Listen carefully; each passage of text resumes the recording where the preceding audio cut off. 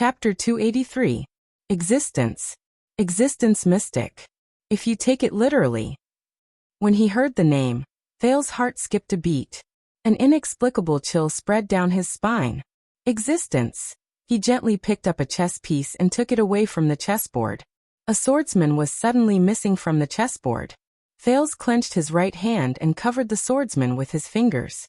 The swordsman disappeared before his eyes. He gently opened and closed his palms, doing this a few times. The swordsman appeared and disappeared in his field of vision. The prince raised his head and looked back at Asda, who was watching him play with the chess piece with interest. So, I guess, like Elle, you don't know what that bee is either? This time, Thales was not as surprised as before. He asked skeptically, including this strange name of origin? Existence Mystic? Asda just leaned back in his chair and looked at him wordlessly, as if he had no interest in answering. All right.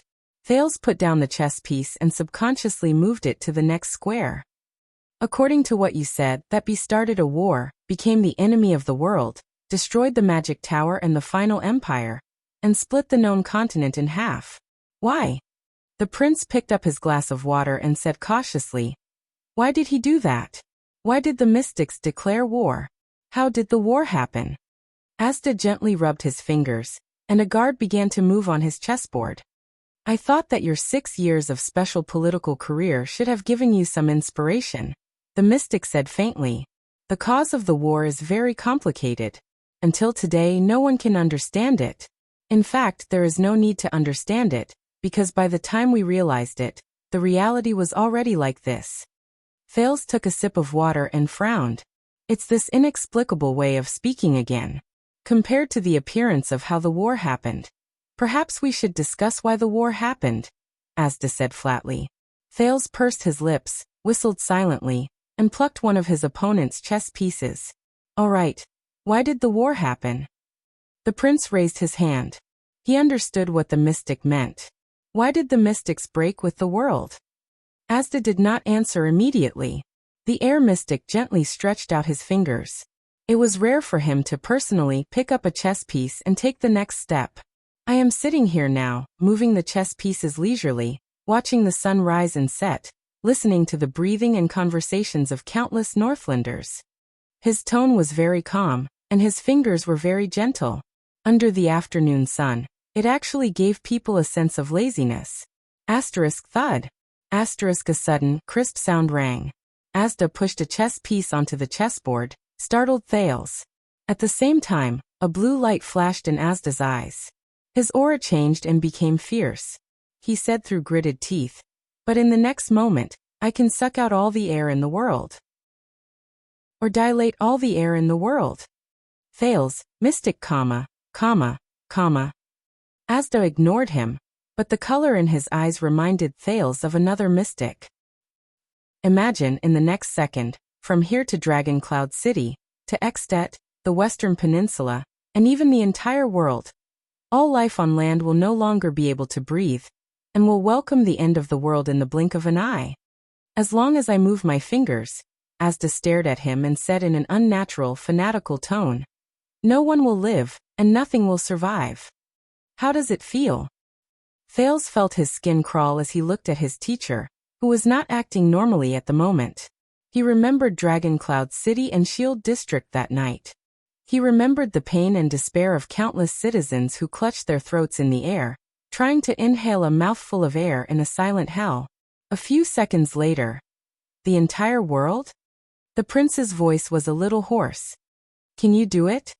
Asda still stared at him, but the frightening look in his eyes slowly disappeared. It's not just me. The mystic leaned against the back of his chair again and said faintly, every mystic in the world can use their own methods to easily, in an instant, with the flip of their palms, destroy the world. Thales' pupils trembled slightly. What? He cried out involuntarily.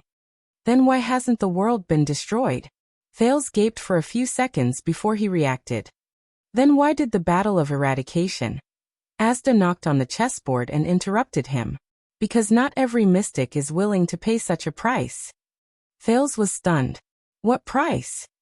At that moment, the chess piece in the mystic's hand paused slightly. You will know. Asda shook his head and took another step on the chessboard. When you become a mystic. Thales sighed and suppressed the irritation in his heart. Really? This again? The prince asked in dissatisfaction. I'm starting to wonder if you really want me to become a mystic. Of course. Asda returned his gaze to the chessboard. He was still calm, as if he had not said anything just now. If you come with me now, you will know more. I swear I will tell you all my secrets without reservation. Forget it. Thales sighed and wisely brought the topic back. So every one of you has the ability to destroy the world in an instant. He leaned back in his chair and massaged his sore neck from leaning forward for a long time. He said with certainty, but you won't do that, right? Asda shook his head. But the world won't think so. Thales, in this world, they don't hate us. The air mystic said slowly. They are afraid of us. They are so afraid that they can't wait to forget us completely. They can't wait for us to disappear from history. What they are unwilling to forgive and find difficult to accept is not our actions. Thales could faintly feel that under Asda's calm face, there was a hint of disdain hidden in his words. It's our existence. It's the possibility that we can destroy everything in an instant. It's the calamities. The prince lowered his head. His expression became solemn. I see. No matter which mystic it is, they all have that kind of power. They are all existences that can overturn the chessboard in an instant. I think their worries are not unreasonable. Thales sighed softly and glanced at Lord Justin, Waya, and the countless soldiers and guards outside the balcony. This is our position and position. Asda followed Thales' line of sight and shifted his gaze outside. Be careful, Thales. Your two identities do not represent a small matter. It is the 1,000-year conflict between the world and the mystics that cannot be resolved. Once they discover you. The mystic shrugged, which was rare. A breeze blew across the balcony and lifted some of Thales' hair. Do you still have that kind of confidence? Asda seemed to have regained his leisurely mood. He said in a relaxed manner. As a king, find a way out for the mystics so that we can safely establish ourselves in the world. Thales gritted his teeth. He felt a little troubled. Of course, he braced himself and said. It's precisely because it's difficult that it's worth doing it, isn't it? What else could he have said? I'm sorry I was wrong. I was young, frivolous, and overestimated myself. Now I give up. Is that it? Thales shrugged in his heart. Asda froze on the spot. His gaze lingered on him for almost 10 seconds. I really look forward to that day, he said softly. Huh. Thales felt a little uncomfortable under the strange gaze of the mystic. He had to shift his attention back to the chess game. Just you wait, I will succeed. But Asda cut him off.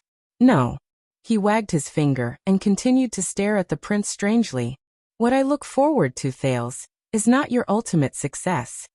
The mystic's tone changed. It was strange and gloomy. But you are caught between the mystics and humans, between the calamities and the world. Caught between your own nature and the gazes of others, between the inescapable future and the unforgettable past.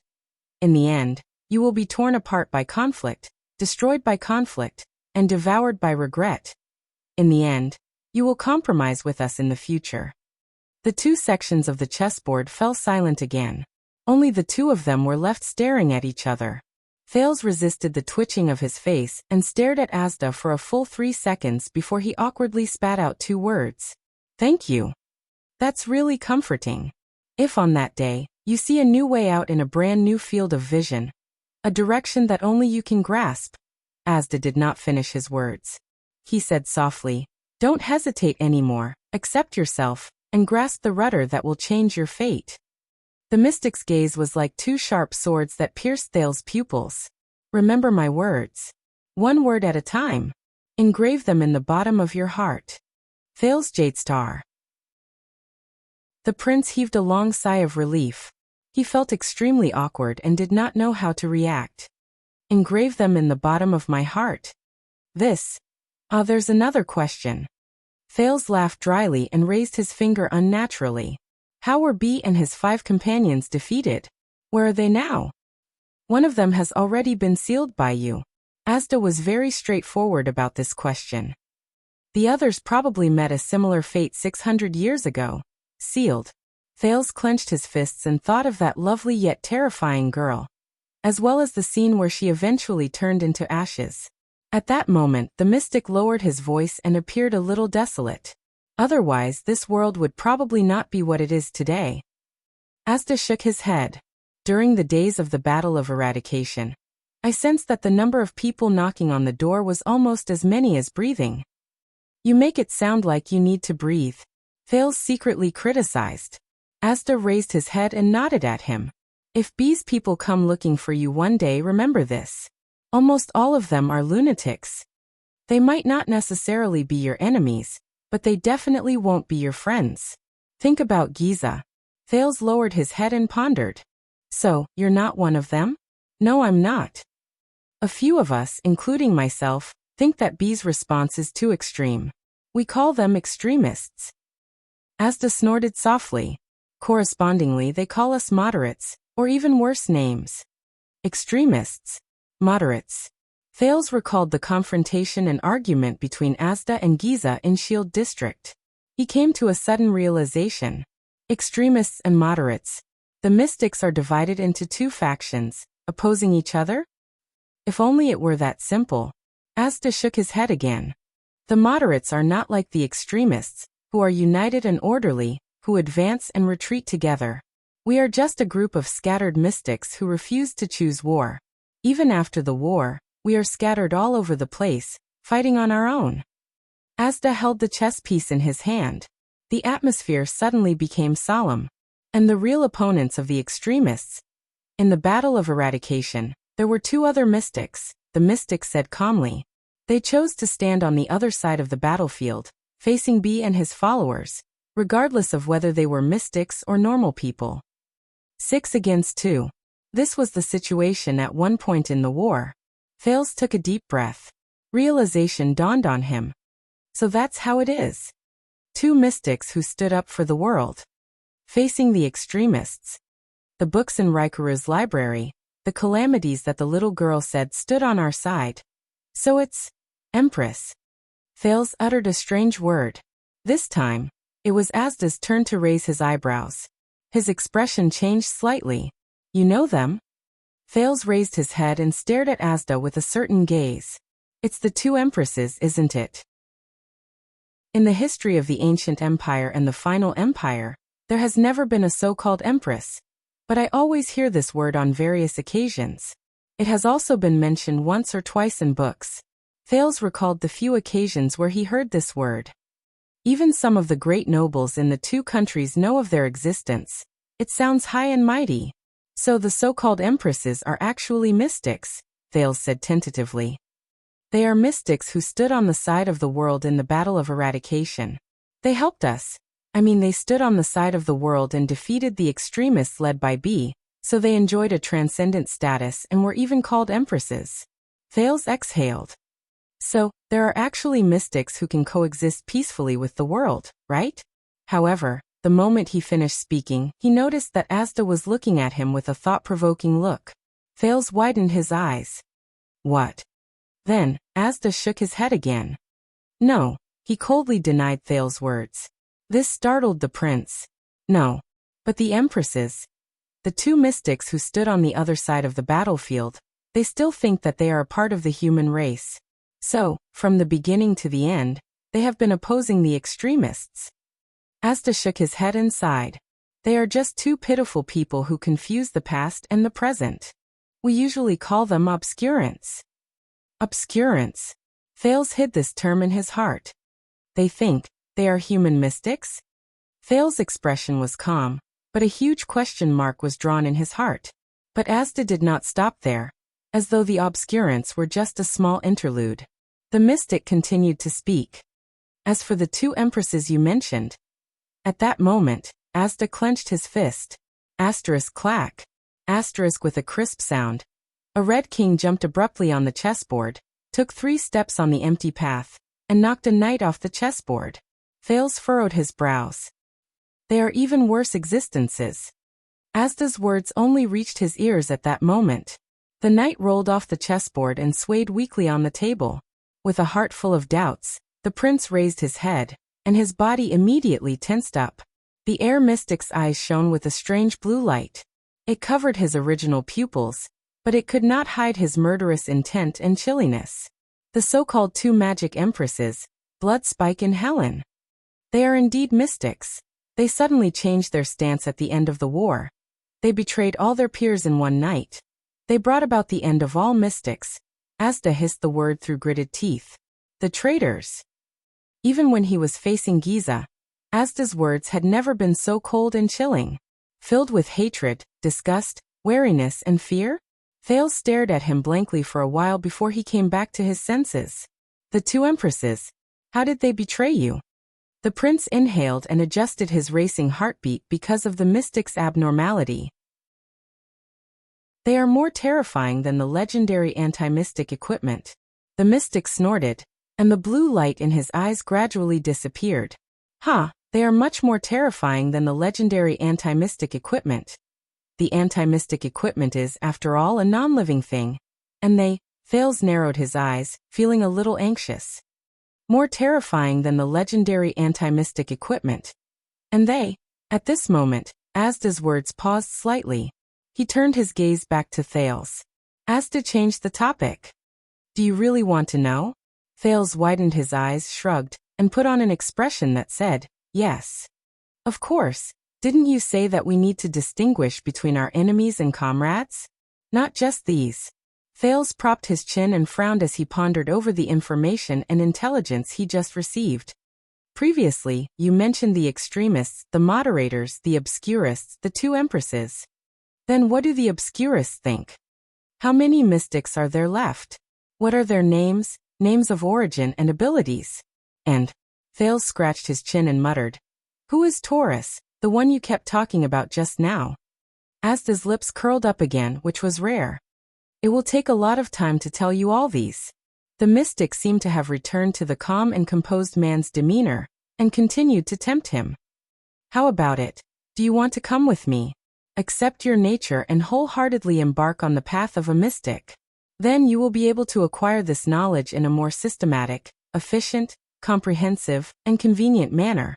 Thales immediately froze. Thales sighed and ignored the mystic's earnest gaze again.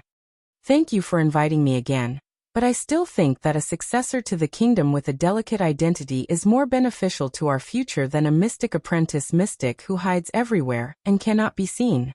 That's right. So, Thales raised his eyebrows and urged him to continue. The betrayal of the two empresses? Asda revealed a faint smile. All right then. The mystic shook his head slightly, then slowly nodded. Asda sat up straight. His gaze was sharp and his expression was solemn. Since you already know about the existence of the two magic empresses, it's time to tell you. The most interesting part of our lesson today. When I was still a wizard apprentice, the part one was most fascinated with. Thales held his breath and waited for the mystic's answer. The two empresses. The magic empress. The existence who betrayed all mystics in the battle of eradication. The person who made Asda so afraid of them. How exactly did they betray us? How terrifying was their power? Class dismissed. Asda said calmly. Thales did not react for a moment. However, in the next second, the mystic's figure completely disappeared into thin air. Both ends of the chessboard returned to silence once more. Then, the sound of the prince's inhalation was heard slowly.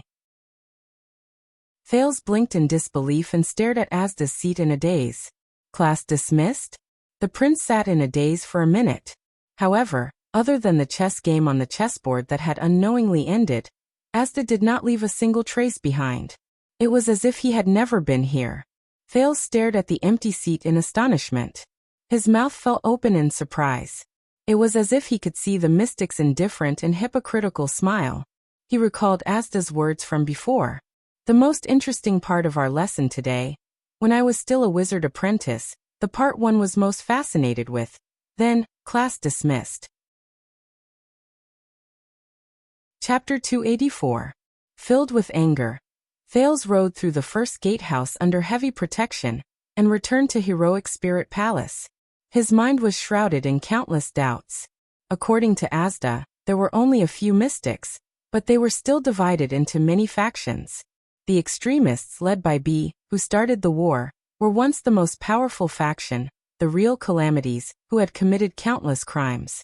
According to Asda, they were a bunch of complete lunatics who destroyed the world and themselves. But was that really the case?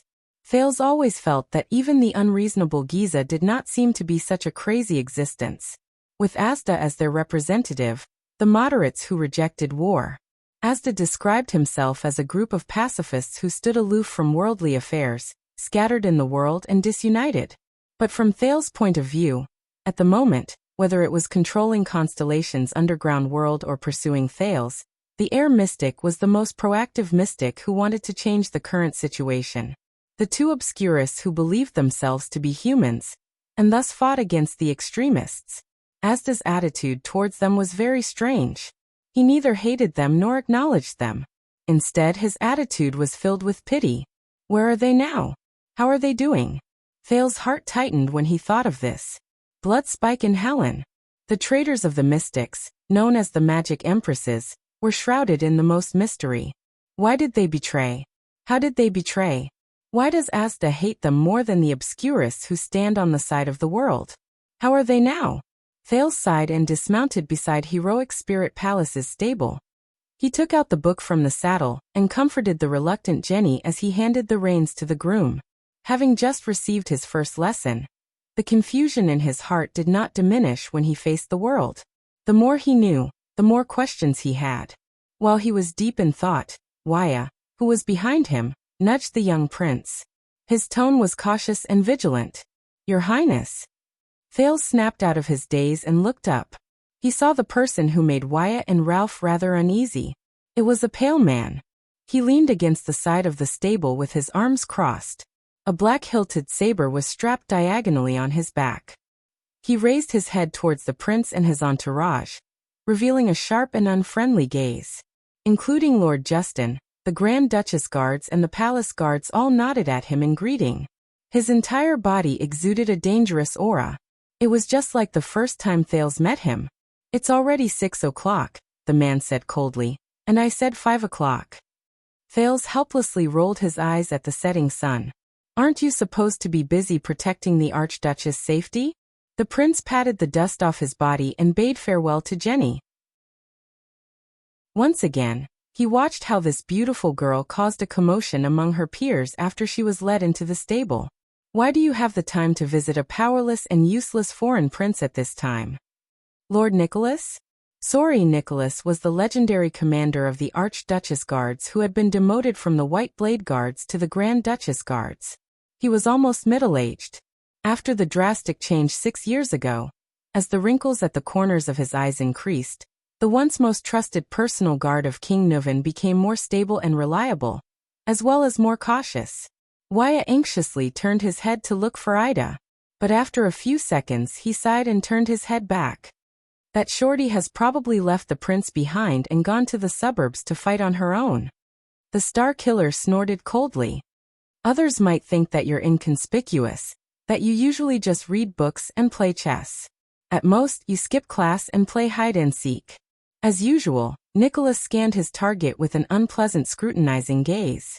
His tone was unfriendly. "But I know." The Star Killer lowered his arms. His gaze was sharp. "You're the most troublesome person in Heroic Spirit Palace." Thales sighed in resignation. He turned around and walked out of the stable, brushing past Nicholas. "Thank you for your compliment. Forgive me for..." At this moment, Thales' shoulders suddenly sank. */slap. The prince turned his head and looked at the Star Killer's hand on his shoulder. He frowned slightly. Wyatt and Ralph reacted quickly and took 2 steps forward. The attendant pressed his hand on his single-edged sword, while the Phantom Wind follower drew out one of the 2 short swords from his waist. The people around them also reacted quickly. The Constellations consciously formed a semicircle and blocked the Northlanders, who had also become nervous. "Let go of the prince." Wyatt looked at them and warned them with a solemn expression. Relax. Before the situation went out of control, Thales exhaled and waved his hand for his subordinates to retreat. "Lord Nicholas always likes to joke with me." The prince stared at the Star Killer, who was still pressing down on his shoulder. He raised his eyebrows. "Right. Nicholas stared at him for a whole 5 seconds before he let go of the teenager in front of him. Waya, who had been vigilant by the side, heaved a sigh of relief. The hostile atmosphere around them also eased up. But the moment Thales shrugged, the Star Killer suddenly extended his hand again. Slap. Nicholas' movements were so fast, and the trajectory was so strange that the prince could not react at all. He could only watch as the Star Killer's hand thrust forward and retracted, forcefully snatching the thick, brown-covered book he brought out of the palace from his left hand. But at that moment, Thales' expression changed drastically, like a lion cub whose fur had stood on end. The sin of Hell's River was like the most loyal companion. It rose from every inch of his body, surged up his left arm, and filled every joint from his shoulder, elbow, and wrist. The moment the book left his hand, Thales' left arm swiftly grabbed it with a backhand movement that was several times more agile than usual. Thud. He grabbed the spine of the book in a death grip. The sin of Hell's River surged again, and filled his arm muscles. It gradually increased the strength in Thales' hand, not letting go even the slightest bit. The attendants pressed their hands on their weapons again. The tension in the air returned. "Your Highness," Waya shouted anxiously. "Be careful, you." "Stay back, Waya." Thales spoke with a solemn expression, stopping his subordinate from drawing his weapon from his waist. "Lord Nicholas' joke is a little too big, that's all." "Damn it. This guy." Thales stared at Nicholas. "He just won't let me go." The brown-covered book stopped in midair. The Prince of Constellation and the Star Killer each grabbed one side of the book, and they were in a stalemate. "Oh, this is rare." Nicholas felt the strength in his hand gradually increase, and he could not hide the surprise in his eyes. "If you can perform like this in your daily sword practice, then I'll be Ked even worse by you." Thales interrupted him coldly, unwilling to let go of the book in his hand. Nicholas curled up the corners of his mouth. "You know, I've always found it strange." There was a strange, cold glint in the Star Killer's eyes. "Don't you get tired of playing chess with yourself in an empty room for 3 years? It can't be helped." Thales did not show any weakness. "It's your fault that you don't know how to play chess, and the Archduchess's chess skills are a mess." "Is that so?" Nicholas sneered. "There must be people in the Secret Intelligence Department who know how to play chess." Thales gritted his molars. He had a bad feeling about this. "Perhaps you shouldn't be so rude to me." The prince sighed. His arm, which had been trembling during the contest of strength, started to ache. The Archduchess must remember how her grandfather passed away." Nicholas interrupted him faster than he could. The expression on his face reminded others of a hunter. "Isn't that so?" Thales was instantly speechless. In the next moment, Nicholas pushed the book in his hand and pulled it back. Thales had no way of grasping his opponent's sudden change in technique and strength. The agility and strength brought about by the sin of Hell's River were of no use at all. He could only stare at Nicholas as he snatched the book away. "I didn't know that you were still interested in the Temple of Knights." Nicholas looked at the title of the book on the cover, then glanced at the Prince of Constellation, who had an unpleasant expression on his face. But the Star Killer patted the spine of the book with one hand. The book automatically opened to the page that the user most often opened. It lay flat on Nicholas' wide, callous palm. In the middle of the page, there was a thin piece of sky blue paper. Thales clenched his fists. His breathing quickened. That explains it." Nicholas narrowed his eyes and curled up the corners of his lips. He gently picked up the thin blue paper and looked at Thales' livid face with interest. "A message? Is this why you want to play chess?" "That's an invitation," Thales said quietly. He suppressed the anxiety in his heart and stretched out his hand to stop his subordinate from moving. "It's just a meaningless sentence on it," the prince said calmly. "You know," Nicholas interrupted him with a chuckle. "Then let us take a look." In front of the prince, Nicholas flung the thin piece of paper aside with a victorious smile and read the words written on it. "Fall." But when Nicholas uttered the first syllable, his pale face changed slightly. He raised his head abruptly and shifted his gaze from the thin paper to Thales. Thales blinked. "Is this some kind of joke?" The Star Killer said coldly. Young prince. He turned the hard paper in his hand to the other side. The thin, sky-blue paper was spread out in front of Thales. Wyatt and Ralph moved their heads forward. There was only one line of neatly written words in the lingua franca on the thin paper in Nicholas' hand. It was written in standard patterns. Ralph whistled and retracted his head. Wyatt mumbled something and held back his laughter. He did not look at Nicholas' expression. Look, I said a meaningless sentence. Thales scratched his head awkwardly, using this action to relieve the soreness brought by the sin of Hell's River. You were the one who insisted on reading it. Nicholas stared into the prince's eyes. His eyes were burning. His assistant, Lord Justin, frowned slightly and went forward to remind him. Leader, it's getting late. Only then did the Star Killer close his mouth in dissatisfaction and snort through his nose.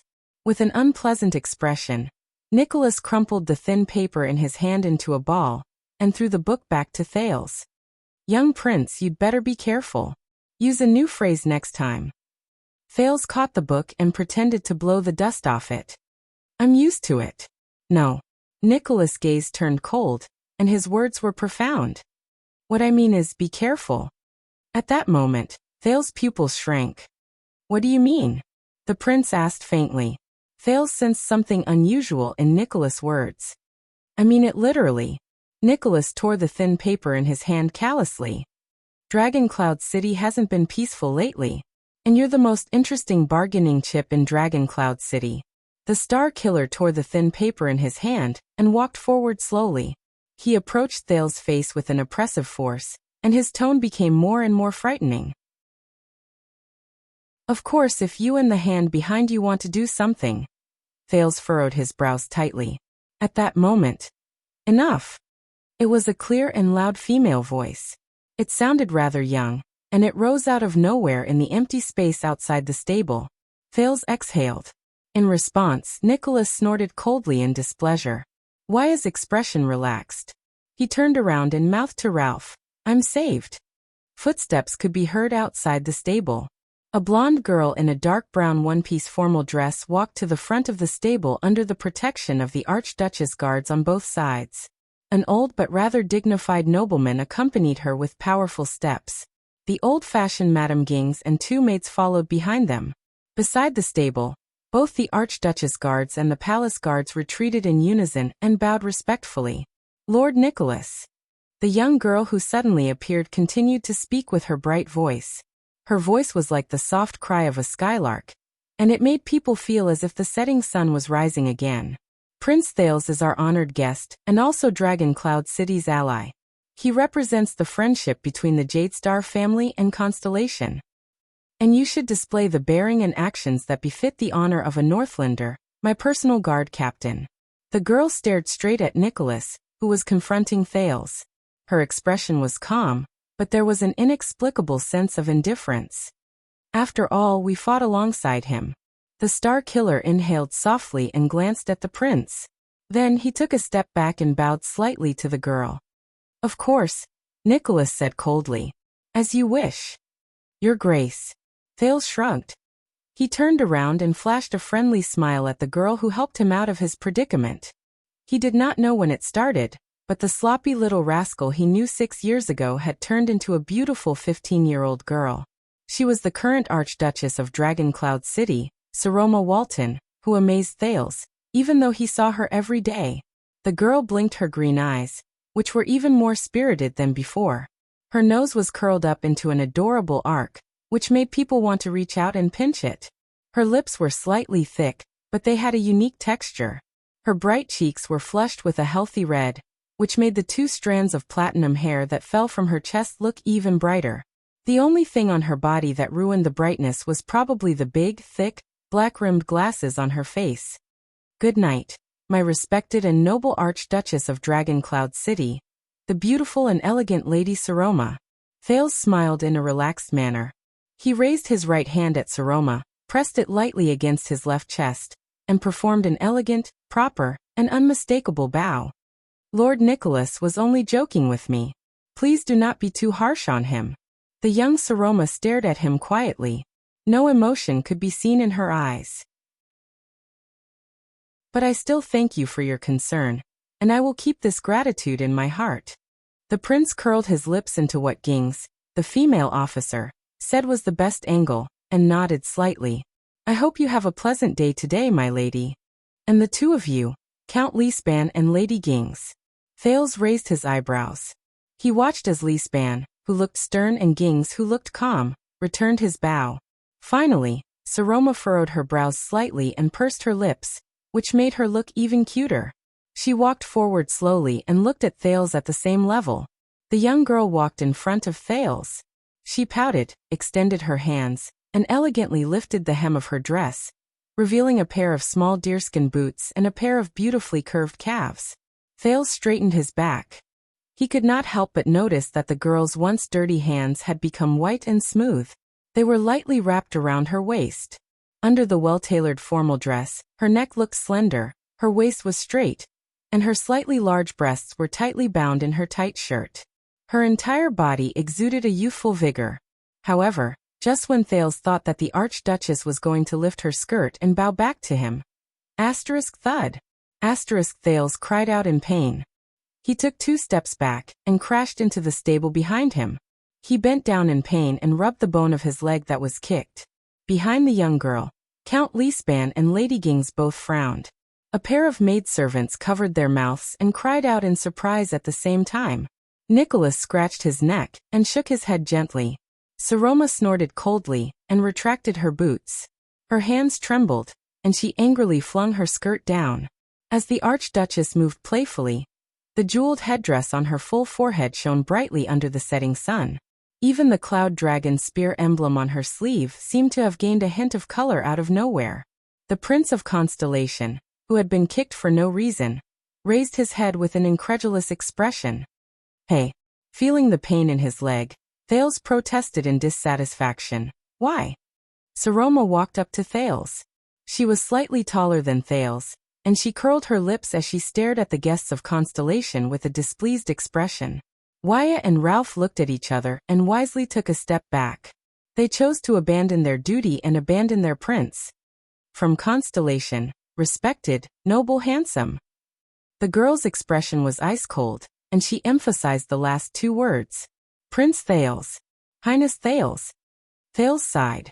The Archduchess unhappily glanced at the big black horse behind him, who was chewing on fodder and watching the show leisurely. She threatened him with her clear and bright voice. "If you speak to me in this tone again, I will." She was very unhappy and glanced at the big black horse, who was chewing on fodder and watching the show. "Then don't live in the courtyard anymore. Come to the stable and sleep with your favorite Jenny." Saroma snorted softly. She turned around abruptly and stomped her deerskin boots on the ground. Her footsteps could be heard from 20 meters away, and she left angrily. The young girl's long hair brushed past Thales' cheeks, and a delicate fragrance wafted into his nose. But the unfortunate prince did not have the energy to care about these little charms. With a wronged expression, he raised his head and looked at the indifferent Count Leespan. Madame Gings and the 2 maidservants hurriedly followed the Archduchess. The former even glared at Thales with a frown, as if it was his fault. "Seal, I'm already very tired today." The Archduchess' clear voice rang. She was respectful and polite, forming a stark contrast with her behavior just now. "Let's talk about it tomorrow. I'll leave the rest to you." The regent of Dragon Cloud City, Count Leespan, who was also dressed in formal attire, sighed and nodded gently at the young girl's back. "Of course, my lady." The star killer shook his head in disdain and followed the Archduchess. Saroma's footsteps faded into the distance. Thales straightened his back and exhaled in dissatisfaction. He said to Leespan, "During today's State Affairs hearing, who provoked her again?" "No one." The regent shook his head without changing his expression. But then, he nodded with a conflicted expression. His expression darkened. "Everyone." Thales revealed a puzzled expression and said in dissatisfaction, "Then do I deserve to be that unlucky target?" Count Seal Leespan, the regent of Dragon Cloud City, who was over 60 years old, probably did not like Thales very much from the first time he saw him. But this time, the count shook his head and apologized to him. "On behalf of the lady herself, I apologize for her behavior." Her behavior just now was indeed inappropriate, Prince Thales, Regent Leespan said solemnly. When the time is right, I will advise her. Believe me, this is not her usual behavior. Thales, who had suffered for no reason, rolled his eyes. Then I'll take my leave first, Prince Thales. Regent Leespan stared at the Archduchess back and said slowly, Please convey my gratitude to Lord Portray. Thales nodded in resignation. Accompanied by his attendants, the regent turned and left. Thales watched Leespan's retreating back, and his heart sank a little. No one. Everyone? What Leespan said. What exactly happened during the State Affairs hearing? In addition to Nicholas's warning that Dragon Cloud City will not be peaceful, and his inexplicable search. Also, Portray also rushed to Dragon Cloud City at this time. Thales, who was deep in thought, raised his head. He felt a little uneasy. He needed to find Portray as soon as possible and listen to the Lord's report. The big black horse stuck its head out of the fence and playfully touched the prince's cheek. As expected, Thales put aside the complicated thoughts in his heart. He hugged Jenny's head and let out a long sigh. You're still better, Jenny. At this moment, Ida, who had disappeared for a long time, popped out of nowhere. She held 2 dead rabbits in each hand and said cheerfully in front of the dumbfounded Wyatt and Ralph, Hey little Thales, it's okay. We don't want to eat that brat's dinner. We can start a fire ourselves. The prince turned to her sternly. Ida. Thales' expression changed. He put on a fierce expression and snorted coldly at the elf. If you leave the group and run off to fight in the future, don't stay in the courtyard. Move in here and sleep with Jenny. Ida froze on the spot. At this moment, the Archduchess' dissatisfied and angry shout came from afar again. Thales, what are you still dawdling about for? Do you want to eat dinner or not? Thales took a deep breath and tugged at his face, turning it from an aggrieved prince to a happy teenager. Dinner. Of course I do. But I don't want to eat with a certain irritated lioness cub. The teenage prince could only look up at the sky and sigh. He muttered to himself. She was so cute when she was young and shouted, I'm coming, I'm coming. Thales turned around without hesitation and strode in Saroma's direction. Leaving the confused Ida behind, he looked at Wyatt and Ralph in dismay. In the stable, Jenny snorted and lowered her head to continue enjoying her feast. What's wrong with the 2 brats? Ida looked at Jenny under the cloak and shook the rabbit in her hand. You know. Wyatt sighed and rubbed his nose. It's good to be young. In the distance, Count Leespan stopped. He slowly turned around and glanced in the direction of the stable. Yes, you're being used by the Archduchess as a target to vent her anger, Prince Thales. However, she'll only use you as a target. That's the problem. With a profound gaze, Regent Leespan turned around and left. Chapter 285. Thales stared solemnly at the sausage on his plate. He held his breath and slowly raised his knife, according to Professor Gine's posture in his memory. 1 second. 2 seconds. 3 seconds. Finally, the prince heaved a deep sigh. He loosened his grip and put the knife and fork back on the sides of the plate, giving up on eating. Thales raised his head with a headache and looked at the other side of the dining table. The blonde girl glared at him with her green eyes, pouted, and stared at him in dissatisfaction. She did not even move the food in front of her. From the moment they entered the Archduchess' dining room, Saroma chased Gings and the 2 maids out with a cold expression, despite the unified objections of Gings and the 2 maids. Surprisingly, Gings only expressed her objection symbolically and then complied with the Archduchess' wishes, which was very rare in the past. All right. Thales could only brace himself and said, Our esteemed Archduchess, do you have any opinions about my dining posture? Saroma snorted softly and stared at him for a full 3 seconds before she pouted and said, Again. Thales was stunned. Thales was stunned. What? You're talking to me like this again, the girl said in displeasure with a sullen expression. Our esteemed Archduchess is a tone that makes people want to beat you up. Thales widened his eyes and looked at her helplessly. He smiled and said, But this is the proper way to address the Archduchess, especially when it's our cute and charming. The sound of metal clashing against metal suddenly rose. Asterisk thud. Thales stared at Saroma in a daze. The sullen girl had just stabbed the plate of beef in front of her into two. The cut was smooth. Saroma was still staring at him with a frown. Her eyes were filled with unhappiness. The teenage prince's Adam's apple bobbed a little. He took a deep breath and stopped smiling. He suppressed the urge to tease the girl with a playful tone to the deepest part of his stomach. Looks like she's in a really bad mood. Then, thud. Another crisp sound of metal clashing against the plate was heard. The beef on Saroma's plate was cut into 3 pieces. Thales felt a chill in his heart. Alarm. Alarm. It was even scarier than when she did that 2 years ago. Thales immediately put away the expression on his face and calmly stared at Saroma, who pouted. I'm sorry. The prince looked into Saroma's eyes with sincerity. It's my fault. From just now until now, I've neglected your feelings. Saroma's eyes moved, and her stern face relaxed a little. When Thales saw her dejected look, he could not help but lower his head and sigh. In the next second, the prince decisively left his seat and walked towards the girl. Saroma was slightly shocked. As she watched Thales get closer and closer, she seemed a little uncomfortable. Her whole body shrank slightly like a hedgehog. The girl pursed her lips and snorted in a low voice. What are you doing? Thales did not answer her. The prince walked straight to the side of Saroma, whose eyes were filled with suspicion. He pulled out a chair by the side of the dining table and sat down quietly. Hey, remember, I'm your friend. The prince leaned forward and rested his arm on the dining table. He stared at Saroma seriously and flashed a gentle smile. You know, you can trust me. You can tell me anything.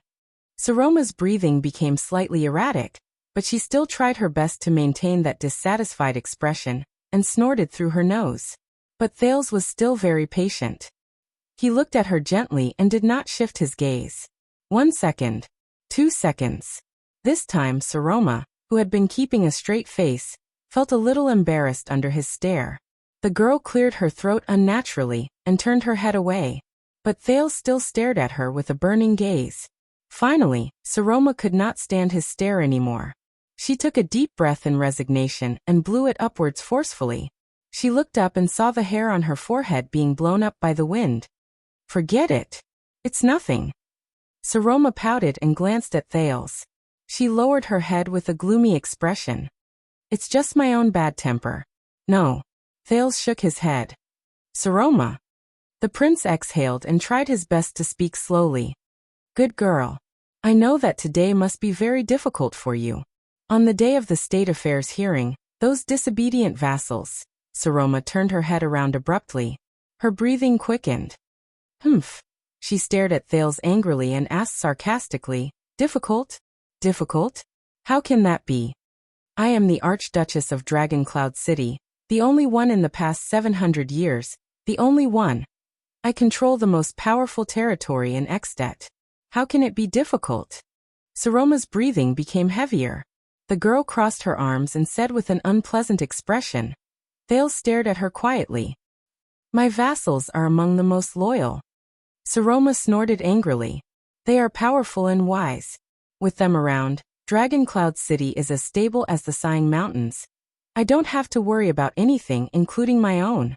Everything in Dragoncloud City is running in an orderly manner. The Walton family is as prosperous as ever. Saroma seemed to have turned on a chatterbox. She opened and closed her mouth wider and wider. The girl's expression also became angrier. So how can it be difficult for me? Compared to a certain hostage prince who trembles in fear, and is afraid that I will eat him whole one day. I am simply the luckiest girl in the world. Ugh. The girl was stunned. Her mouth was gagged. Saroma watched Thales' actions in astonishment, and felt the thing in her mouth. At some point in time, the prince had already sat beside Saroma. Thales stared straight into Saroma's clear eyes. The girl was a little at a loss. Her face was slightly red. Then, the second prince exhaled and calmly pulled out the spoon in his hand from the dumbfounded Saroma's mouth. If this spoon of beans can't appease your anger, Thales said with a smile. He turned around and scooped another spoonful of beans from his plate, and shook it in front of Saroma. I still have another spoonful. Saroma only reacted then. Her slightly red face showed signs of anger from embarrassment. With her mouth full of beans, she hummed a few times in extreme dissatisfaction. Thales continued smiling with his eyes narrowed. He shook the spoonful of beans in his hand at her. That's right. Bite them to pieces. That will appease your anger. Saroma pouted her mouth, which was stuffed full of beans, and glared at him in dissatisfaction for a whole 3 seconds. Thales smiled in response. In the end, the girl with a displeased expression let out a heavy humph. She turned her head away and stared at Thales from the corner of her eyes. She chewed the beans in her mouth vigorously as if she was angry. The chewiness made it seem as if she was not chewing beans, but Thales' flesh. The prince winked at her. There was a smile in his eyes. Seriously, she used to be very nice to me. Where did the pitiful and cute little rascal who likes to hide behind me, speak softly, and talk softly to me? Thales looked at Saroma, not knowing whether to laugh or cry. He looked at the girl who was glaring at him, as if she was demonstrating her power. He looked at her cheeks, which were bulging from the stuffing. As she chewed harder and harder, her cheeks trembled. I've shrunk. I've said it before. The girl chewed and swallowed the beans in her mouth with great difficulty. She said angrily to the prince, I'm not unhappy at all. Thales expressionlessly delivered the second spoonful of beans to Saroma's mouth. The prince held back the laughter in his heart. When he tried to pull the spoon back, he realized that he could not pull it back. Saroma bit the spoon hard, and her gaze at that moment could already kill. Here, be good. The most important thing for a person is to be happy. Thales resisted the twitching of his shoulders, and pulled the spoon out of her mouth with great difficulty. He watched as Saroma angrily began to chew harder than the first spoonful. Although the Archduchess' gaze was still terrifying, the prince suddenly felt at that moment that the life before him was not so bad. Fortunately, she's quite cute like this. Thales gradually became absent-minded. And when did she change from a careful girl to the way she was now? Probably one day. Was it 2 years ago, when she came looking for me with sleepy eyes, holding a blood-stained bedsheet in a panic and sneakily with red eyes before dawn? And after that day, I was chased from my room on the 6th floor to the Blood Court by Gings, the female official who heard the commotion. Or was it a year ago, when she blushed and put on a corset, and I mocked her with my gaze in the library? It's all thanks to that female official, Gings, who tirelessly taught her lady to abide by the precepts of being a noble woman. Or was it the first time she wore a formal dress and combed her hair like a lady's, stood in front of me anxiously and excitedly, only to be angered by the prince who laughed so hard that he turned around and left? I don't remember. Anyway, it's become like this without me realizing it. The girl who used to be young and timid. She's grown up slowly in the high walls and snow of Heroic Spirit Palace and Dragon Cloud City. She will eventually transform into an existence that they are not familiar with. Archduchess Saroma Walton. But Thales recalled the past when they met, and he could not help but feel sad. Is this really what she wants? Will she really be happy? Become a Walton? Thales, who had a lot on his mind, sighed and ate a mouthful of beans. At this moment, hey! Saroma's anxious voice interrupted him. The girl's voice sounded a little surprised and a little hurried. Thales snapped out of his daze and looked at Saroma's expression in surprise. The Archduchess' face was abnormally red. She was hesitant and nervous as she extended her right hand to him, as if she wanted to remind him of something. The prince finished chewing the beans in his mouth in a few bites and raised his eyebrows in confusion. What is it? Thales noticed that something was wrong. Saroma's face was completely red, and even the tips of her ears were red. It was especially conspicuous against her blonde hair. Why is she blushing? The last time I saw her like this was when she wore a formal dress for a banquet, and came to ask for my opinion. What's going on? That. Saroma stared at him in a daze. She wanted to say something, but stopped. Her red face twitched slightly, as if she was very embarrassed. Her hesitant and timid demeanor reminded Thales of when she was young. Finally, under Thales' puzzled gaze, Saroma lowered her head gently and used her fringe to cover her face. She said in a voice as soft as a mosquito, "Nothing." The Archduchess did not speak anymore. She just stared at the table in a daze. Baffled, Thales shrugged. He still did not quite understand why Saroma was blushing. The prince shook his head and sighed at how strange women were. Just as he lowered his head and was about to scoop a spoonful of stew into his mouth, Thales' gaze swept past the spoon in his hand. Asterisk clang. Asterisk the prince's heart trembled violently. The spoon in his hand fell on the dining plate and clanked back and forth. Thales sat where he was in a daze. He looked at the familiar spoon, and then at Saroma, whose face was so red that the tips of her ears could be seen. He felt incredibly awkward. He could not help but smile sheepishly. That? I wanted to remind you just now. Saroma's voice was so sharp and thin that it was almost inaudible. It's just that you were too fast. Thales felt a headache coming on. While he was glad that no one saw this scene, he used his last bit of rationality to swallow back the words, "It's okay, I don't mind," that were on the tip of his tongue. The atmosphere at the dining table instantly became very awkward. However, Saroma, who had just lowered her head, seemed to be dissatisfied when she saw Thales' reaction. She raised her gaze slightly. "Humph, you did it on purpose, didn't you?" The young girl snorted softly. Ging said, "Oh, that's right." Thales slapped his head hard and stiffly changed the topic. "I remember now." Under the Archduchess' indignant gaze that said, "How dare you?" The second prince took out a small but exquisite rectangular wooden box from his chest pocket. There were simple decorative carvings on it. "Here," Thales said nonchalantly. He only wanted to use this matter to dilute the current awkwardness. Chapter 286. Saroma's eyes widened slightly. She took the exquisite box in surprise. She first looked at the smiling Thales in confusion, then gently opened it. "This is..." Saroma saw what was in the box and raised her head in surprise. "When I wrote a letter to my country last year, I asked Gilbert and the others to get someone to make it. Today, Potre brought it over." Thales blinked proudly and grabbed the item in the box. "You know, the craftsmen in Constellation are of a better standard. I measured the curvature and thickness of the lenses according to their requirements. I hope there won't be any major mistakes, and I even prepared a few spare lenses. If there is a mistake, I'll have to polish the lenses again.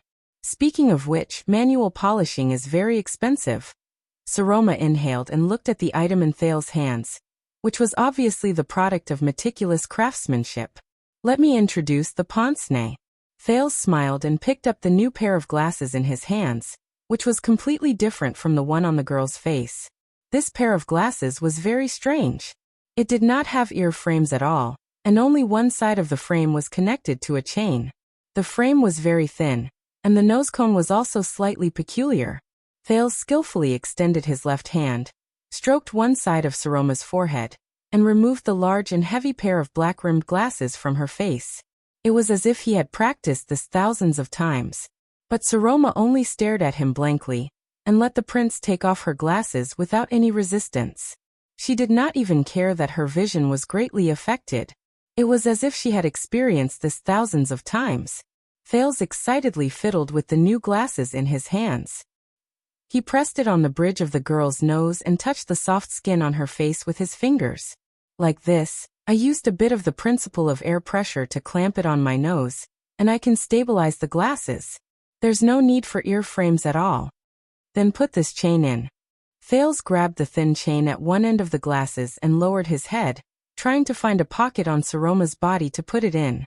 But he was embarrassed to find that the girl did not have any pockets on her body.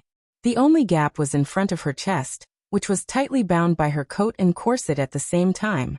"It's fine if you don't put it in." The second prince awkwardly averted his gaze and stuffed the chain into her hand. It was the first time Saroma wore a pair of glasses without ear frames. She opened her mouth in surprise. She carefully held the delicate new frames, shook her head as if afraid they would fall, and then looked around. Thales observed the Archduchess' new appearance. The almost transparent pince-nez freed Saroma's face from the torture of the black-framed spectacles. At that moment, the young girl blinked with a puzzled gaze. She no longer looked as inflexible and stern as before. She looked rather charming and cute. Thales exhaled in satisfaction. He picked up Saroma's old glasses, which had been worn out a lot, and chuckled. After a few seconds, the girl finally got used to her new glasses. Thank you. Saroma lowered her head, seemingly a little embarrassed. You're welcome, I've been wanting to say this for a long time. The prince laughed and said, as the leader of this land, wearing those black-rimmed glasses doesn't make me look too serious. I look just like a frog, haha. To his surprise, Saroma was very calm. She was not agitated, excited, curious, or puzzled. Instead, hey Thales. The girl propped up her glasses in a daze and stared into the distance. Thales raised his eyebrows. Selma lifted her head gently. Thales noticed that there was some redness around her eyes. It couldn't be. It's just a gift and she's so touched? Thales, who was most afraid of seeing people cry, felt his heart skip a beat. Thales, Saroma said softly. Do you remember that day 6 years ago? Thales narrowed his eyes in puzzlement. The day we first met. That night, that early morning, that morning. Her voice was illusory and indistinct, as if it came from afar. Thales frowned and remembered the past. That night. Neuven, Lampard, the blood-stained crown, the newborn archduchess. Of course. His tone became unconsciously solemn as he stared at the young girl in front of him. How could I forget that kind of experience? Because of you, Thales. Saroma looked at him seriously. I became an archduchess. Without you, I wouldn't be who I am today. Thales was slightly startled. He was about to speak, but Saroma just shook her head. Her red eyes made Thales speechless. He felt a heavy weight on his chest. But why did you mention this? You said. Saroma sniffled. With a faint nasal voice, she shot a faint, sorrowful gaze at Thales from behind her new glasses. You said that you would always be by my side. That you would face it with me, that you would. The corners of Thales' lips parted slightly. Ah.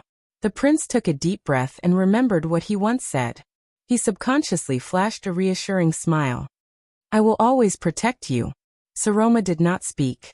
She only stared at the prince quietly. The surging emotions in her eyes made Thales rather uneasy. The two of them stared at each other quietly. After a long while, the heavy atmosphere was finally broken by the young girl's laughter. However, this laughter did not sound very happy to Thales. Thank you. I'm sorry. There was a faint sense of disappointment in the young girl's voice. It had nothing to do with you. I shouldn't have kicked you today. Ah. Thales first widened his eyes. Then he scratched his head in puzzlement. Saroma's behavior today was somewhat beyond his expectations. The prince could only smile awkwardly with a puzzled expression. It's okay. Thales sighed softly and shook his head helplessly. After all, we're friends. Just like what you said, we live and die together. When she said this, Saroma trembled slightly. The Archduchess raised her head abruptly, as if she had made up her mind about something. Thales. Saroma exhaled, and her words came to a halt. Today's State Affairs hearing that. Thales sensed something. What's wrong? But at this moment, Saroma's eyes, which were staring straight at Thales, suddenly dimmed. It was as if she had let go of something. Thales stared at her in puzzlement. What is this? In the next second, Saroma's tone and rhythm returned to normal. The city of faraway prayers sent a messenger crow. She tilted her head and said, seemingly unbothered, Rockne and his allies, the 3 archdukes in the north, want to invite me and Dragon Cloud City to sign a declaration against the king's decree and support their protest. Oh, that's a good thing. Thales, who was filled with questions, recalled the major events in Ekstedt over the past few months. King Chapman's new decree of nobility in Black Sand region was met with almost unanimous opposition and condemnation from the entire country. He was probably in a terrible predicament right now. Teach Lampard a lesson. Yes. Saroma let out a muffled laugh, but her tone was a little gloomy. It's a good thing. Thales frowned as he stared at the sullen girl in front of him. Speaking of which, do you know that we'll soon have a new teacher? The prince asked tentatively. Putre invited him from Enlenzo dukedom. He said that he's a highly respected. But in the next moment, Saroma stood up abruptly. I'm full. You can continue. The Archduchess regained her tranquil and indifferent expression. Thales was shocked. But she's just. Tomorrow, the usual time in the library. Saroma flashed a pale smile. A batch of new books has arrived. Don't forget, we'll read them together. Thales nodded subconsciously. The girl curled up the corners of her lips at him and nodded faintly. She clenched her fists and quickly walked out of the dining room. Thales was left alone, staring at the table full of food in a daze, bewildered. What's wrong? The prince stared blankly at the girl's back as she left. There seemed to be a faint scent of her body lingering on her seat. Thales suddenly realized that when Saroma left, she left the black-rimmed glasses on the dining table. She did not take them with her. Blood court. That night. You really don't know? In the room, Portray crossed his legs on the sofa. He puffed and puffed his pipe in a relaxed manner as he spoke to Thales, who had a solemn expression on his face. Of course, the Hall of Heroes on the day of the State Affairs hearing does not allow a foreign prince to sneak into it. Thales said a little anxiously. What happened in Dragon Cloud City's State Affairs hearing today? What does it have to do with the Archduchess, who usually doesn't speak? Portray clicked his tongue with a comfortable expression. All right, even though I can't get in, I still have some channels. Portray, if you know anything, tell me quickly. Thales sighed and urged him repeatedly. I'm really anxious. Thales could not help but reach out and gently clench the old glasses in his pocket. His heart felt a little heavy. Portray nodded and let out a soft snort. Listen to me, Your Highness, the former vice diplomat said faintly. Today, halfway through the State Affairs hearing in Dragon Cloud City, someone suddenly accused you. Thales raised his eyebrows. Accused who? The prince was a little surprised. He pointed at himself. Me? While observing Thales' reaction, Portray slowly said. Someone said that the young Prince of Constellation forcibly occupied a civilian shop in Spear District for a game of chess. He did it once a month. Thales' mouth formed an O-shape in shock. But I went to Spear District to play chess, including that chess room. But Portray continued speaking unhurriedly. During this period, the prince also encouraged his lawless subordinates to go to the forest on the outskirts of the city, which only belongs to the suzerain, to hunt wild rabbits. Thales was bewildered again. When the F***ck did I ask my subordinates to hunt wild rabbits? Wait, this? Thales thought of a certain figure under a cloak. He suddenly felt a tightness in his chest, his vision darkened, and he almost vomited blood. Anyway, it caused a huge uproar. Portray took a puff of his cigarette and snorted in satisfaction. He then continued. After the vassals in the State Affairs hearing heard about the enemy kingdom's prince's arrogant and despotic behavior in Dragon Cloud City, they were filled with righteous indignation and demanded from Regent Leespan. They demanded that you be punished accordingly for your crime, such as a harsher dungeon detention, Portray said with a chuckle. Or the whipping unique to Northland. Thales widened his eyes in disbelief. Crime? Then. The prince suddenly realized something. He cast a suspicious glance at Portray, who was smoking leisurely. Wait, your prince is about to be spanked. How can you still be so calm? Portray chuckled and shook his head in front of the slightly dissatisfied Thales. Don't be anxious, Your Highness. Your luck is as good as always. Something unexpected happened, Portray said in a nostalgic tone. For the first time in 6 years. The 15-year-old Archduchess Walton, who has always been quiet during the past State Affairs hearings. She actually stood up from her seat in agitation. Thales frowned. She stood up? The Archduchess of Walton shocked the four cities. She shouted, in the face of the vehement denunciations of almost all her vassals, that she would vouch for it on her reputation and authority. Portray said it lightly, but to Thales it was so shocking. I guarantee that your actions were all approved by her.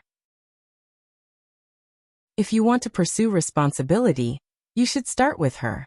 Thales was stunned. He stared at the empty space in a daze and said subconsciously, and then? Portray's expression darkened. He put down his crossed leg and sat up straight. And then? There was a blind viscount who publicly accused your lady.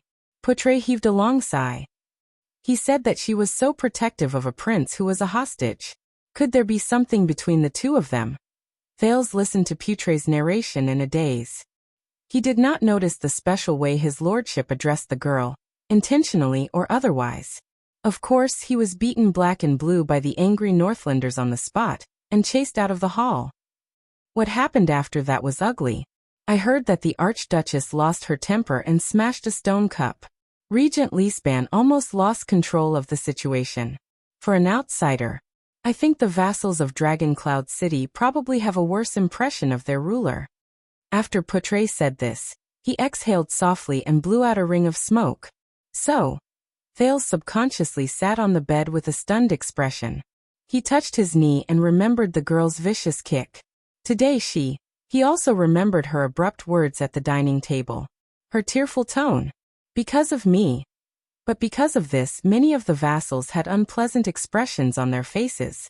They suggested in unison that for the stability of Dragoncloud City's rule, and for the continuation of the Walton family's bloodline, Thales sat in a daze. He did not realize that his breathing had begun to quicken. The Honorable Archduchess should choose a husband among the local vassals this year, get married, and have children. When Poutre's words reached Thales' ears, he actually felt a sense of isolation, as if they came from another room. The reason is too legitimate. Even Leespan could not raise any objections. This is what happened at the hearing. I think, at least, it should be the part you want to know.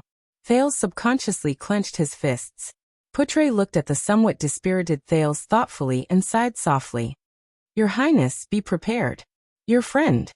That poor little girl. Thinking of the past, the thin man clicked his tongue and shook his head. She's going to get married. Poutre's voice was very low, as if he was afraid of waking up someone who was sleeping.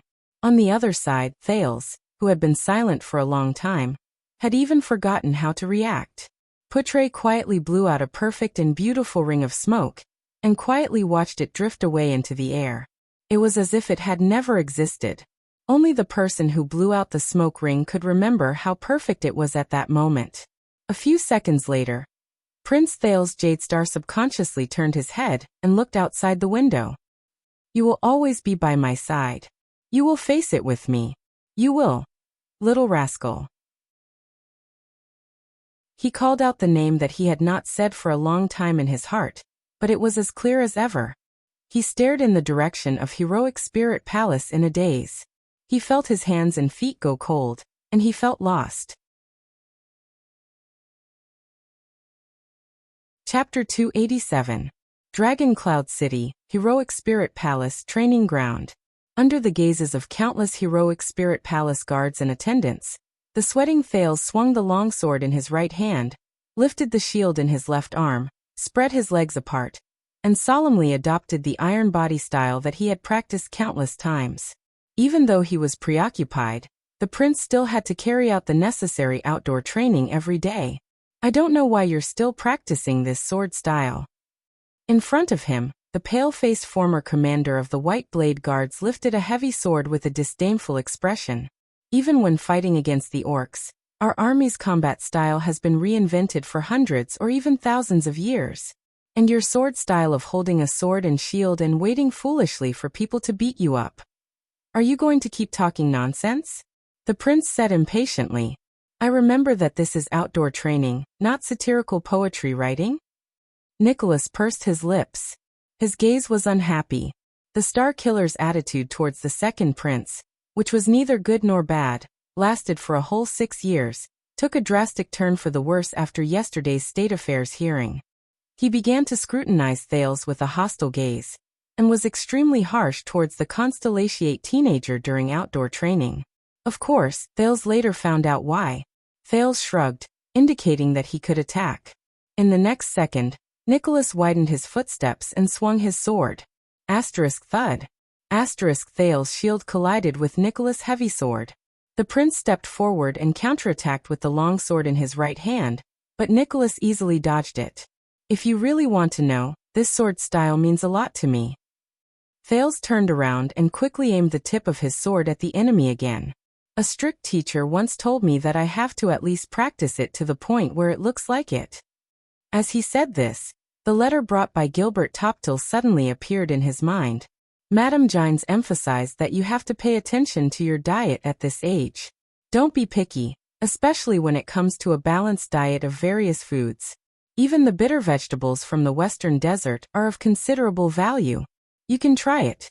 Gine's stern and straightforward image appeared in Thale's mind, and a thought flashed in his mind. Practice it to the point where it looks like it. Nicholas snorted coldly. Unfortunately, you didn't manage to do it. The Star Killer dashed forward, held his sword with both hands, and swung it down with the help of gravity. Bang. He almost knocked down Thales, who was struggling to support his shield. The prince gritted his teeth and felt the strength in Nicholas' sword gradually increase. As for those old friends of yours, please forgive me.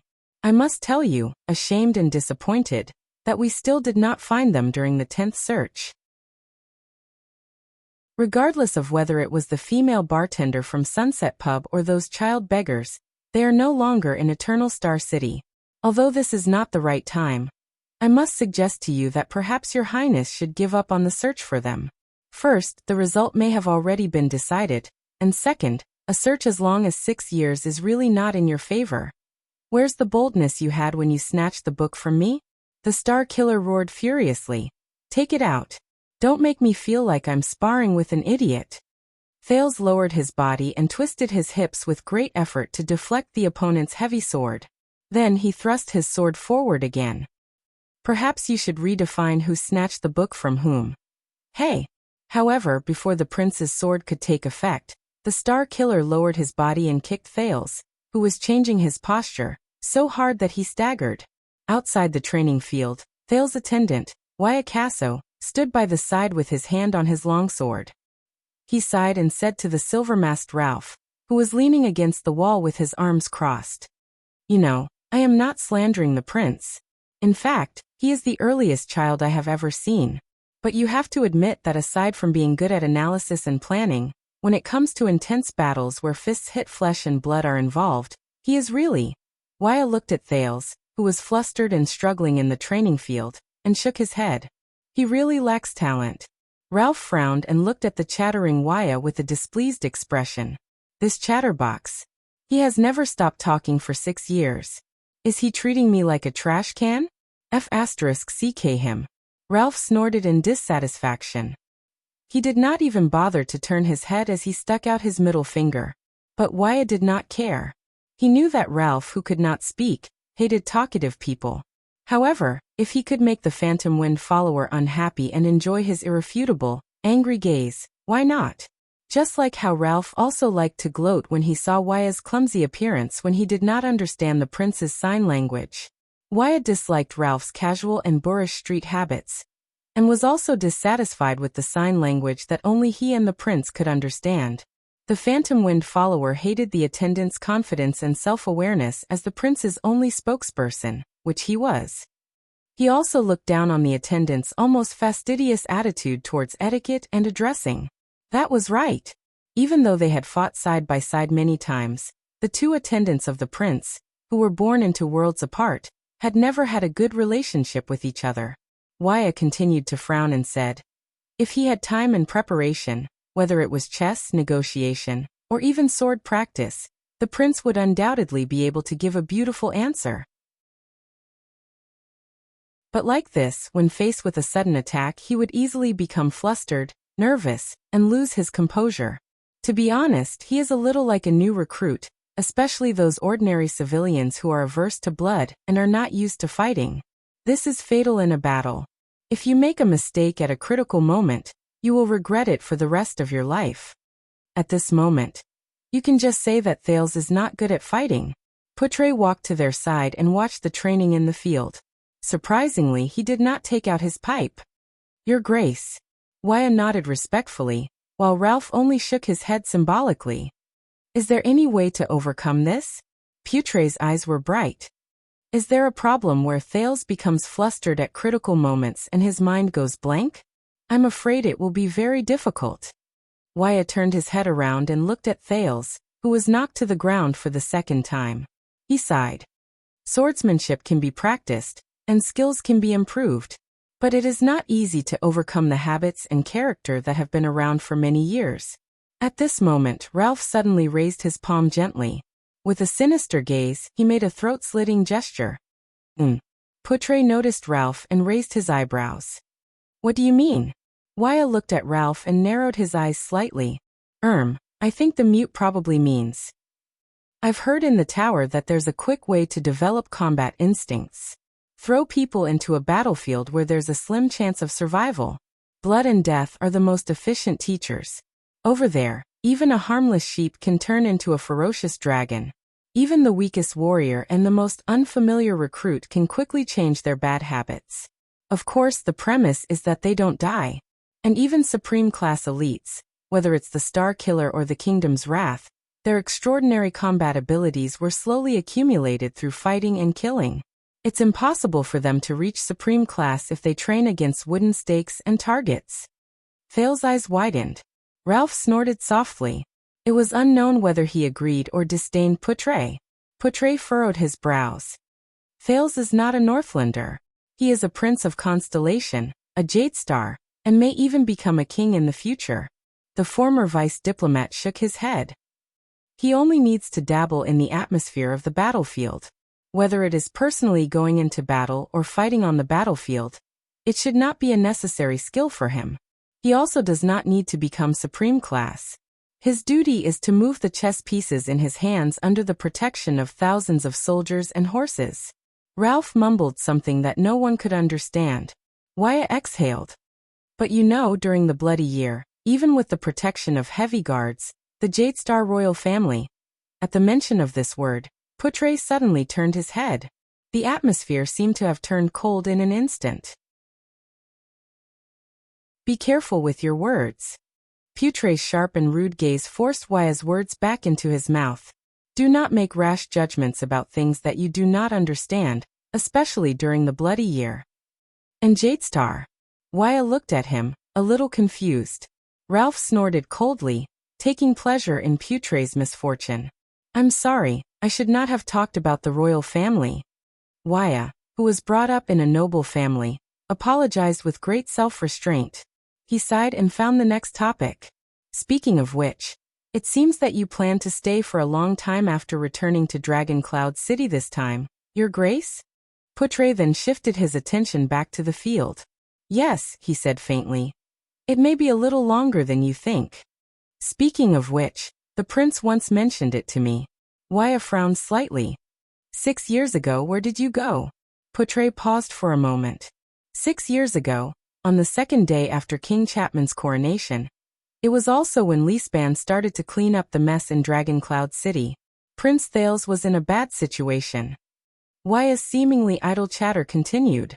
But you left Dragon Cloud City in a hurry without even saying goodbye? Let's forget about that. After all, we've already reunited. Waya retracted his gaze and said a little worriedly. But what I'm more concerned about is, it's been 6 years. Why did you have to come back at this time?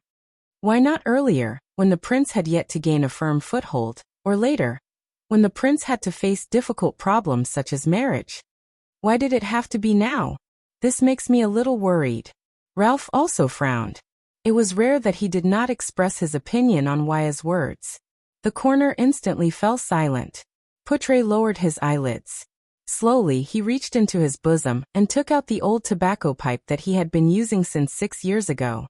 A long time ago, when I was still young, our teacher once said during our graduation. The skinny former deputy diplomat filled his tobacco at a leisurely pace, took out a flint and lit his pipe. Gilbert Casso has a big heart. When he looks at a problem, he is not confused by what is in front of him.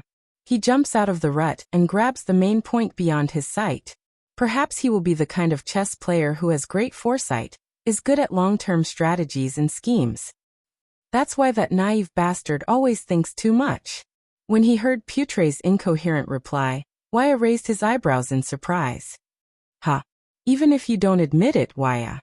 Putre inhaled a mouthful of smoke in satisfaction and said with a smile, there are still many things about you that are very similar to your father. For example, thinking too much. Waya seemed to have thought of something. He shut his mouth and turned around with an unpleasant expression. He did not pursue the matter further. In the field, Thales took 2 steps back. From the corner of his eyes, he saw Putre and Waya, who had a strange atmosphere between them. While he was puzzled, he could not help but think of another point mentioned in Gilbert's letter. Your Highness, please trust Poutre as always, especially during this special moment. For your future, please trust him. Also, please maintain the respect you deserve for that new teacher. Be humble and learn from him. He is probably the person I respect the second most in my life. Gilbert emphasized twice that he trusted Poutre. Why? His sword flashed. Nicholas attacked again. This time Thales, who had been retreating, finally got his chance.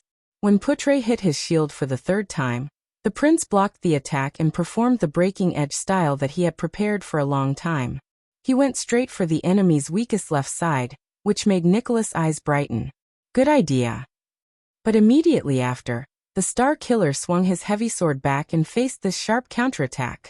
Following the trajectory of his opponent's heavy sword, Thales struggled to swing the shield in his left hand and used all his strength to push away his opponent's counterattack. Asterisk swoosh. Asterisk Nicholas' heavy sword slashed across the surface of the shield. The wind brought about by the blade swept past Thales' hair. At that moment Thales, who felt a chill run down his spine, shuddered. As this sense of imminent danger assaulted him, Thales felt an inexplicable shudder suddenly erupt from his spine and attack his brain. In the next second, that familiar yet unfamiliar fluctuation, the sin of Hell's River, surged out of his body uncontrollably and uncontrollably. It was like a startled beast that had suddenly woken up from hibernation. It was also like a sudden freezing storm that attacked every inch of his body, including his brain. It gave him the desire to risk everything. But the prince did not feel at ease at all. Thales felt the sin of Hell's River go berserk, and he was terrified. No.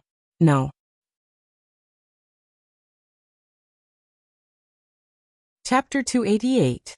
Thales gritted his teeth fiercely and controlled his body's movements. Calm down, Thales. This is not a battle to the death. Asterisk bang. Asterisk in the next second, Nicholas skillfully avoided Thales' shield and struck his weapon with his sword. Thales felt the long sword in his hand tremble violently, and it instantly flew out of his hand. Asterisk clang. Asterisk Thales' long sword fell to the ground. He sighed and faced Nicholas' heavy sword, which was placed horizontally on his shoulder. He spread his arms to show his surrender. The battle was over. You really like to be absent-minded. The Star Killer withdrew his heavy sword and sneered mockingly. Just like in the past, you enjoy being absent-minded during battles? Thales flashed a resigned smile, and did not retort. Only he knew that had come again just now. A year ago, Thales had encountered a similar situation during his training. A Northland warrior who was his sparring partner used a battle axe to split his shield. The fragments hit the prince's chin and neck. At that moment, when the artery on his neck was threatened, the sin of Hell's River surged out like a startled hedgehog. It made Thales, who was originally dizzy, quiver. He instinctively knew how to counterattack. He quickly threw away his long sword, turned around, and moved forward. At the moment the axe blade grazed his cheek, he squeezed to the side of the enemy, and at the risk of being cut by the axe blade, he punched the enemy's throat. At that moment, Thales was like an enraged beast. There was only one thought in his mind: to fight. With the support of the sin of Hell's River, he might have been able to severely injure the opponent's throat cartilage with one punch. Then the opponent's axe blade would have cut into his ribs. If Thales had not snapped out of his daze halfway through and given up on attacking. In the end, the warrior apologized profusely for not being able to control his strength and cutting the prince's arm. Everyone thought that it was a mistake during training. But at that time, only the frightened Thales knew that it was not a mistake. It was his own, a dangerous counterattack that he did not carry through to the end. At that moment, the frightened Thales deeply understood the nature of the sin of Hell's River for the first time. He had a preliminary understanding of Blacksword's words. Do not treat it as a tool, but as a companion you can talk to. From then on, Nicholas decided to personally become Thales' sparring partner. Compared to other people, a supreme class fighter could control the rhythm and strength of a fight more perfectly, so that no unnecessary injuries would occur. From then on, Thales began to consciously be on guard against similar situations to prevent them from making a huge mistake. Back to the present. Thales touched his heart anxiously. He felt his blood surge, and he could not calm down. Just now, when the wind generated by Nicholas' sword swept past his forehead, the sin of Hell's River was as restless as a wild beast whose territory had been invaded. It filled his leg muscles in a frenzy while it surged to his brain at high speed to numb his fear. It seemed to be urging him to throw away the shield and move his feet. Borrowing the agility released in that instant, he turned around and faced the enemy's blade. Take the risk to counterattack. As long as I counterattack, I can. Ken Thales pressed his forehead and let out a long sigh. But he couldn't do that. The way he thought at that time, the way he fought, it was too exaggerated. It was simply a lose-lose situation. Black Sword didn't seem to have mentioned that the sin of Hell's River had this kind of wildness, when the power of eradication that never improved was activated. Thales shook his head and averted his gaze, trying to get rid of the thoughts in his mind. Hey! The Star Killer's dissatisfied voice traveled into his ears again. You'd better focus, Nicholas scolded coldly. Stop looking at her. The Star Killer's gaze was especially cold. Thales was shocked. Only then did he realize that he had unknowingly shifted his gaze to another pair of people who were practicing outdoors. Not far away from them was the Archduchess of Dragoncloud City, Saroma Walton. She was dressed in a light hunting suit, and was learning how to use a dagger to defend herself under Lord Justin's guidance. Her cheeks were sweaty and slightly red because of the exercise. Thales sighed.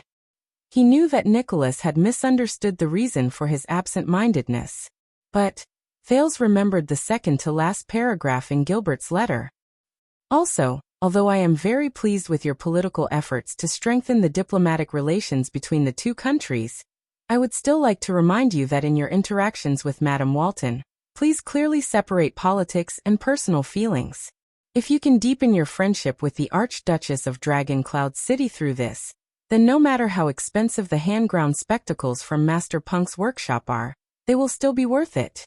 However, if this friendship goes to a higher level, then it will be worth discussing. You must know that friendship is beautiful, but love is terrifying. Damn you, Gilbert. Isn't he far away in Constellation? What kind of ridiculous rumors did he hear? However, Thales remembered what Putre said yesterday and felt a little gloomy. That poor little girl is about to get married. Thales slowly bent down and picked up the sword on the ground. Why?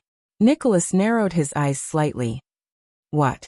6 years ago, when King Nuvan passed away, why were you still willing to be loyal to? Thales swung the sword in his hand and remembered that fateful night. He said solemnly, she was obviously not. You know what I am referring to. Saroma's identity, Saroma's marriage, the vassals of Dragoncloud City. My identity. After thinking about what happened yesterday from start to finish, Thales felt that there was something fishy about it. Nicholas' expression changed. Be careful with your words, young prince. The Star Killer's cold tone began to be laced with faint hostility. Especially in a city that is filled with hostility towards you. Thank you for the reminder. Thales shrugged nonchalantly and raised his longsword again. So King Nuvan can be considered to have succeeded. Now the Walton family still rules Dragoncloud City, and you and Leespan surround the Archduchess. But Saroma is an Archduchess with insufficient prestige. She will even be forced by the local vassals to marry her and give birth to a local Walton heir? The prince gritted his teeth. Is this really what you Leespan and King Nuvan want? The next moment, Nicholas suddenly struck with his sword. Thales, who was prepared for this, calmly took a step back and prepared to deflect it with his shield. Ha! This time Nicholas' heavy sword was eerily deflected before it hit the shield. It was as if he did not use any strength at all. Asterisk bang. Asterisk with a great force. The back of the sword swept Thales' left knee violently. Thales, who lost his balance, staggered and felt that he was about to fall to the ground. He was instantly shocked.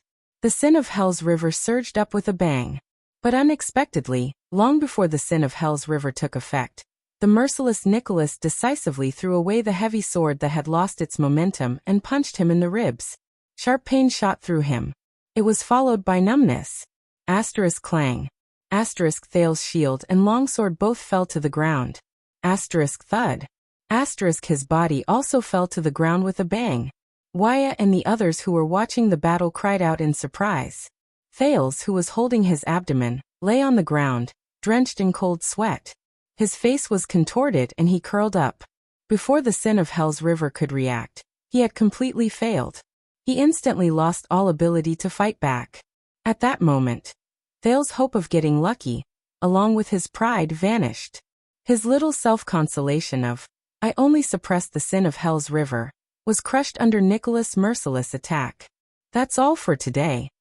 With a terrifying expression, the Star Killer snorted rudely and said, "Your movements are still a mess. There is no student more stupid than you. Also, what happens to the Archduchess has nothing to do with you." Nicholas threw down his last sentence, turned around coldly, and left. Wyatt and Ralph quickly followed him and helped Thales, who was drenched in cold sweat and whose lips had turned blue. He used his power of eradication in that last attack, right? That guy did it on purpose. Thales rubbed his ribs, which were aching badly, and said with difficulty, "Is that considered cheating? Bullying me because I don't have a power of eradication?" Wyatt and Ralph looked at each other. "When I have a power of eradication," Wyatt sighed softly. "With all due respect, Your Highness, the Northland military sword style is still a little ancient. Under normal circumstances, if you cannot awaken a corresponding power of eradication before the age of 18. Besides, even if you awaken a power of eradication, when you face an existence like the Star Killer, most likely, the unlucky Thales could only sigh." After the outdoor training ended, Thales went to Saroma's side in a few steps. As he stared at the red-faced girl who had just finished training, the prince once again ignored the dissatisfied gazes from Gings the female official and the two maidservants. He moved closer to her ear. "Saroma, listen," Thales said solemnly and gravely. "We need to talk in the afternoon." "It's in the library." Saroma, who was tidying up her clothes, frowned. She habitually lowered her head and whispered, "Talk about what?" "It's about our ahem. Actually, it's about your marriage. I keep feeling that there's something." Saroma's expression instantly became unpleasant. The pince-nez on her face trembled slightly. The girl pouted and looked at Thales in dissatisfaction. "What's there to talk about? This has nothing to do with you." At this moment, a low and gentle voice that was filled with charisma came from behind him. "My lady, Your Grace." Regent Lisbon's tone was so solemn that Thales could sense it even from 10 steps away. "I'm sorry to disturb you." Accompanied by his entourage, Regent Lisban, whose hair was white but his footsteps were still steady, slowly walked over with a solemn expression. The old regent stopped steadily in front of them. The count first swept a scrutinizing gaze over Thales, who was beside the Archduchess. The profound meaning in his gaze made the prince feel a chill run down his spine. Lisban then retracted his gaze and bowed respectfully to Saroma. Then he nodded gently at Gings the female official. "Please change your clothes immediately. You need formal attire." Saroma frowned slightly. "Now?" Lisban nodded. "We have a very important guest who needs to be received immediately." Thales' heart sank. He subconsciously felt that something was wrong. Saroma took a deep breath. Following her habit of 6 years, she also respectfully returned the salute. "Of course." Thales shut his mouth. He was a little annoyed. "Looks like I can only wait until the afternoon." But his thoughts were interrupted. "Please change your clothes immediately, Prince Thales." Regent Lisbon's gaze fell on him again. Thales' heart almost skipped a beat. "What?" The prince widened his eyes in surprise. "I have to go as well." This time, Regent Lisbon's gaze seemed to have softened a little. It was no longer the polite, but indifferent scrutinizing gaze from before. Instead, it was a reminder and warning filled with worry. "The guest this time has specifically requested to meet you," Lisban said casually. "Who?" Thales narrowed his eyes.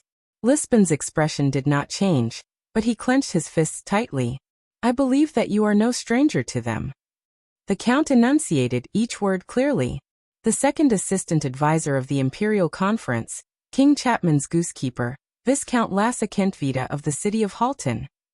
The king's personal guard and administrator, the deputy commander of the White Blade Guards, Lady Crochmerk. Both of them have arrived at Dragon Cloud City this morning."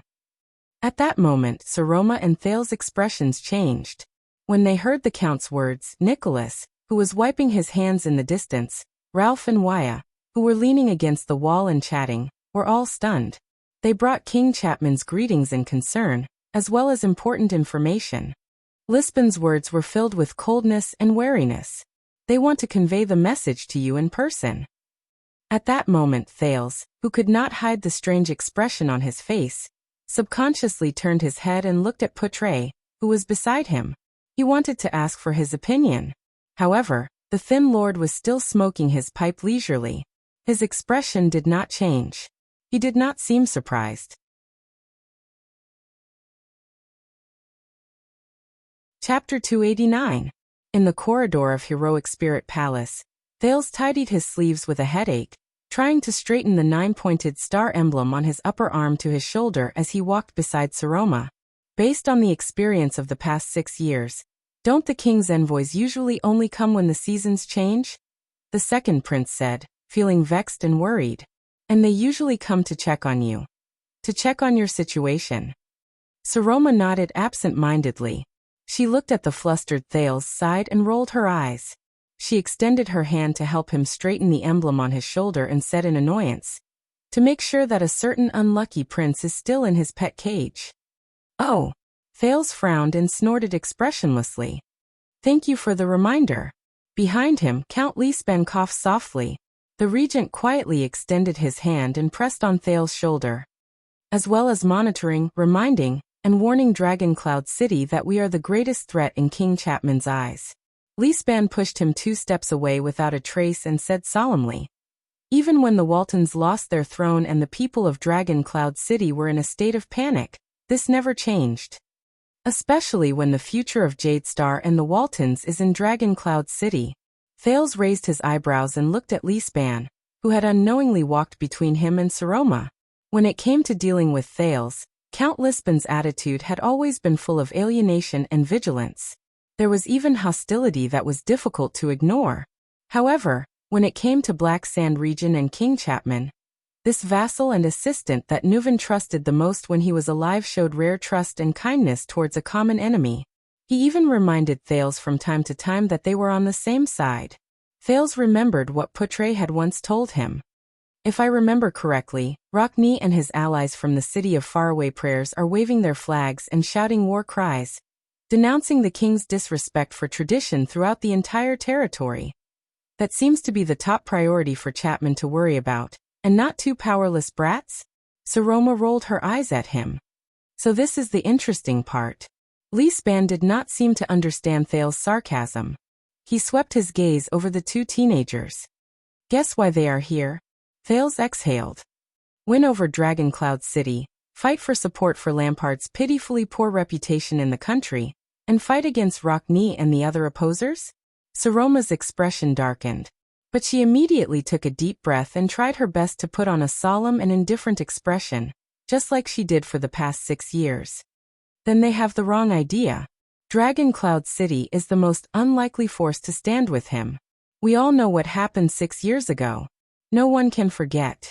Thales recalled that night, and could not help but smack his lips. He sighed and said, "So this is what I am worried about." Lisban snorted coldly. His gaze was filled with vigilance. "We will find out." The next moment, they turned a corner. Nicholas and Justin, who had been waiting in front of them for a long time, nodded at them and pushed open a door that both Thales and Saroma were very familiar with. The Prince of Constellation walked behind the Archduchess and the Regent under the protection of his personal guards behind him, and on both sides. He stepped into the oval stone hall, which had a solemn atmosphere. The Hall of Heroes had changed a lot compared to 6 years ago. The biggest difference was that the heavy, rectangular table that represented the king and the 9 archdukes had been removed. It seemed to have disappeared from history along with the reign of the born king. There was only one simple and heavy chair made of cedar wood in the hall, which was located on the 3rd flight of steps. The famous Soul Slayer pike was still lying quietly on the rack on the fireplace at the back of the hall. Thales consciously stopped in front of the steps under the chair. Nicholas and Lisban, on the other hand, went up one step before they turned around to face the hall. Only the Archduchess lifted her skirt with a serious expression and walked up the steps step by step towards the chair.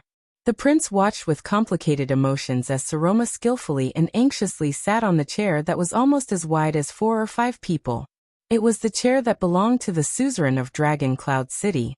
She first carefully placed her arms on the armrests on both sides like a kitten that had stepped into an unfamiliar territory. Then, she took a deep breath, straightened her back and puffed out her chest. With a forced arrogance and aloofness, she raised her head and looked at the hall. Like a lion cub that had just learned how to walk, she let out an immature roar at the pride of lions. But judging from the girl's expression, it was probably not very comfortable to sit on it. It's been 6 years. She's still not used to it. Because of me, she sat on this seat.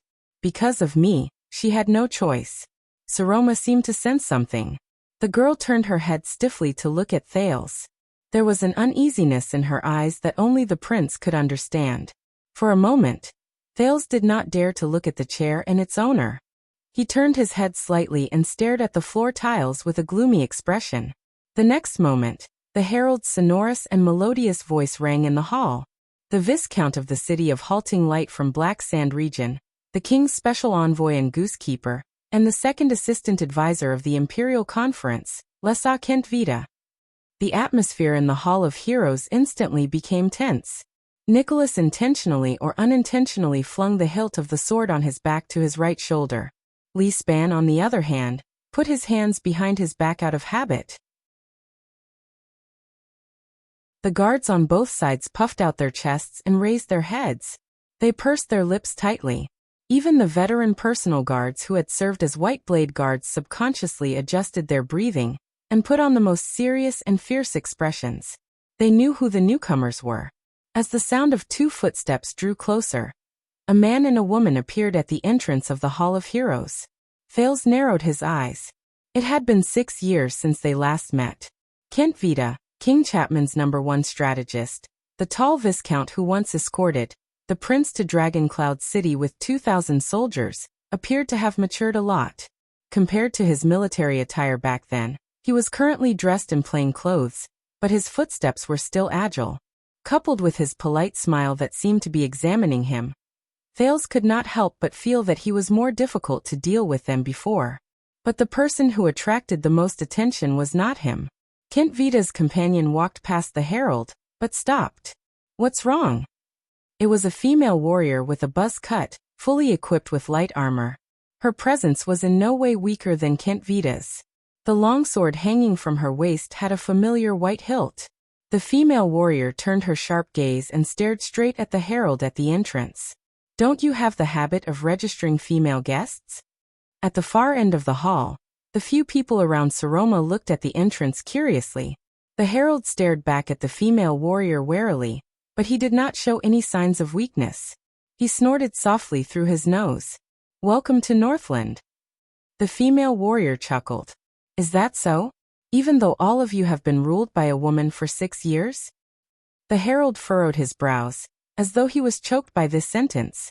Kent Vita, who was walking in front, had no choice but to stop. "Esh." He placed a hand on his forehead and said softly to his companion in a rather resigned manner, "It's all right." The female warrior did not seem to hear Kent Vita's reminder. She continued to stare at the disdainful herald. "I'll do it myself." The next second, the round-faced female warrior turned around and faced the entire hall. She stared straight at the other end of the hall and said loudly without hesitation, "The deputy commander of the White Blade Guards from Peck Village in Flatiron County, Dragon Cloud City, and Flatiron County, King Chapman's administrator and personal guard, Lady Crowschmirk. I'm here to seek an audience with the Archduchess of Dragon Cloud City." The female voice was mellow and bright. It echoed in every corner of the hall. Even Thales, who was standing at the other end of the hall, could hear this voice clearly. The expressions of the personal guards on both sides of the hall changed. They stared in surprise at the deputy commander of the White Blade Guards who had registered herself, as though they were looking at a rare object in a market. Thales furrowed his brows slightly, but then the corners of his lips curled up. A lady has an audience with the Archduchess. Could the Northlanders have imagined this scene 6 years ago? Have you learned it now? Croce raised her eyebrows and calmly stared at the herald, who was so surprised and bewildered that he could not speak. She snapped her fingers in front of him without bothering to hide it, startling the dazed herald. And, welcome to Northland. The herald stared at her in a daze. He could not react for a long time. Viscount Kentvita sighed. He closed his eyes and urged the person behind him with a pitiful tone. Esh, but before he could finish speaking, Croce pushed him mercilessly on his shoulder, and he staggered forward. Focus on what you need to do. The female warrior strode forward again and snorted coldly. And don't call me that again. Kentvita, who was caught off guard and pushed, smiled awkwardly. He turned around and waved at the herald in embarrassment.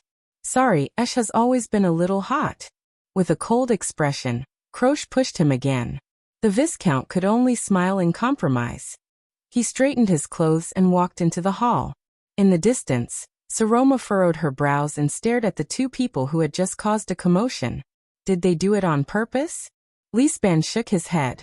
I don't know, but at least the Viscount did not deliberately stop them. This explains a lot of things. Thales shrugged. He stared at Croce from afar and could not help but lament. But she's really a special lady. Especially in Northland. Elegant and bold. I can't help but be amazed. The prince stared at Croce in a daze as she walked elegantly. He could not help but think of Sonia Cecere, the fortress flower who laughed boldly in a pool of blood and played with his hair. In the next moment, Thales realized that the three people on the stairs were looking at him with strange expressions. The prince's smile faded and he coughed softly. I'm sorry. Kentvita and Saroma finally stood 5 meters away from the main seat.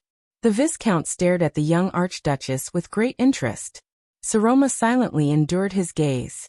Her grip on the chair grew tighter and tighter. Count Lisban furrowed his brows slightly. Good day, Madam Miss Archduchess Walton. Viscount Kentvita bowed slightly, as if he did not feel the tense atmosphere in the hall. Please allow me to convey the king's greetings and blessings.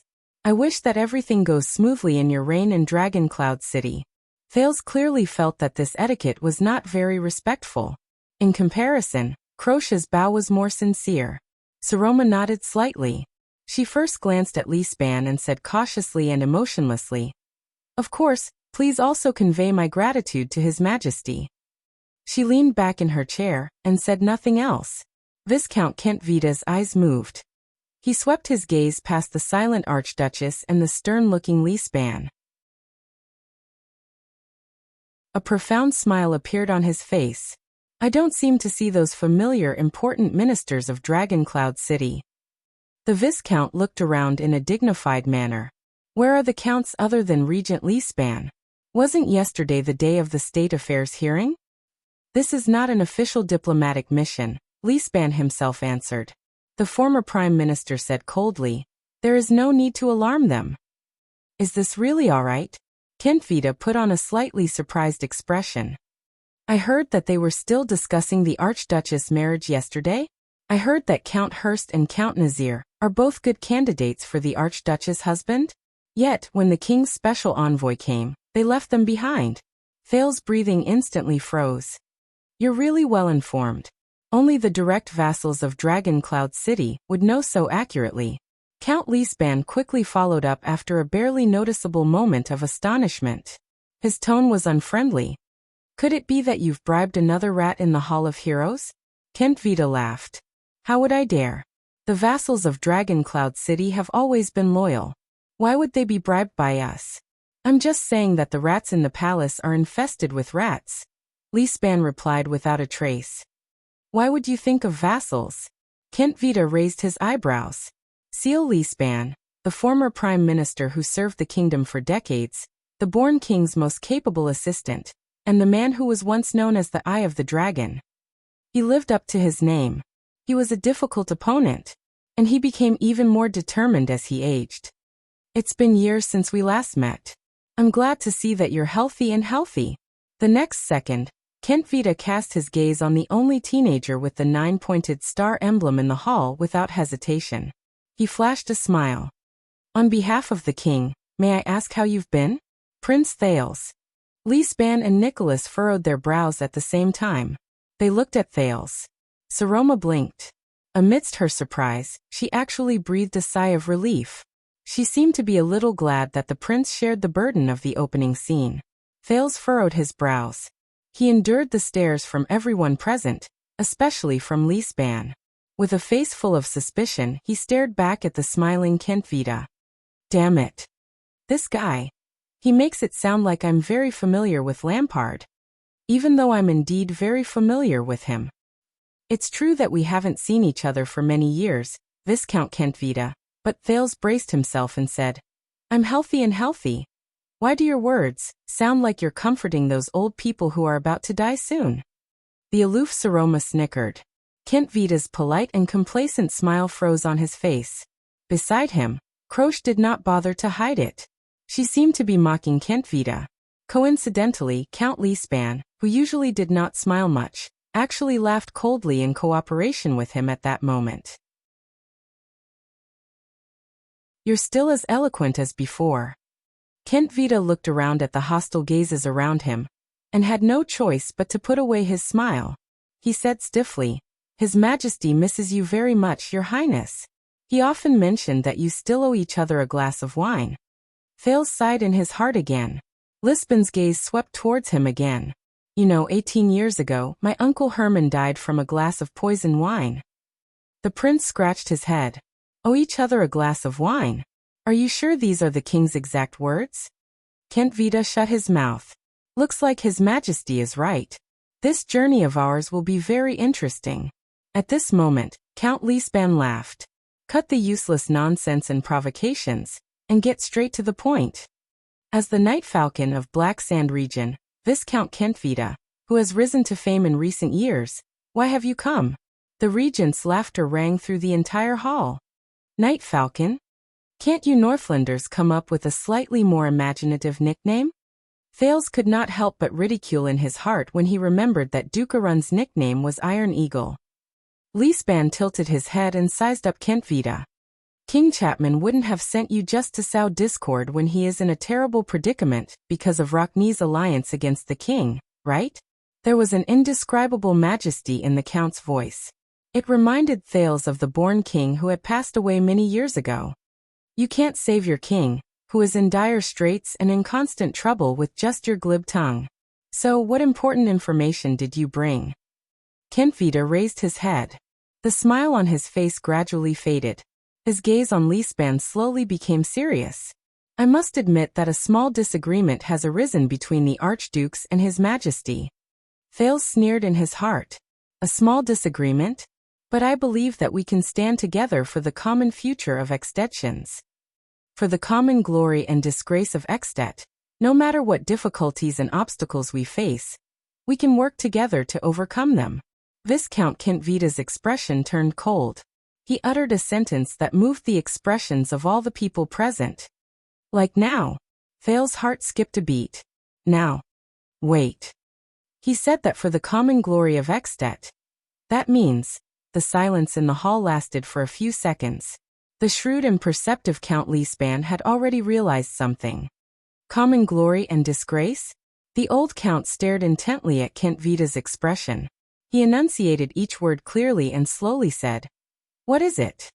He immediately jumped to the conclusion he came up with. Is there going to be a war?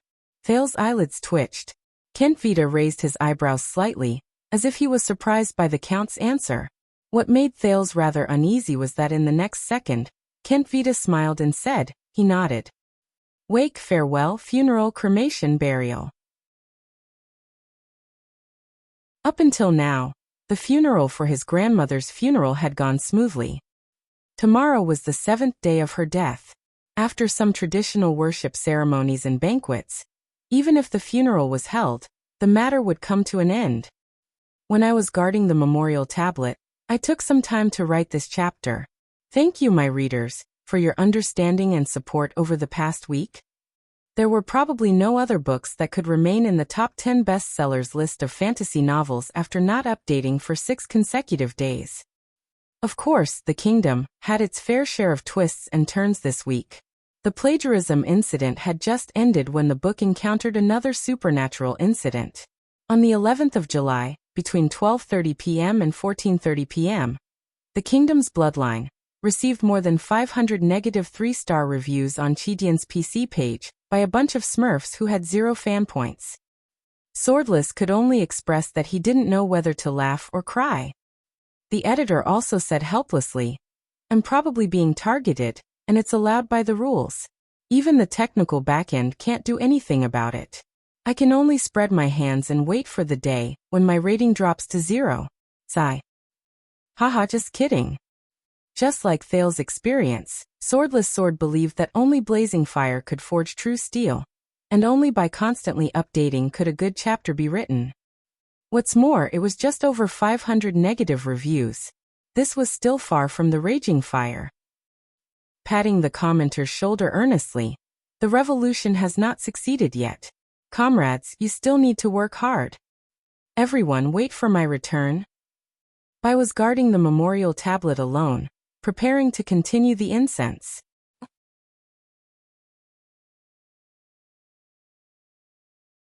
Chapter 290. It's Information from the West. Kent Vita puffed out his chest and put on a stern expression. 3 days ago, our friends in the West held a closed-door secret meeting. At least 3 elders suggested that it was time to renegotiate and adjust the amount of goods and contributions to Extet every year. The West. At that moment, Lisbon's pupils contracted. "You mean the Alliance of Freedom?" "The Alliance of Freedom on the Golden Passage, southwest of the city of Faraway Prayers?" When he heard this term, Nicholas suddenly raised his head. His expression was unpleasant. Kent Vita nodded expressionlessly. Even though the Alliance of Freedom has yet to make a final decision, and the elders' positions are still wavering, Kent Vita said coldly, and there was a chilling tone in his words that made others fear him. But without a doubt, when they dared to have this idea pop up in their stupid and cowardly minds, and bring up the motion on the round table where Prince Soria tested his blade, Extet's dignity has already been violated. Once Kent Vita finished speaking, he closed his mouth and quietly waited for a response. Thales noticed that the Northlanders, whether they were personal guards like Nicholas and Justin, or high nobles like Lisban, all held their breaths for a moment. The air in the hall seemed to have frozen for a moment because of this sentence. But, the Alliance of Freedom, not Constellation. Thales exhaled. Fortunately, it was not the part he was most worried about. He cast a puzzled glance at the female archbishop, but Saroma only shook her head quietly with a slightly worried expression. Obviously, she had some understanding of this term. A few seconds later, Count Lisban slowly raised his head. His gaze drifted into the distance as he recalled the extraordinary years of the past. But his words were filled with an unquestionable might. 20 years ago, we generously taught these children in the Golden Corridor that they should abide by their duties. Under the great dragon's wrath, even the white elves who prided themselves on their nobility could not protect them. Did the children of the Alliance not learn this lesson? Kent Vita sneered. There was a profound meaning in his gaze. Obviously, compared to 20 years ago, the children seemed to have an illusion that Extet, which does not have a born king, is kinder. A cold glare appeared in Viscount Kent Vita's eyes. It's time to teach them another lesson. Behind him, Croche chuckled. The hall fell into silence. What was going on? Extet and the Alliance of Freedom? Without batting an eyelid, Thales recalled the geographical knowledge he learned from the Northland nobles' courses over the past 6 years. Of course, it was centered around Extet. The prince once jokingly called it the world in Extet's eyes. After the Battle of Eradication, the western border of the Great Desert of the Western Peninsula became a peaceful and pure land during the early stages of the calendar of eradication, because it was far away from the conflict between the 2 new powers of power, Constellation and the Dragon. It became a peaceful and pure land during the early stages of the calendar of eradication. Kingdoms and cities of various sizes were built there, forming a long belt that spanned across many forces of power in the Western Peninsula from north to south. In the east was the desert interior and the rocky valley. In the north was the Northern Sea Kingdom and Northland. In the west was the Devil's Sea and the Sea of Despair with its countless ports. In the south was the dragon-kissed land and thorn land on the long corridor coast. In the southeast was the twin fog seas and even Constellation. Before the gradual rise of the Camus Union in the several continental wars, this corridor was known for having many small countries along the way. The various powers were separated and autonomous, far away from the influence of powerful countries. When a few cities further to the west, later known as the Camians, began to trade in the peninsula, they called this complicated overland corridor that was connected to various countries and filled with trade goods the Golden Corridor. The Alliance of Freedom that Kent Vida and Leespan mentioned was located at the northeastern end of the Golden Corridor.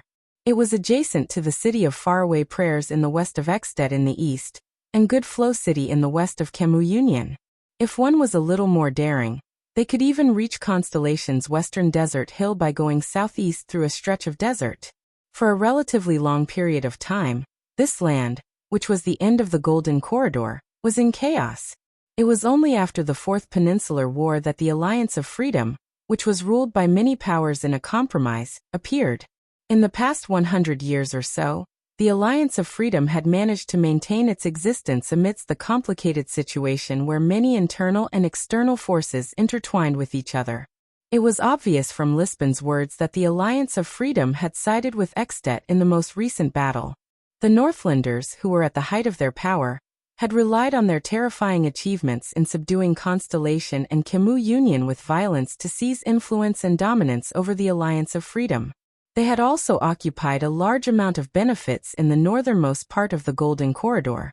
So if the Alliance of Freedom is trying to break away from Ekstedt's control, Thales thought, Lampard wants to start a war towards the west? But the people led by Archduke Rockne are clearly criticizing his rule. Does the king still expect to use this arduous and unrewarding battle to clear his name? Since that scene 6 years ago, the conflict between the king and the archdukes has long been irreconcilable, hasn't it? Viscount Kent Vida raised his head and looked at Saroma, who seemed to be deep in thought. My lady, this is King Chapman. His Majesty asked me to bring you important information. The dignity of Northlanders can only be protected with blood. Kent Vida's gaze focused, and there was a faint sense of oppression in him. What is Dragon Cloud City's attitude towards this? In the face of Kent Vida's seemingly polite but aggressive question, Saroma furrowed her brows. At that moment, Thales saw a flash of helplessness and hesitation in her eyes. But the young girl quickly coughed softly and looked at Regent Leespan out of habit. Count Leespan was silent for a long while.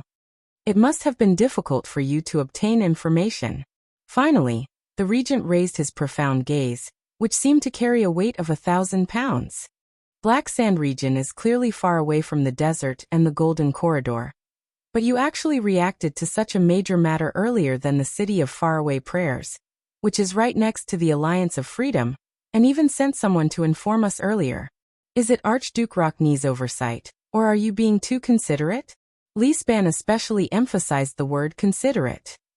The moment he said this, Thales could not help but raise his eyebrows slightly. Viscount Kent Vida's expression also changed slightly. He sized up Count Leespan again. I see. The Prince of Constellation figured out the suspicions of the envoys from Black Sand region. They should not be the ones to inform us about this matter, and they should not be so enthusiastic.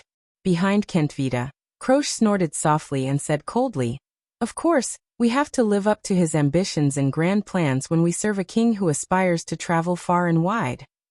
Kent Vida curled up the corners of his lips and nodded slightly at Croche. However, the female warrior did not even look at him. She only stared at the Archduchess.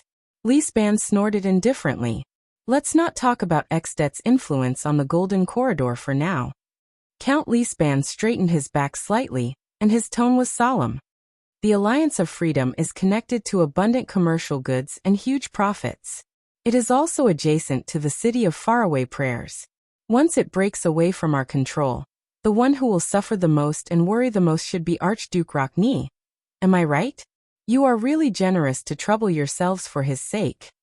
In the increasingly depressing atmosphere of the meeting, the Count directly pointed out the doubtful point. Kent Vida smiled faintly. The Rockne family and the city of Faraway Prayers' losses are Ekstedt's losses. However, Lisban interrupted him loudly. Even if Archduke Rockne is tirelessly and clearly denouncing King Chapman's rule, even if he calls for us to refuse to pay taxes to the king, and that traitor, who does not respect tradition? Kentwida seemed to be angered as well. His originally smiling expression turned cold. Extensions are inseparable. We are bound together for good or ill. This is the future that His Majesty the King hopes for and works hard for. Of course, we hope that Archduke Rockne can understand his painstaking efforts, and we hope that you can understand as well. Ha! This is indeed an interesting piece of news. Count Lisban looked like he was prepared to shoulder all the pressure from the Archduchess, so that the overwhelmed Archduchess could relax. The Kinslayer is actually a patriot. The moment Count Lisban uttered that nickname without hesitation, Kentwida and Croce's expressions turned cold at the same time. Thales sighed inwardly. Kinslayer. This is probably a stain and shadow that Lampard will never be able to get rid of for the rest of his life. Thales recalled Chapman Lampard's expression in the firelight. Compared to other people's opinions, the bigger shadow should be in his own heart. This could be said to be the brand that King Neuven left for Lampard. A brand that would accompany him for the rest of his life. Believe me, King Chapman has always placed Ekstedt's dignity and interests in his heart. Kentwida's expression was ice-cold. I cannot tell you how much His Majesty wanted to gather all of Ekstedt's military forces and tear down the Alliance of Freedom's city walls to serve as their tombstones the moment he received the news. But Lisban snorted angrily without holding back. Put those pretty words away. The old regent's tone was very calm, but it seemed to contain a pressure that made it hard for people to breathe. When Archduke Rockne of the City of Faraway Prayers leads the heroes of the city, and appeals to the entire country to get ready to revolt against the king's unjust actions, the Alliance of Freedom to the west of the City of Faraway Prayers inexplicably became internally unstable and caused trouble for Rockne? Thales could not help but furrow his eyebrows at Lisban's straightforward attitude, but the prince could not figure out Kentwida's intentions.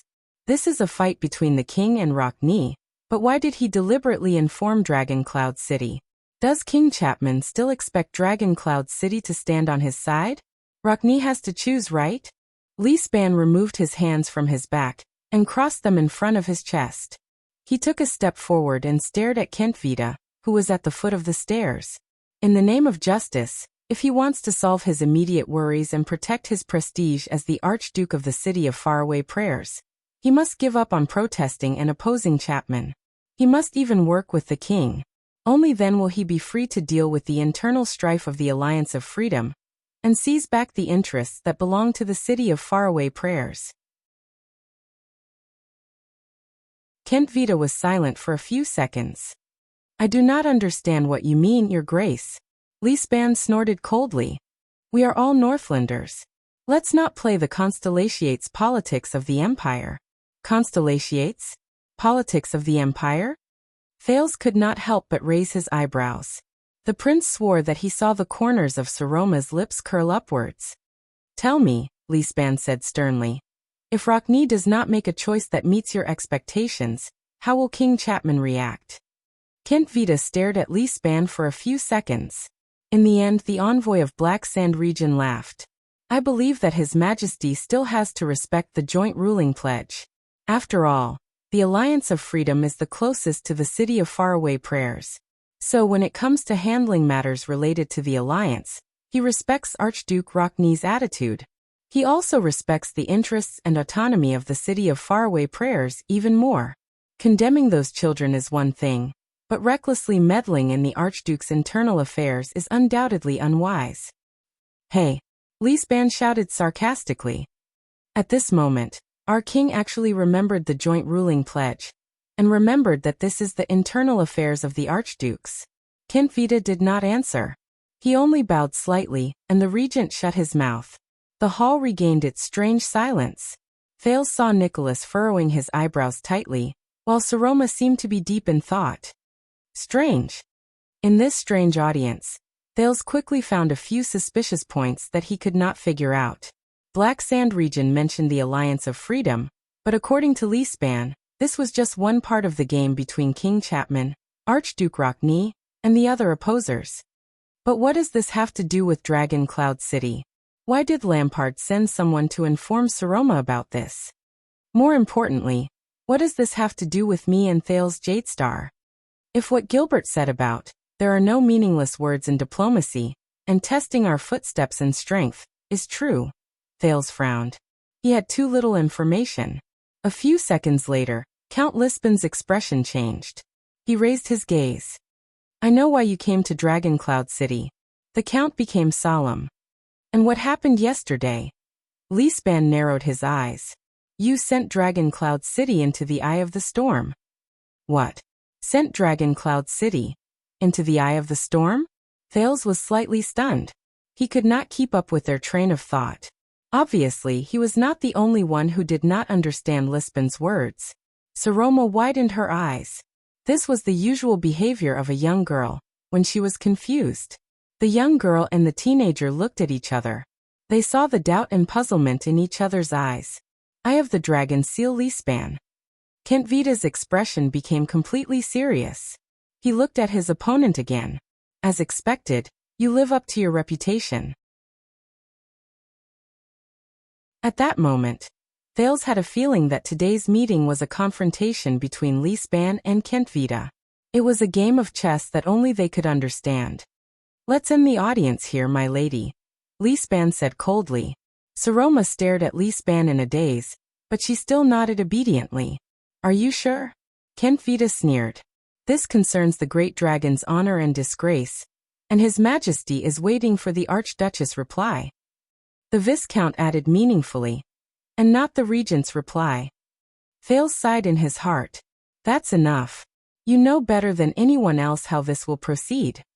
Lisban stared at Kent Vita with a cold expression. He did not even bother to maintain a friendly facade.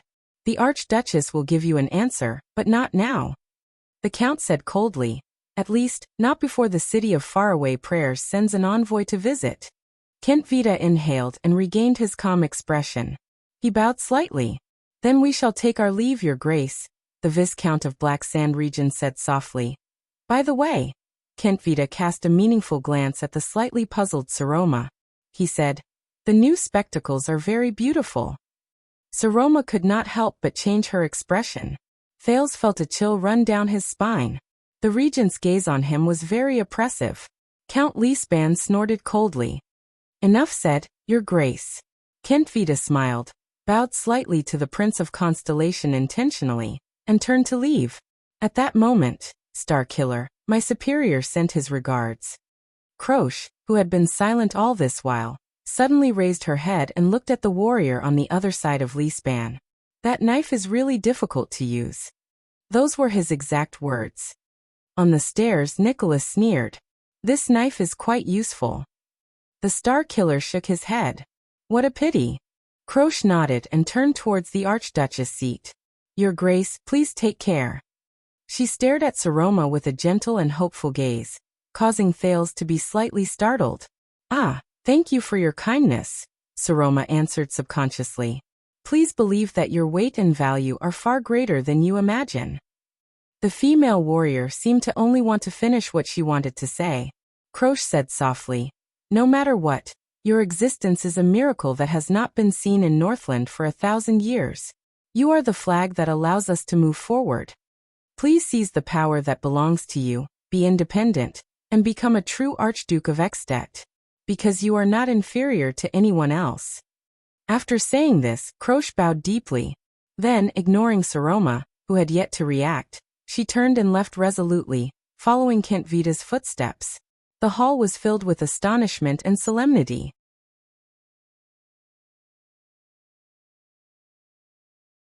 Chapter 291.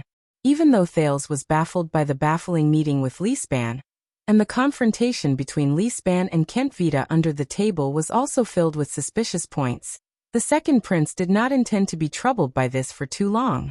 If there was anything he learned from that thrilling night 6 years ago, it would be, so you came to me? In the blood court, Putre, whose afternoon stroll was interrupted, stared at the smiling prince in dissatisfaction as he paced back and forth. Yes. Thales leisurely imitated Putre's pace. His right hand tapped his saber rhythmically. Ralph and Waya followed behind them. And I look forward to your answer that I'm satisfied with. Portray snorted coldly. You expect a slow-witted, stubborn, and sarcastic old man who has just arrived in Dragon Cloud City 2 days ago to analyze such a complicated and difficult diplomatic and internal affairs situation? The Lord flicked his pipe with a nonchalant expression. Perhaps you should ask Gilbert, and I really can't do anything about it. A slow-witted, stubborn, and sarcastic old man? Thales took a deep breath. All right. The prince turned around and walked backward in front of Portray. He raised his hands and faced Portray. I will not mention for now how that grumpy old man managed to find the kingdom's secret intelligence department and Nicholas during the most desperate moment 6 years ago. First, he miraculously rescued me from the secret room and Lampard's hands. Then he decisively supported us in breaking into Heroic Spirit Palace, and cleverly sent the prince into the Hall of Heroes. In the end, he miraculously saved Dragon Cloud City's glory.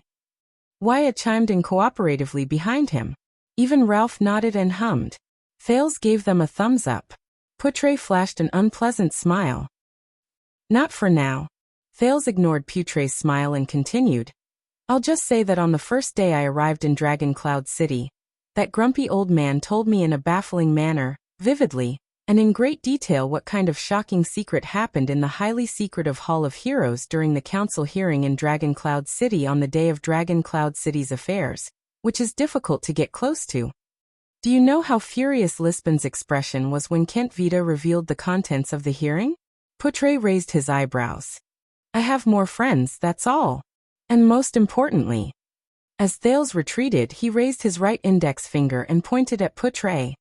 Amidst the treacherous and complicated situation in Dragon Cloud City, you, who have been missing for 6 years, suddenly appeared? Thales leaned forward and narrowed his eyes. Are you going to tell me that this is a coincidence? That you're just here to introduce a teacher and give him a pair of glasses? Uh-huh. Portray coughed awkwardly. Speaking of that pair of spectacles, you know, it was specially made for the Archduchess. Thales furrowed his brows. Waya Madeira, guard the perimeter. Let no one hear us, he interrupted, wisely putting an end to Portray's attempts to change the subject. The slightly puzzled duo received their orders and left. Thales turned around again and looked at Portray sternly. Portray looked at the prince, feeling a faint uneasiness in his heart. You know, I didn't pursue the matter that day. Thales' expression changed slightly. But Waya reminded me more than once. After I was trapped in Dragon Cloud City, you disappeared without a word. It took you more than 6 years to reappear in front of me. Thales raised his head. It's not that I don't trust you, but why didn't you do it earlier or later? Why did you do it now more than 6 years later? Portray's expression froze. Waya inherited his father's sensitivity. A few seconds later, Portray sighed softly and said, but he didn't learn his father's magnanimity. Thales ignored him and continued to speak. 6 years ago, when I was just recognized as a prince, you had just returned to Eternal Star City when Gilbert asked you to protect me in the north as the vice diplomat. Portray stopped walking. He lowered his head so that his expression could not be seen clearly. Facts have proven that Gilbert's decision was correct. Not everyone can deal with the White Blade Guards, the Secret Room, Black Sand Region, the Kingdom's Secret Intelligence Department, and Count Leespan with limited resources and a keen sense for conspiracies and the atmosphere in an isolated city without any help. In fact, not only can he not be at a disadvantage, he can even do it with ease. Thales also stopped walking. He shook his head. Although you are very good at hiding yourself, and no one really cares, I know better than anyone else that a powerless prince can never save the world alone. From decisively retreating, preserving his strength, contacting everyone, rescuing the prince, hinting me to counterattack, breaking into Heroic Spirit Palace, playing the game with Black Sand Region, and reversing the situation. Thales took a deep breath. 6 years ago, the person who truly saved Dragon Cloud City countless times behind the scenes was actually you. Lord Portray Nemain, the former civil official from the Foreign Affairs Division with a suspicious identity, the former Viscount who was demoted after the Bloody Year, and the former king's eldest son, Meteor Jadestar's attendant. Putre did not speak. Thales lowered his head and remembered what Putre had told him about the bloody year in Heroic Spirit Palace. As far as I know, this is not something an ordinary person can do. Thales' expression darkened slightly. Don't you think that there are too many mysteries surrounding you, Putre? In that second, Putre froze for a moment. His expression stiffened. It was as if Thales had seen through him. Be more honest. Thales observed Putre's reaction and sighed. He turned around again and waited for Putre to catch up. Putre, don't learn from the kingdom's secret intelligence department. You know I don't like them. Tell me, what kind of chess game am I in right now? They walked past a big tree. Putre knocked the ashes out of his pipe. His expression was gloomy, and he did not say a word. Thales only stared at him in silence. I understand. Finally, Putre sighed slightly and returned to the tone he used when they first met. What do you want to know about the current situation? My troublesome little prince. Thales frowned slightly and recalled the many doubts in his mind. Connect.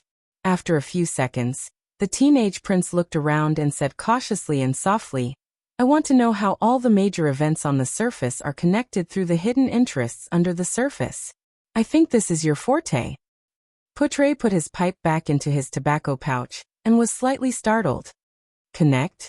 Thales nodded and imitated Lisbon's action of putting his hands behind his back, but his gaze drifted into the distance.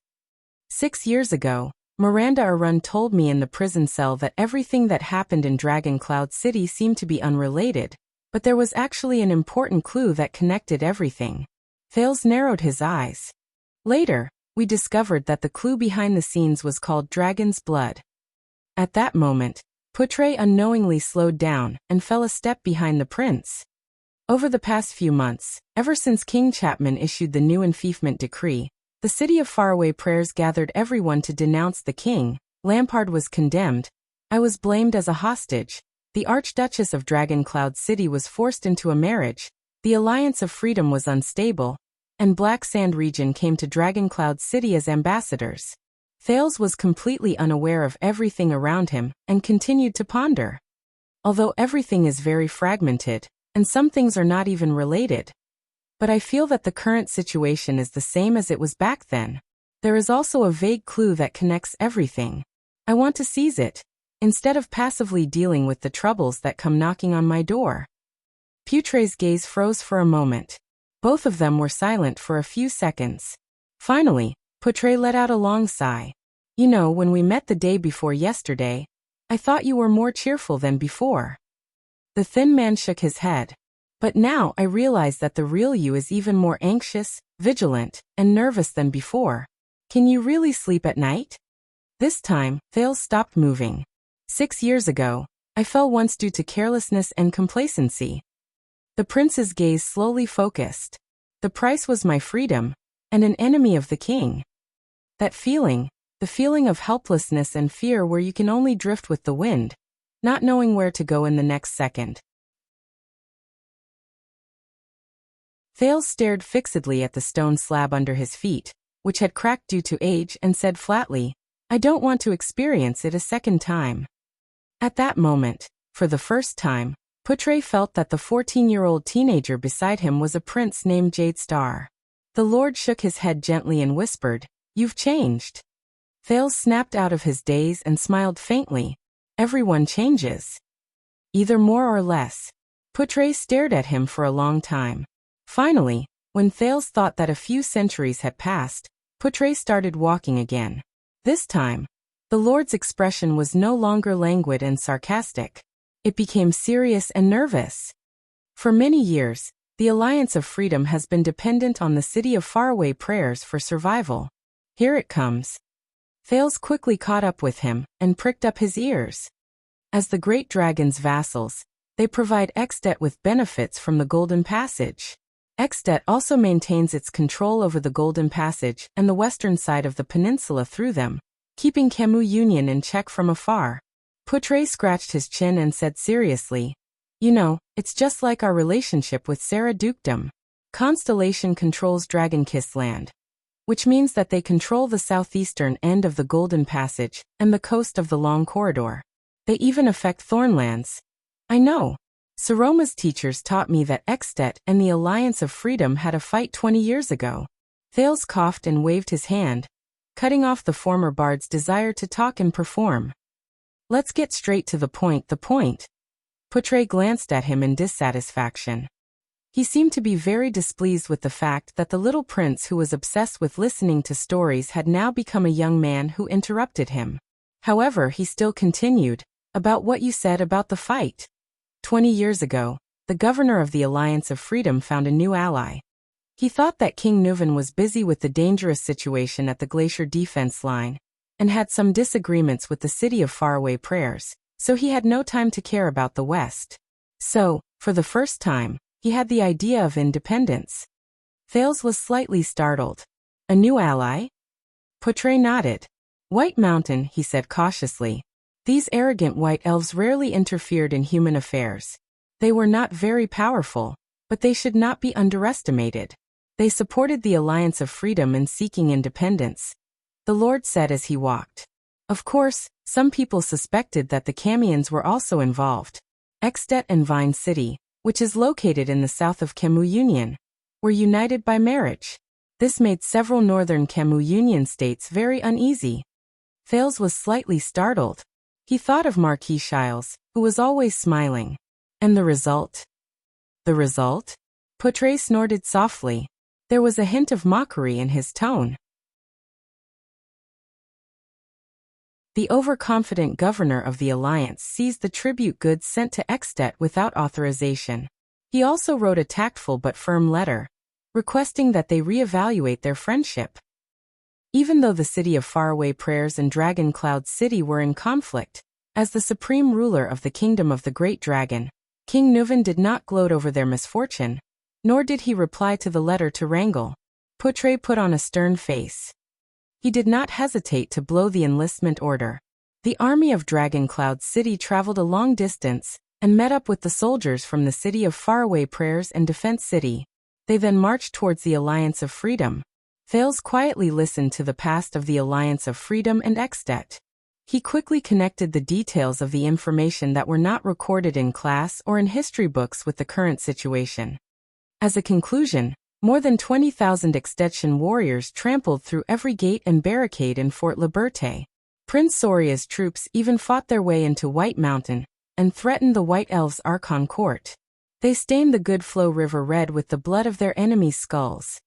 When Poutre said this, he felt a little sentimental for some reason, as though he had seen it with his own eyes. It was said that after 2 years, the nobles in Good Flow City did not dare to drink the river water that flowed from the upper reaches of the Alliance of Freedom. The price of the famous freshwater seafood in the Good Flow River basin also plummeted. That year, King Nuven reaffirmed the kingdom of the Great Dragon's absolute dominance at the end of the Golden Passage. He intimidated the small countries and city-states that had become complacent in the peace. He used blood to tell the Alliance of Freedom that there was no such thing as mutual friendship between the Great Dragon and the ants. Nuven. Thales muttered to himself. He thought of the old king with unparalleled might and his tragic end. It's him again. King Nuven's 30 years of rule that shook the Western Peninsula was not without reason. Poutre sighed softly. Not every king lived up to his oath to stand at the forefront of the kingdom. After that, the Rockney family in the city of Faraway Prayers changed their attitude towards Dragon Cloud City. Even the Camians became more well-behaved. Good Flow City even humbled themselves. The Marquis of the city personally came to Northland to apologize with a smile. Thales thought of something. 20 years ago, as the king, the Archduke of Dragon Cloud City sent troops to support the interests of the city of Faraway Prayers in the name of all of Extet. The prince punched his palm. So, when the Alliance of Freedom became unstable again, Lisban said that Rockney had to choose. Thales recalled Regent Lisban's words in the hall. If the city of Faraway Prayers wanted to receive the support of the entire kingdom led by the king, Archduke Rockney would have to choose to compromise with the king and give up on gathering the nobles to denounce King Chapman. The thin lord snorted softly. Indeed, this is a good method. In the name of the king, with the righteousness of Extet, He forced the archdukes to take the initiative to fight for the kingdom to be in the hands of Black Sand region. Portray nodded. I can imagine, in the face of King Chapman's helping hand, Rockne. But Thales shook his head firmly. I know Archduke Rockne. He will not choose to compromise.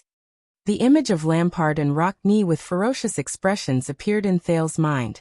The tense scene of them facing off against each other in the hall appeared in his mind. He would rather practice his beliefs in blood and fire, and fight against the king to the end. Also, Thales thought, the conflict between King Chapman and the archdukes now was far from comparable to the conflict between King Neuven and the archdukes in the past. Portray chuckled. That's even more interesting. They walked up the steps leading to the prince's bedroom, and watched as a broken tree root extended beneath their feet. If Rockne refuses the king's help, he will have to face the internal strife of the Alliance of Freedom alone. If necessary, he will not hesitate to send troops alone to reaffirm the dignity of the kingdom of the Great Dragon.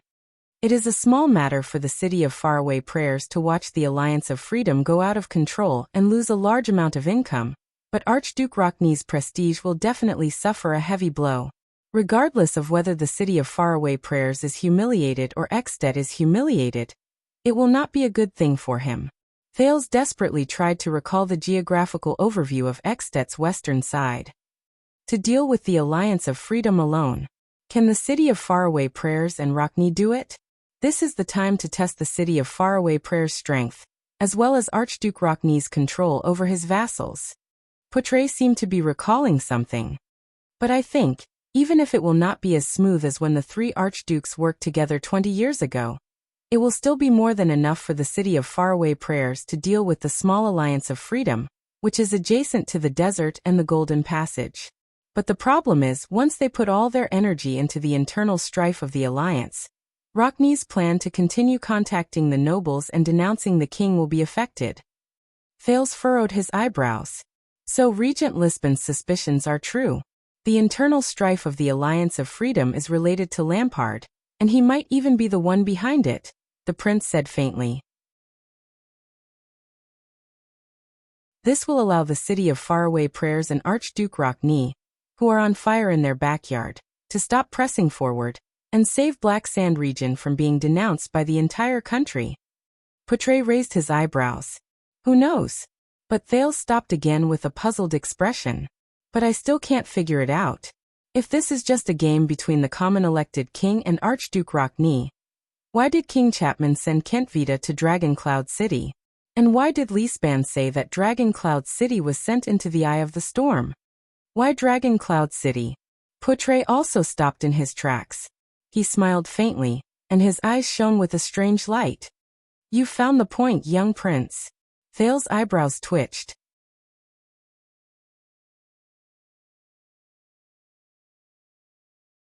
Chapter 292. While Thales was still in a daze, as if he had grasped something, Portray took out his pipe again, and began to fill it with tobacco. As you said, once the staunch Archduke Rockne does not compromise with Black Sand region, does not rely on the king's conscription order, and does not rely on King Chapman's name, and decides to clean up the mess in the Alliance of Freedom on his own, Portray said straightforwardly, facing the prince's gaze. But if he wants to continue denouncing and fighting against King Chapman, Thales took a deep breath. Rockne will have to find additional helpers to take down the Alliance of Freedom at the lowest cost. The logical clues in the prince's mind became clearer. For example, Dragon Cloud City, and the Walton family, who once sent troops to support the city of Faraway Prayers. Thales looked up with a solemn expression. I'm starting to understand. Portray nodded and lit his pipe. As long as Rockne obtains Dragon Cloud City's support, as long as the Archduchess promises to send troops to support the city of Faraway Prayers battle, just like she did 20 years ago, Portray said calmly, then Rockne can confidently reject Lampard's ill-intentioned scheme. He can deal with the Alliance of Freedom with ease while saying no to the king without flinching. I understand now. After Rockne makes his choice, Thales thought of the young Archduchess and pinched his chin, feeling a headache coming on. Then it will be Saroma's turn to choose whether to support Rockne and join him in fighting against the king. Portray snorted softly. But this time, it's completely different compared to the simple show of support.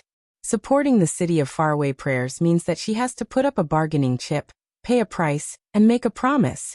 If necessary, recruit troops, march westward on a large scale, and fight against the Alliance of Freedom and its supporters.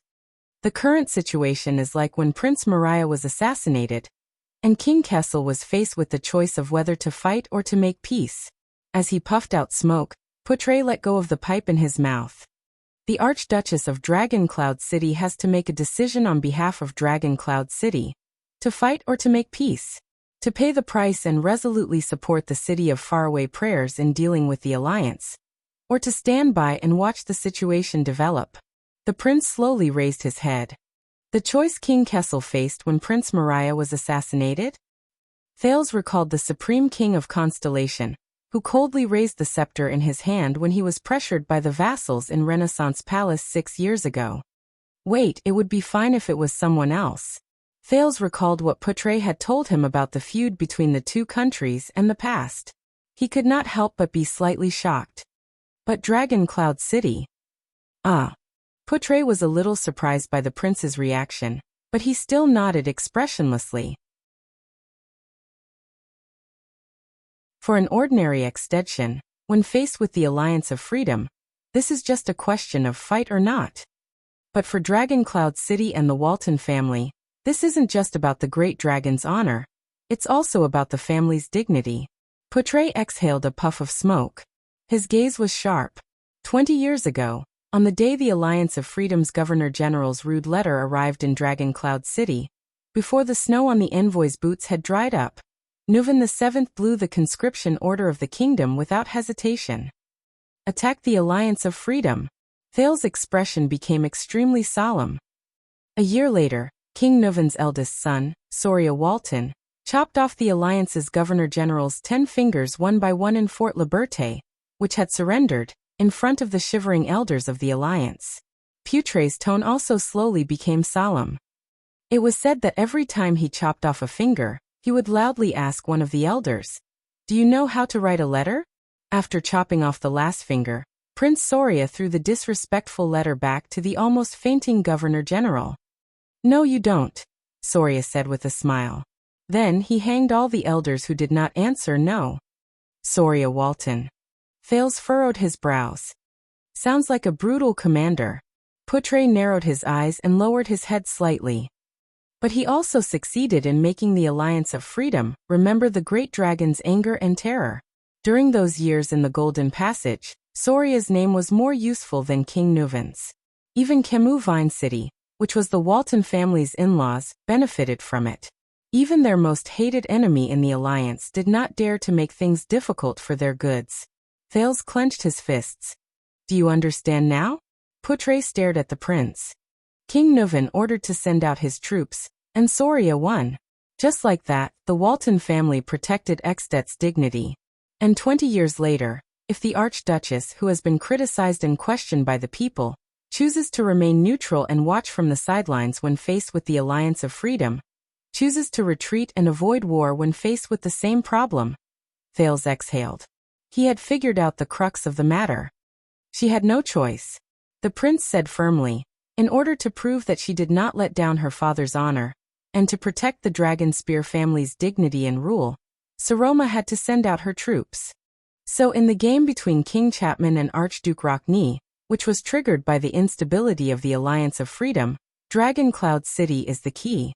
The Archduchess is not only a chess player who has to join the game, but also a turning point that can help Rockney turn the situation around and make King Chapman return to his awkward position. Thales furrowed his brows tightly. So Black Sand region sent someone to Dragon Cloud City, because it is indeed in the eye of the storm. It is a vital point in the game between several great forces. However, Portray shook his head at this moment. If only things were that simple. Thales raised his head in surprise. What do you mean? As I said, this situation is very similar to the predicament King Kessel faced in the past. Portray took a puff of his cigarette. There was shrewdness and vigilance in his eyes.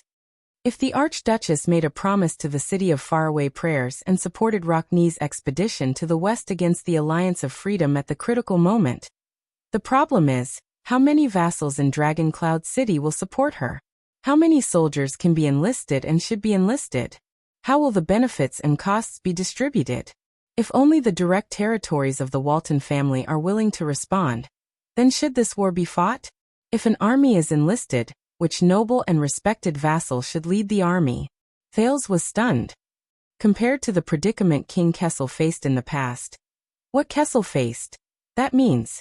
A terrifying thought rose in his mind. If the Archduchess cannot make a promise to the city of faraway prayers, she will only gain the reputation of being indecisive and hesitant. Putre's words were intermittent, and there was a rhythm that made people uneasy. He continued, but if the Archduchess makes a promise but is unable to fulfill it at a critical moment due to internal reasons in Dragon Cloud City, such as opposition from the vassals, a lack of soldiers, a lack of resources, or even the army recruited by Dragon Cloud City returning in failure due to low quality, then under the eyes of all of Ekstedt, the impact of this matter on the Archduchess rule will be devastating. Thales frowned. If Saroma only sends the direct troops of the Walton family, and does not rely on the power of the vassals, Putre snorted coldly and shook his head. When a powerful archduke who has countless vassals under his command can only send his direct subordinates to the battlefield alone, then in the eyes of countless people, that archduke's reign will soon come to an end. Putre snorted coldly and shook his head. Thales heaved a deep sigh. Finally, with Putre's help, he found the clue that ran through the front and back. So, in short, all the problems can be summed up in one sentence. Putre took a long drag on his pipe. The wrinkles on his thin face slowly tightened. Is the current Dragon Cloud City still like the Dragon Cloud City under King Nuvan's command in the past? Is it still like the Dragon Cloud City under King Nuvan's command in the past? Is it still a unified entity? Is it indestructible from the inside out? And is united? At the moment when the reputable Dragon Cloud City and the Walton family need to stand up, the archdukes are watching her, and the vassals are also watching her. The time to test the Archduchess' prestige has arrived. Putre snorted coldly and said, to protect the family's reputation, to protect the country's dignity, and to fight against King Chapman, the Archduchess must represent Dragon Cloud City to make a promise, and ensure that this promise can be fulfilled. Thales stared at Putre dumbfounded. Putre's gaze was focused on Thales' gray eyes. His tone was frightening. And to ensure that the vassals will support this promise, the Archduchess who has been in power for 6 years. And how much is she willing to pay? Thales took a deep breath and clenched his fists. Thales exhaled and said with great difficulty, pay a price. For example. Putre nodded. He silently observed the prince's expression. While sighing, he said softly, for example, is she willing to show her sincerity and trust to the vassals? For example, if the Archduchess marries one of the vassals, to maintain the cohesiveness of Dragon Cloud City in exchange for the vassals' trust and cooperation, with the support of her husband and the inheritance of her bloodline, she will break away from the Archduchess, and become the Archduchess, to restore the glory of the Walton family. Putre's voice was very soft, but in the prince's ears, it was so heavy that it sounded like thunder. Thales closed his eyes helplessly. He furrowed his eyebrows and clenched his teeth. The little rascal from 6 years ago appeared before the prince's eyes. He remembered that day 6 years ago, when the dirty little girl was engrossed in reading books in the library. He remembered that in the Hall of Heroes, when the tear-stained girl shivered and looked helplessly at the ring of triumph on her finger. He remembered that in the streets of Shield District, when the little girl screamed and desperately tried to pull him away from the tentacles. He remembered, tell me Putre. Thales opened his eyes and said helplessly, when the fight between the king and the archdukes becomes more and more intense, when the Alliance of Freedom is in chaos, when the city of faraway prayers may ask Dragon Cloud City to send troops, when Saroma needs the vassals' support the most. During the day of Dragon Cloud City's State Affairs hearing, someone took the opportunity to cause trouble. He raised an issue regarding the Archduchess' marriage, reminding everyone that their suzerain is unmarried. Thales raised his head and said faintly as he sighed in exhaustion, "Is this really a coincidence?" Portray did not answer immediately. He turned his head gently and looked at a towering tree in the courtyard. He looked at its roots, which had already begun to rot. Finally, Portray sighed. "There is a saying that may be arbitrary, but most of the time, it is correct. Please remember it." "That is." The Lord clenched his pipe tightly. His gaze was cold. "There are no coincidences in politics." Thales lowered his head dejectedly. A breeze blew through the blood court. In the distance, Wyatt seemed to be complaining to Ralph about something. The phantom wind follower crossed his arms again with a look of disdain. "So that's how it is," the prince said softly. "Everything is connected now." He raised his head and looked at the sun above his head. From the city of faraway prayers denouncing the king, to the troublesome King Chapman, to the disturbance during the state affairs hearing, to Kent Vita's envoy, to the Alliance of Freedom. Portray stared at the prince quietly and listened to his words. Outside, this is the conflict of interest between the Alliance of Freedom and Extet, which was triggered by the Kingdom of the Great Dragon's internal strife during the past 6 years. Thales said faintly, "In essence, this is the rift left behind by the Special King Selection Congress 6 years ago. It is a game of chess between Chapman and Rockney, between Black Sand Region and the City of Faraway Prayers, between the common elected king and the archdukes." Thales pressed his hand on his saber and took a step forward. His expression was unpleasant. "Inside, this is the turmoil in Dragon Cloud City caused by Nuven's death, the disturbance caused by Archduchess Walton's succession to the throne, and the waves that were suppressed by Lisbon's prestige and the Archduke's endorsements are surging back in a frenzy 6 years later." The prince gritted his teeth, and his tone gradually became nervous. Lisbon must be very angry. Someone, no matter who, bypassed him. The Archduchess' highest vassal and the regent who was actually in charge of Dragon Cloud City, and attempted to interfere with the succession of power in Dragon Cloud City. Portray stood behind him, and the corners of his lips curled up in a barely noticeable manner. "You can see it very clearly. Even if someone might be making things difficult for us, this is indeed the seed we sowed when we ran amok in Dragon Cloud City and Heroic Spirit Palace 6 years ago." The Thin Lord said with a sigh. It was as if he had returned to the days when he fled for his life in Dragon Cloud City and survived in a desperate situation. The backlash 6 years later. Thales' face was tense. He clenched his teeth so hard that he almost broke his fists. F***CK, this is not the end. The poison like dragon blood. Not only has it not dried up, also, it is still flowing. Silence fell between the two of them again. Just when Portray thought that the prince's emotions had become agitated because of the sudden information. "There is one more thing that I don't understand." Thales turned his head and looked at Portray. He asked abruptly but calmly, "Why me?" The Lord stared at Thales' expression in surprise. Contrary to what he had expected, the prince was not panicking, agitated, or even overly emotional. He did not even seem nervous. This young man, compared to 6 years ago. Thales pursed his lips. His eyebrows moved slightly, as if he was thinking about something seriously. "This is the battle between King Chapman and Archduke Rockney. It's a storm that Dragon Cloud City is embroiled in." Thales' gaze became sharp, making Portray uncomfortable. He even had the urge to turn his head away. "But why?" Thales asked succinctly. "Why did Kent Vita request to meet me? To meet a prince of constellation?" Looking at the prince's gaze, Portray inhaled, raised his stiff hand, and held his pipe in his mouth. "I don't know." Portray blinked and tilted his head. "Maybe it's a coincidence." Coincidence? At that moment, Thales narrowed his eyes. It was as if he wanted to see something from the man's eyes.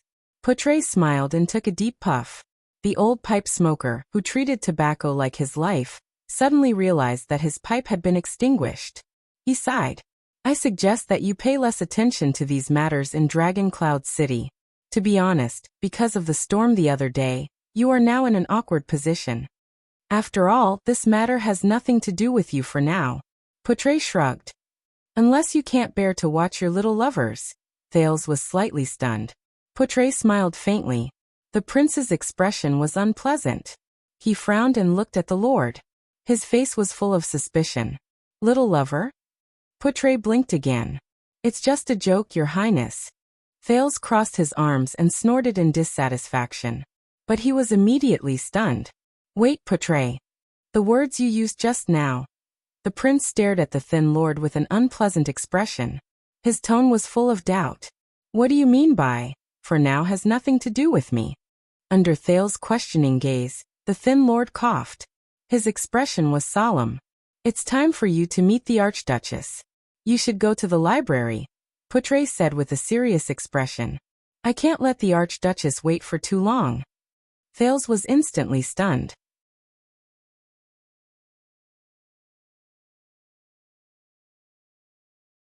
Chapter 293. When Thales braced himself and walked past the layers of guards, enduring gazes that were fiercer than usual, especially Nicholas' warning gaze, he passed through the old and heavy arched door and entered Raikuru's library, which he was very familiar with. The Prince of Constellation was fretting over what should have been a casual and relaxed meeting. Is Saroma aware of the political vortex she's in? Unknowingly, the girl was already in an inescapable chess game. She was facing Lampard Rockney and the vassals of Dragon Cloud City, who were experienced and ruthless chess players. Thales did not know how much Leespan had told her, nor did he know what the Archduchess' current state was. He also did not know what kind of attitude and stance he should use to face Saroma. He had to face the former girl, who was now a lady. The library was still the same. The arched corridor filled with rows of tall bookshelves swept past his field of vision, amidst the intertwining light and shadows. The passage beside the bookshelves was brightly and clearly illuminated by the braziers and the reflective gemstones on the ceiling. There was only darkness and obscurity between the bookshelves that blocked off the light. Thales anxiously walked between the light and darkness. He walked past rows of bookshelves and arrived at the place where he met the two girls for the first time 6 years ago. It was the glass cabinet that stored the first treaty between the two countries. You're late. The Archduchess of Dragon Cloud City sat quietly on a chair. A thick book lay open on her closed knees. Thales looked around hesitantly. He was not surprised to see Gings, the female official, and two maidservants at the ends of the corridor. The former was like a statue. She had her hands on her chest, looking straight ahead elegantly and nobly. The prince took a deep breath, walked up to Saroma, and lowered his voice. Saroma, listen, The Archduchess interrupted him without raising her head. The Archduchess interrupted him without raising her head. Her expression could not be seen clearly, but her voice was very calm. This batch of books was newly collected by the merchants from Dragon-Kissed Land. I heard that many of them are ancient books and handwritten copies. Thales raised his eyebrows. He was a little surprised by Saroma's interruption. He only hesitated for a moment before he pulled over a wooden chair, turned the back of the chair towards Saroma, and sat down with a solemn expression. He rested his arms on the back of the chair. At that moment, the prince felt his mouth go dry. Heh. Facing an old friend of more than 6 years, he said stiffly, I heard about what happened on the day of the state affairs hearing. The girl did not answer, but her hand did not turn the page. I want to say, After seeing Saroma in person, Thales felt that he had become clumsy. He had a belly full of things to say but did not know where to start. He could only say stiffly, Thank you for protecting me. The Archduchess still did not raise her head, but she snorted softly through her nose. If it were not for Thales' extraordinary hearing, he would have thought that she was daydreaming. But Thales sighed. I've also heard about it. I just flipped through the table of contents for this new batch of books. However, the Archduchess interrupted him again. There are many contents that you are concerned about, such as the Battle of Eradication. And the dragons. Saroma's face was still lowered, almost parallel to the book. Thales' expression tensed. She was not in the right mood. Saroma. Regarding the day of the state affairs hearing. Thales recalled the two conversations he had with Poutre and gritted his teeth. Yes, marriage. Thales was stunned. Saroma slowly raised her head and flashed a faint, bitter smile. This is what you wanted to talk to me about during today's training. The Archduchess sneered softly. Isn't it? Thales could not help but notice that the girl's eyes were a little red. He nodded subconsciously. Yes. Saroma closed the book on her knees and sighed softly. So, what do you want to say? She placed the book on the table beside her and went straight to the point. Recommend a husband to me? When Saroma said this, she raised her eyebrows, looking rather aggressive. Thales' words were a little sluggish. He opened and closed his mouth, but in the end he could only say a few words. I want to ask. Saroma tilted her head slightly. Her green eyes behind the pince-nez stared at him without moving. For the first time, Thales realized that this little girl's gaze could be so difficult to resist. A few seconds later, the prince, who still could not form a sentence, could only exhale and pretend to be relaxed. So regarding your marriage, what did they say? Is there anyone in mind? This time, Saroma stared at him firmly. She stared at him for a whole 10 seconds. It made Thales feel uneasy. Finally, Saroma exhaled through her nose, shook her head, and averted her gaze. It's those people, the counts who are directly under the vassals, such as Count Hurst, she said faintly. Hurst? Thales frowned. The Count of Flatiron County? That golden beard? Yes, Saroma added expressionlessly. Among the direct vassals of Dragon Cloud City, his age is the closest to mine. The prince grabbed the back of the chair and straightened his back. Close in age. Thales widened his eyes and exhaled subconsciously. After the initial shock, he said disdainfully, Yes, he's only 20 years older than you. Saroma cast him a thought-provoking glance. Or the son of a noble. Count Nazir has a son in his early 20s. He's the heir of the family. Nazir Jr. Thales frowned again. I heard that his dissolute reputation is known from the maids in the city to the sows in the suburbs. The Archduchess narrowed her eyes in puzzlement. How did you know? Thales snorted softly and shook his head. Gossip from the kitchen. During the banquet, the maids all want to. Forget it, it's not important. Saroma pursed her lips, seemingly dissatisfied. If it really doesn't work, there's still Seal. This time, Thales interrupted her. Count Leespan? The regent? The prince looked as if he had seen the most unbelievable thing in the world. My God, that old man even has a grandson. Thales. Saroma seemed to have had enough of Thales' tone. She said coldly, the candidate I'm talking about is Seal's grandson. Thales was speechless. Saroma stared at the ground in dissatisfaction. The embarrassed Thales rested his chin on his arm. For a moment he had nothing to say. Finally, the silence between the two was broken by the Archduchess. Thales, she whispered in a tired voice. Don't you want to see me get married? Thales did not speak immediately. Saroma. A few seconds later, Thales managed to speak. His voice was deep. Tell me the truth. Do you really want to get married? Saroma raised her head abruptly. Her expression was tense. Is this important? The prince heard the girl's words as if she was acting out of spite. You know I have to get married. Thales furrowed his eyebrows slightly. He straightened his back and moved his chair closer. We've known each other for 6 years, you know. The prince's expression was serious. I don't want to see you unhappy. I don't want to see you forced to do something you don't want to do. Because, Saroma stared at him in a daze. Because I'm the one who caused you to become like this. Thales shut his mouth and said to himself dejectedly. The moment little rascal agreed to help him 6 years ago, and the moment little rascal was announced as the Archduchess of Dragon Cloud City appeared before his eyes. Thales sighed and rested his chin on the back of the chair. A few seconds later, the Archduchess tilted her head and looked to the other side. Even if I don't want to, so what? Saroma's voice suddenly traveled into his ears.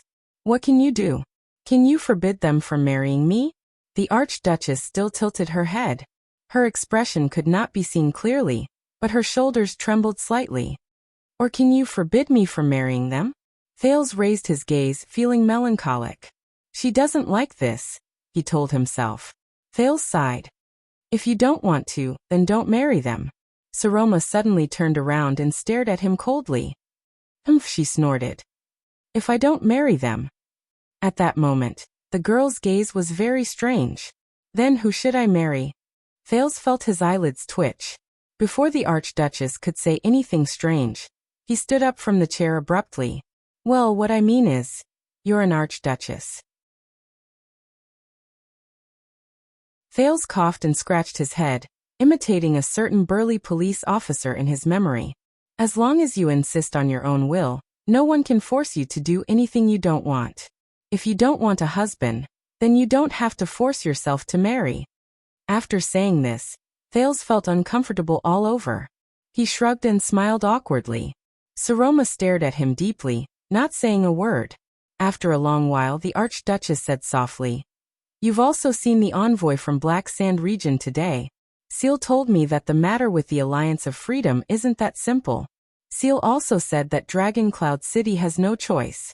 If I want to win the vassals' support and protect the Archduchess' authority, then all the more you can't simply marry."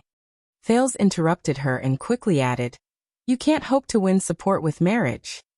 Think about it. You're alone." The prince took a deep breath and endured Saroma's piercing gaze. "And there are 6 counts in Dragon Cloud City alone. No matter who you marry. Perhaps you can calm the storm for a short while and get through this crisis. But the price is that you will soon be dragged into a deeper level of Dragon Cloud City's internal strife." Thales sighed. "Because your new husband is one of them, you will no longer be able to stay out of the relationship between the vassals. You will no longer be able to act as a supreme and fair arbiter. You will no longer be able to rule this land as their suzerain. Moreover, an archduchess who uses her marriage to compromise with the nobles will not be able to gain loyalty." This time, Saroma stared at him for a long time. She stared at him until Thales felt a little embarrassed. "You know." The young lady's voice was a little airy. Seal said the same thing. "Lisban." Thales shuddered. "He also opposes your marriage?" Saroma did not answer him directly. She laughed and said, "But the vassals will be very unhappy." She said listlessly, "What should I do? What should Dragon Cloud City do? They're already very dissatisfied with me. They say that my bearing is not stable, my charm is not good, and my dressing and speech are immature. If I still refuse to marry them and have no children." The Archduchess sighed slightly. She was a little dejected and tired. "I know that in the future, whether we send troops or issue decrees, they will not cooperate obediently." Thales exhaled. For some reason, after knowing that Lisban also opposed the suzerain's marriage, he felt inexplicably more at ease. But when he turned his head, he saw the Archduchess' dejected and bitter expression. Thales clenched his fists lightly. He sat back in his chair. "No, Saroma," the prince said seriously. "This has nothing to do with your bearing and charm. It has nothing to do with your dressing and speech. It has nothing to do with whether you get married or not, and whether you have children or not. Your vassals, they will have this kind of attitude." Saroma raised her head and stared at him blankly. Thales clenched his fists tighter and tighter. He took a deep breath. "It's because, but before he could finish, he was interrupted by the Archduchess again. "Because I am an Archduchess." Saroma could not help but laugh. She tilted her head back and leaned against the back of the chair. She looked askance at the row of bookshelves in the distance. "I am a woman who makes them look down on me." Thales was stunned. "Yes, I know." Saroma's voice was very low. At first glance, it sounded emotionless. "I have always known." They are not used to it, and they dislike being ruled by a woman even more. Whether it is them or the enemy, they all feel that such a Dragon Cloud City is not stable. They feel that I am weak and ignorant. So they urge me to get married. The Archduchess will marry a local noble of Dragon Cloud City, leave a seed in my belly, and bear the name of Walton. One day, I will hand over power to him.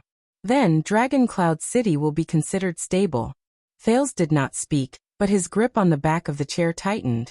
"During the day of the council hearing, no matter what I say, everyone's eyes will only be on Seal."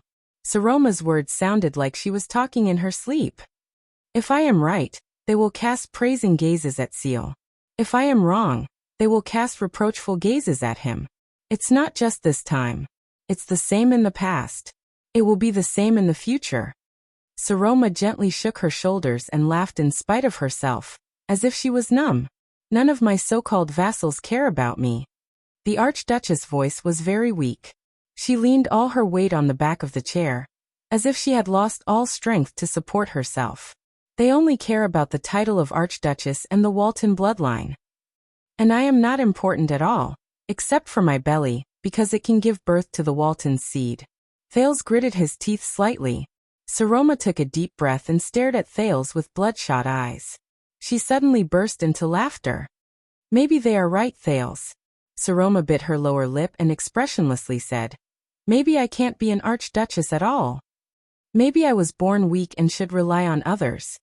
The Archduchess' voice became fainter and fainter.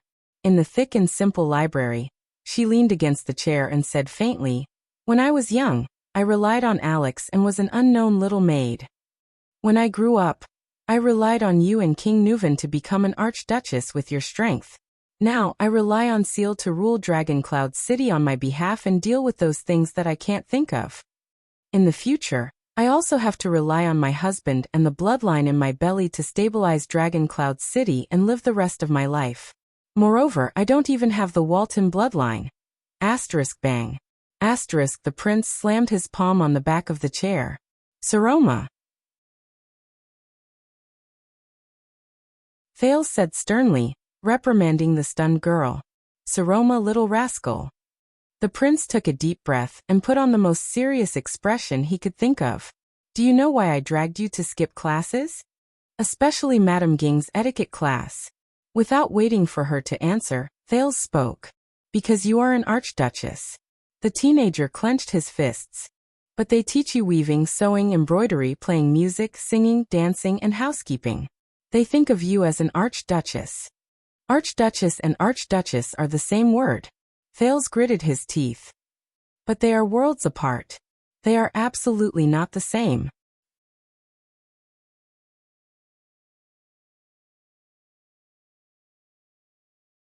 Chapter 294. Saroma stared at him with a slightly misty gaze. But they didn't do anything wrong, did they? She snorted and shook her head. She raised her right hand and looked at the triumph ring on her thumb. I didn't. Little rascal.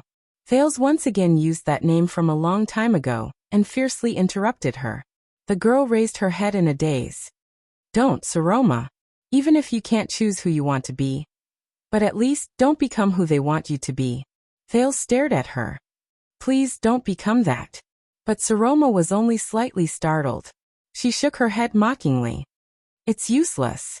As the Archduchess of Northland, my future has already been decided. Even if it's not this time, she said disappointedly. I've thought about it.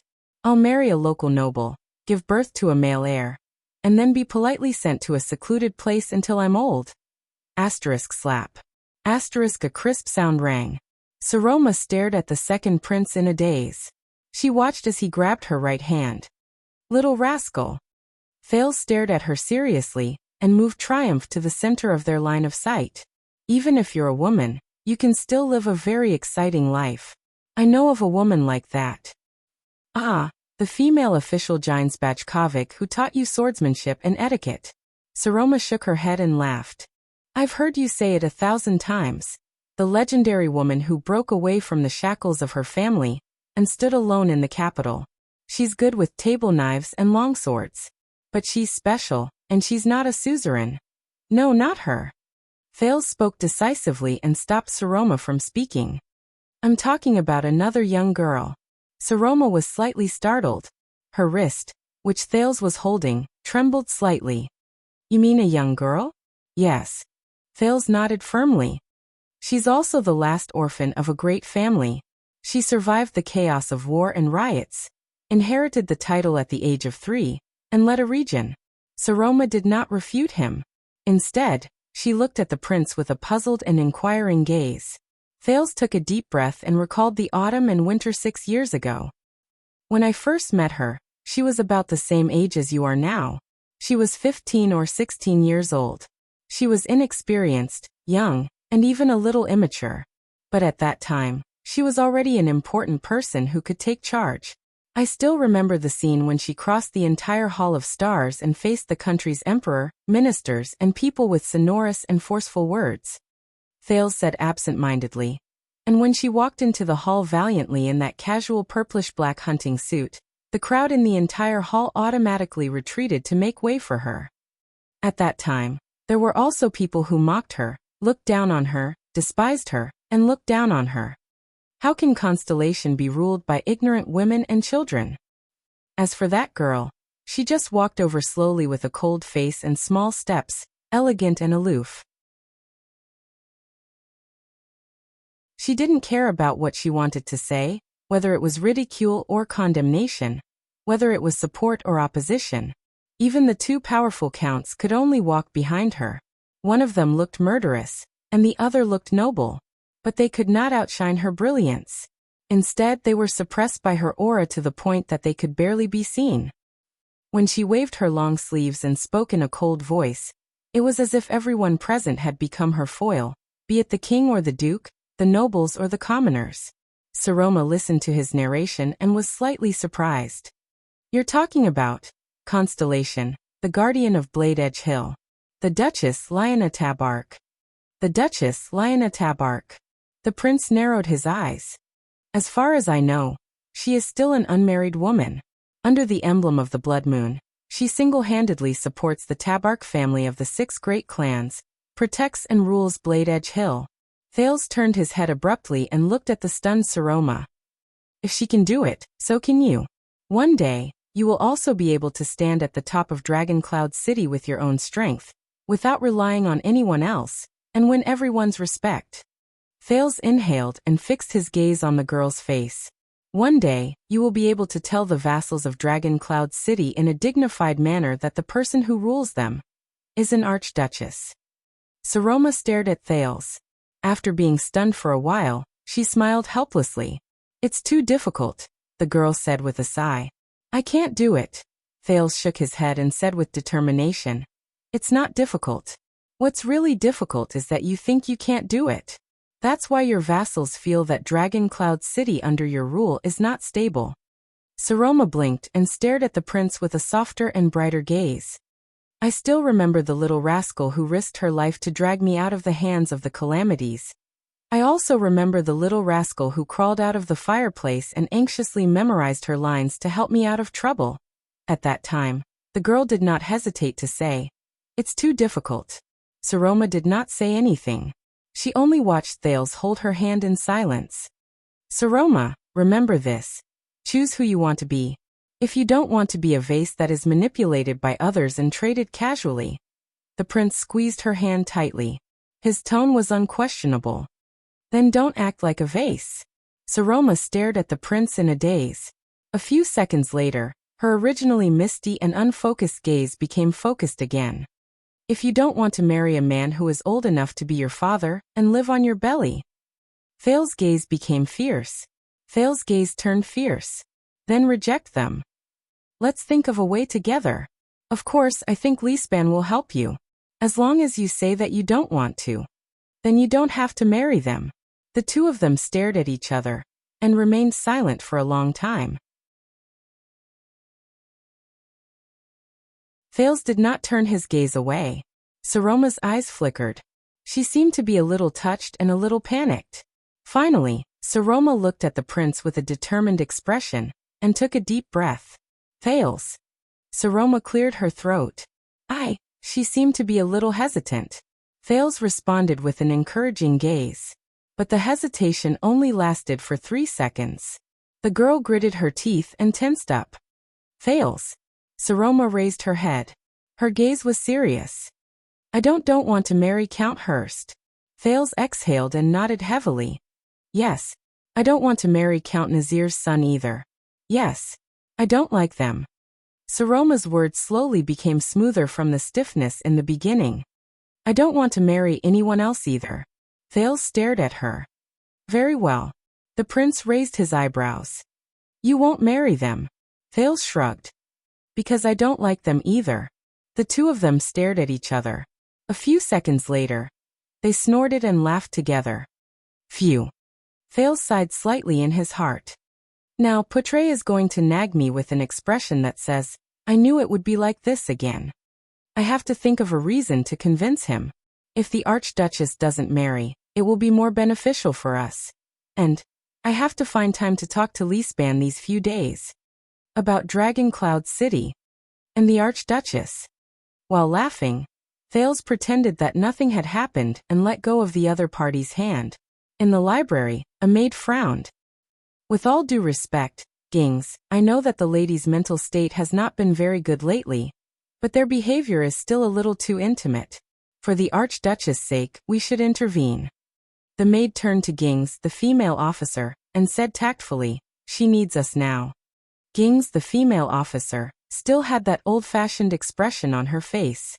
She quietly watched the teenage prince and the young Archduchess giggle in the distance. Believe me, for the Archduchess' sake. Gings turned her stern gaze and shook her head. What she needs the most right now is not us. Suddenly Saroma spoke again. Thales. But this time she tilted her head slightly. Her expression was a little cunning. If I am willing to marry them, marry the vassals of Dragon Cloud City, would you still say these words? Would you still stop me from marrying them? Thales heard something and was momentarily stunned. He shrugged. Of course. The young lady smiled faintly. Didn't you stand up for me on the day of the State Affairs hearing? Thales scratched his head again. The friendship between friends is mutual, and it cannot be bought with money. Saroma's gaze lowered slightly. Thales scratched his head and awkwardly searched for an excuse. You know, if you get a local husband in Dragon Cloud City out of nowhere, then maybe my good days will come to an end. Of course, I have to try my best to stop it. Oh, I see. The young lady's voice became gloomy again. Right, Thales? Thales blinked, looking puzzled. Saroma raised her head. The Archduchess narrowed her eyes in a thought-provoking manner and asked, Lyanna, is she beautiful? Thales' eyelids twitched again. I don't really remember. The prince exhaled and twitched the corners of his mouth. The atmosphere at that time was too tense. I only remember that my legs kept trembling. Saroma burst into laughter. Thales also chuckled a few times. But his memory immediately returned to 6 years ago. Lyanna. 6 years ago, she was 15 years old. Now she should be in the prime of her youth, like a blooming flower. That girl who left a deep impression on people. The moment Lyanna opened her mouth to speak, when her gaze was as sharp as a blade, and when she stood up to the dukes without showing any weakness. Thales was lost in thought as he pictured the heroic young duchess in his mind. Even when she faced the ex-dead envoy and forcefully ridiculed Lampard.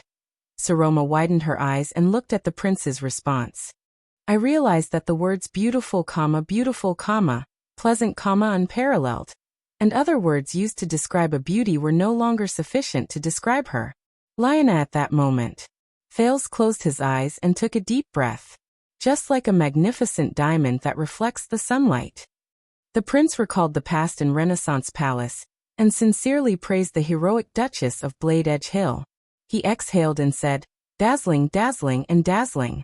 It's unforgettable at first sight. At this moment, thud. Thales felt a pain in his chest as a muffled sound rang out. With a contorted face, he opened his eyes and looked at a book that was thrown at his chest. A new book that arrived today. Saroma also held a book in her hand and said coldly, I flipped through it and found some places that you might be interested in. Hurry up and read it. You've wasted too much time. Weren't we having a good chat just now? Thales rubbed his chest in pain. He had just realized what mistake he had made, but he was still indignant. He was about to refute, but you can't. Shut up and read the book. The Archduchess put on a stern face and said fiercely, don't waste time. I still have class later. Thales exhaled and rolled his eyes the moment Saroma lowered her head. Fierce woman. With a bitter expression, the prince lowered his head and straightened his sitting posture. He flipped open the book marked against the heavens in his bosom. What book is this? An evaluation of the Draconic language? Thales flipped open the bookmarked page, and was immediately attracted by the title of the chapter. The prince's expression became solemn. Following his habit, he began to study the book in a low voice. The structure of the great dragon's throat is extremely unique. Hence, the pronunciation of the Draconic language is also extremely complicated, to the point that it cannot be recorded without musical instruments. The recorded Draconic language can only represent a part of the syllables. In the mouth of the great dragon, most of these Draconic words have another way of pronouncing that we cannot imagine. Draconic language. Thales's 6 years in the library was certainly not just for the sake of finding peace and quiet. More importantly, the prince recalled that night, the huge figure that rose from the flames, and the various mysteries about him. His mood became increasingly heavy. It had been 6 years. He had been beating around the bush with Saroma and found many documents. They had learned the names of at least 15 great dragons in history. However, among the 15 names with different characteristics, the one he was looking for was not among them. Apart from a few races, such as the elves whose singing is comparable to that of a lark, most races cannot rely on their voices to directly communicate and converse with the great dragon. Thales read the paragraph he drew and frowned. No wonder the Queen of the Sky wanted to communicate with us like that. It turns out that we can't speak the Draconic language. Damn it. So, as long as the name is pronounced in the Draconic language, it cannot be pronounced in the common language, or even by humans. If that's the case, not there. Saroma's voice traveled to his ears. She seemed rather impatient. Flip to the second bookmark. Thales, who had mixed feelings, raised his head in annoyance. How would I know if you don't tell me? However, the moment he saw the fierce look in Saroma's eyes, he shrank back with a whoosh. The prince obediently flipped to the second bookmark. The ancient elves were one of the few races in history who could fight against the great dragons without falling into a disadvantageous position. In the dragon-slaying war, this name comes from the historical records of the ancient elves. The author believes that the great dragons must have had another name similar to the hunting for long ears game. The ancient elven kingdom hunted and killed at least 6 famous great dragons. Hence, they are also the race that knows the great dragons the most. In fact, a lot of the author's information came from the generosity of a friend in White Mountain. Thales narrowed his eyes. 6? Could it be that Saroma wants to show me the list of the 6 dead great dragons?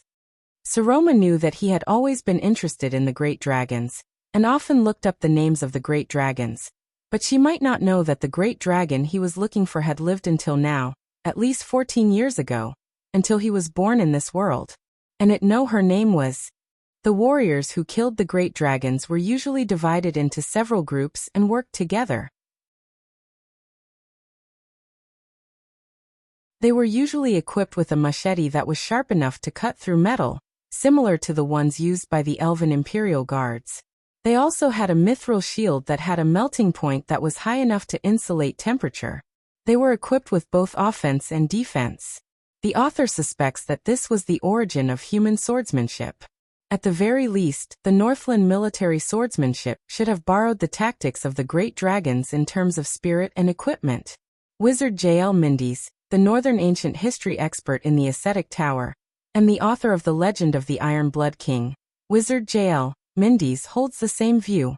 However, Master Reimer, the Alchemy Tower's weapons technology expert, believes that the Northland military swordsmanship was mainly influenced by the ancient beast's personality fighting skills on the battlefield. Snipers, this unit is responsible for long-range attacks and restraints. They are equipped with a variety of special arrows that can affect the great dragon, and they hold a foldable, long-range sniper bow that can quickly attack and suppress fast-moving targets in the air, ranging from the dragon's eyes to the dragon's armpit. Even today, the Wanderer Elven settlement in the Empire's Greenheart province still retains this bow-making technology, and it even influenced Greenheart province to become the Empire's top archer production area. The saying Northland is tough, West Billows is ruthless, and Green Hills produces strongbows has spread far and wide.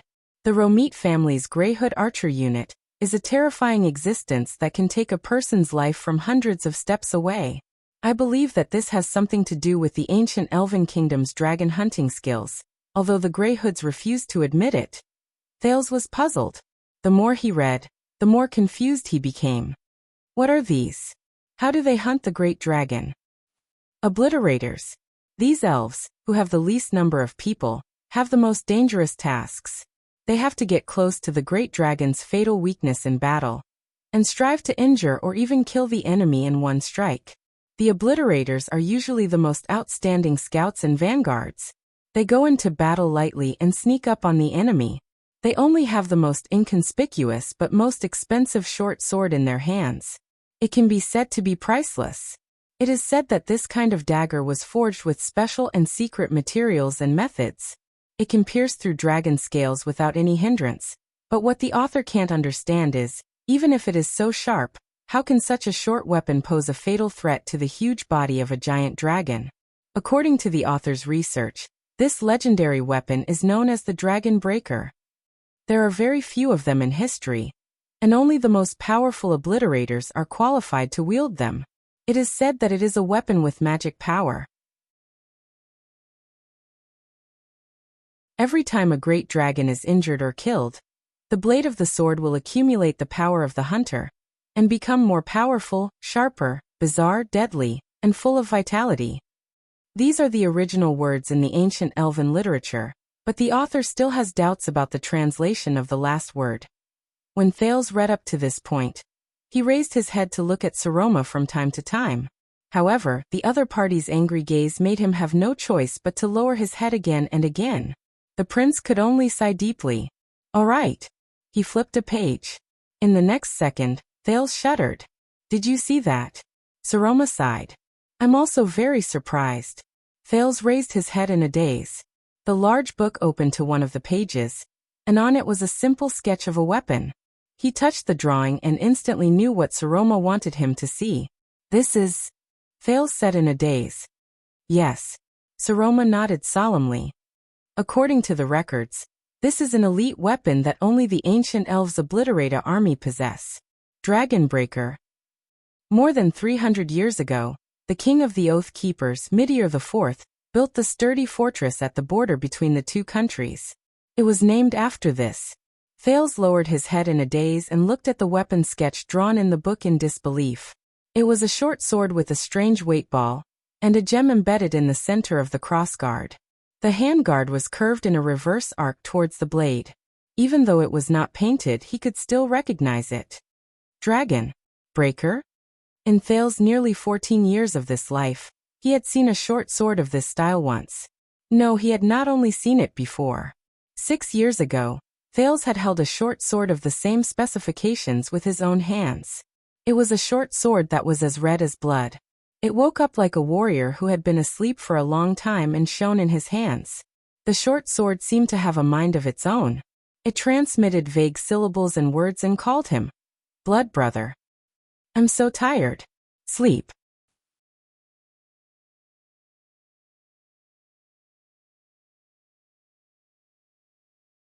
Chapter 295.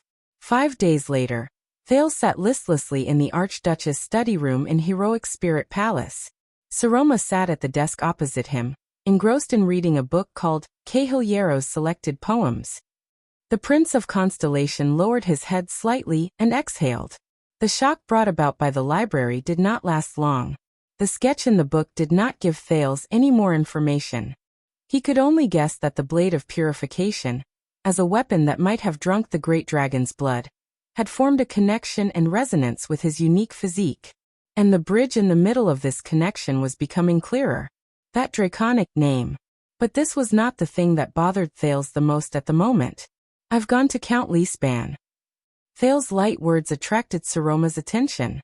The Archduchess raised her head and her eyes lit up. What did Seal say? Thales scratched his head. Leespan said that regarding the Alliance of Freedom, we have to wait for the City of Faraway Prayer's official letter before we can decide how to deal with it. But don't worry. The Prince of Constellation grinned. Leespan is very confident that the Archduchess will continue to maintain her independence and autonomy.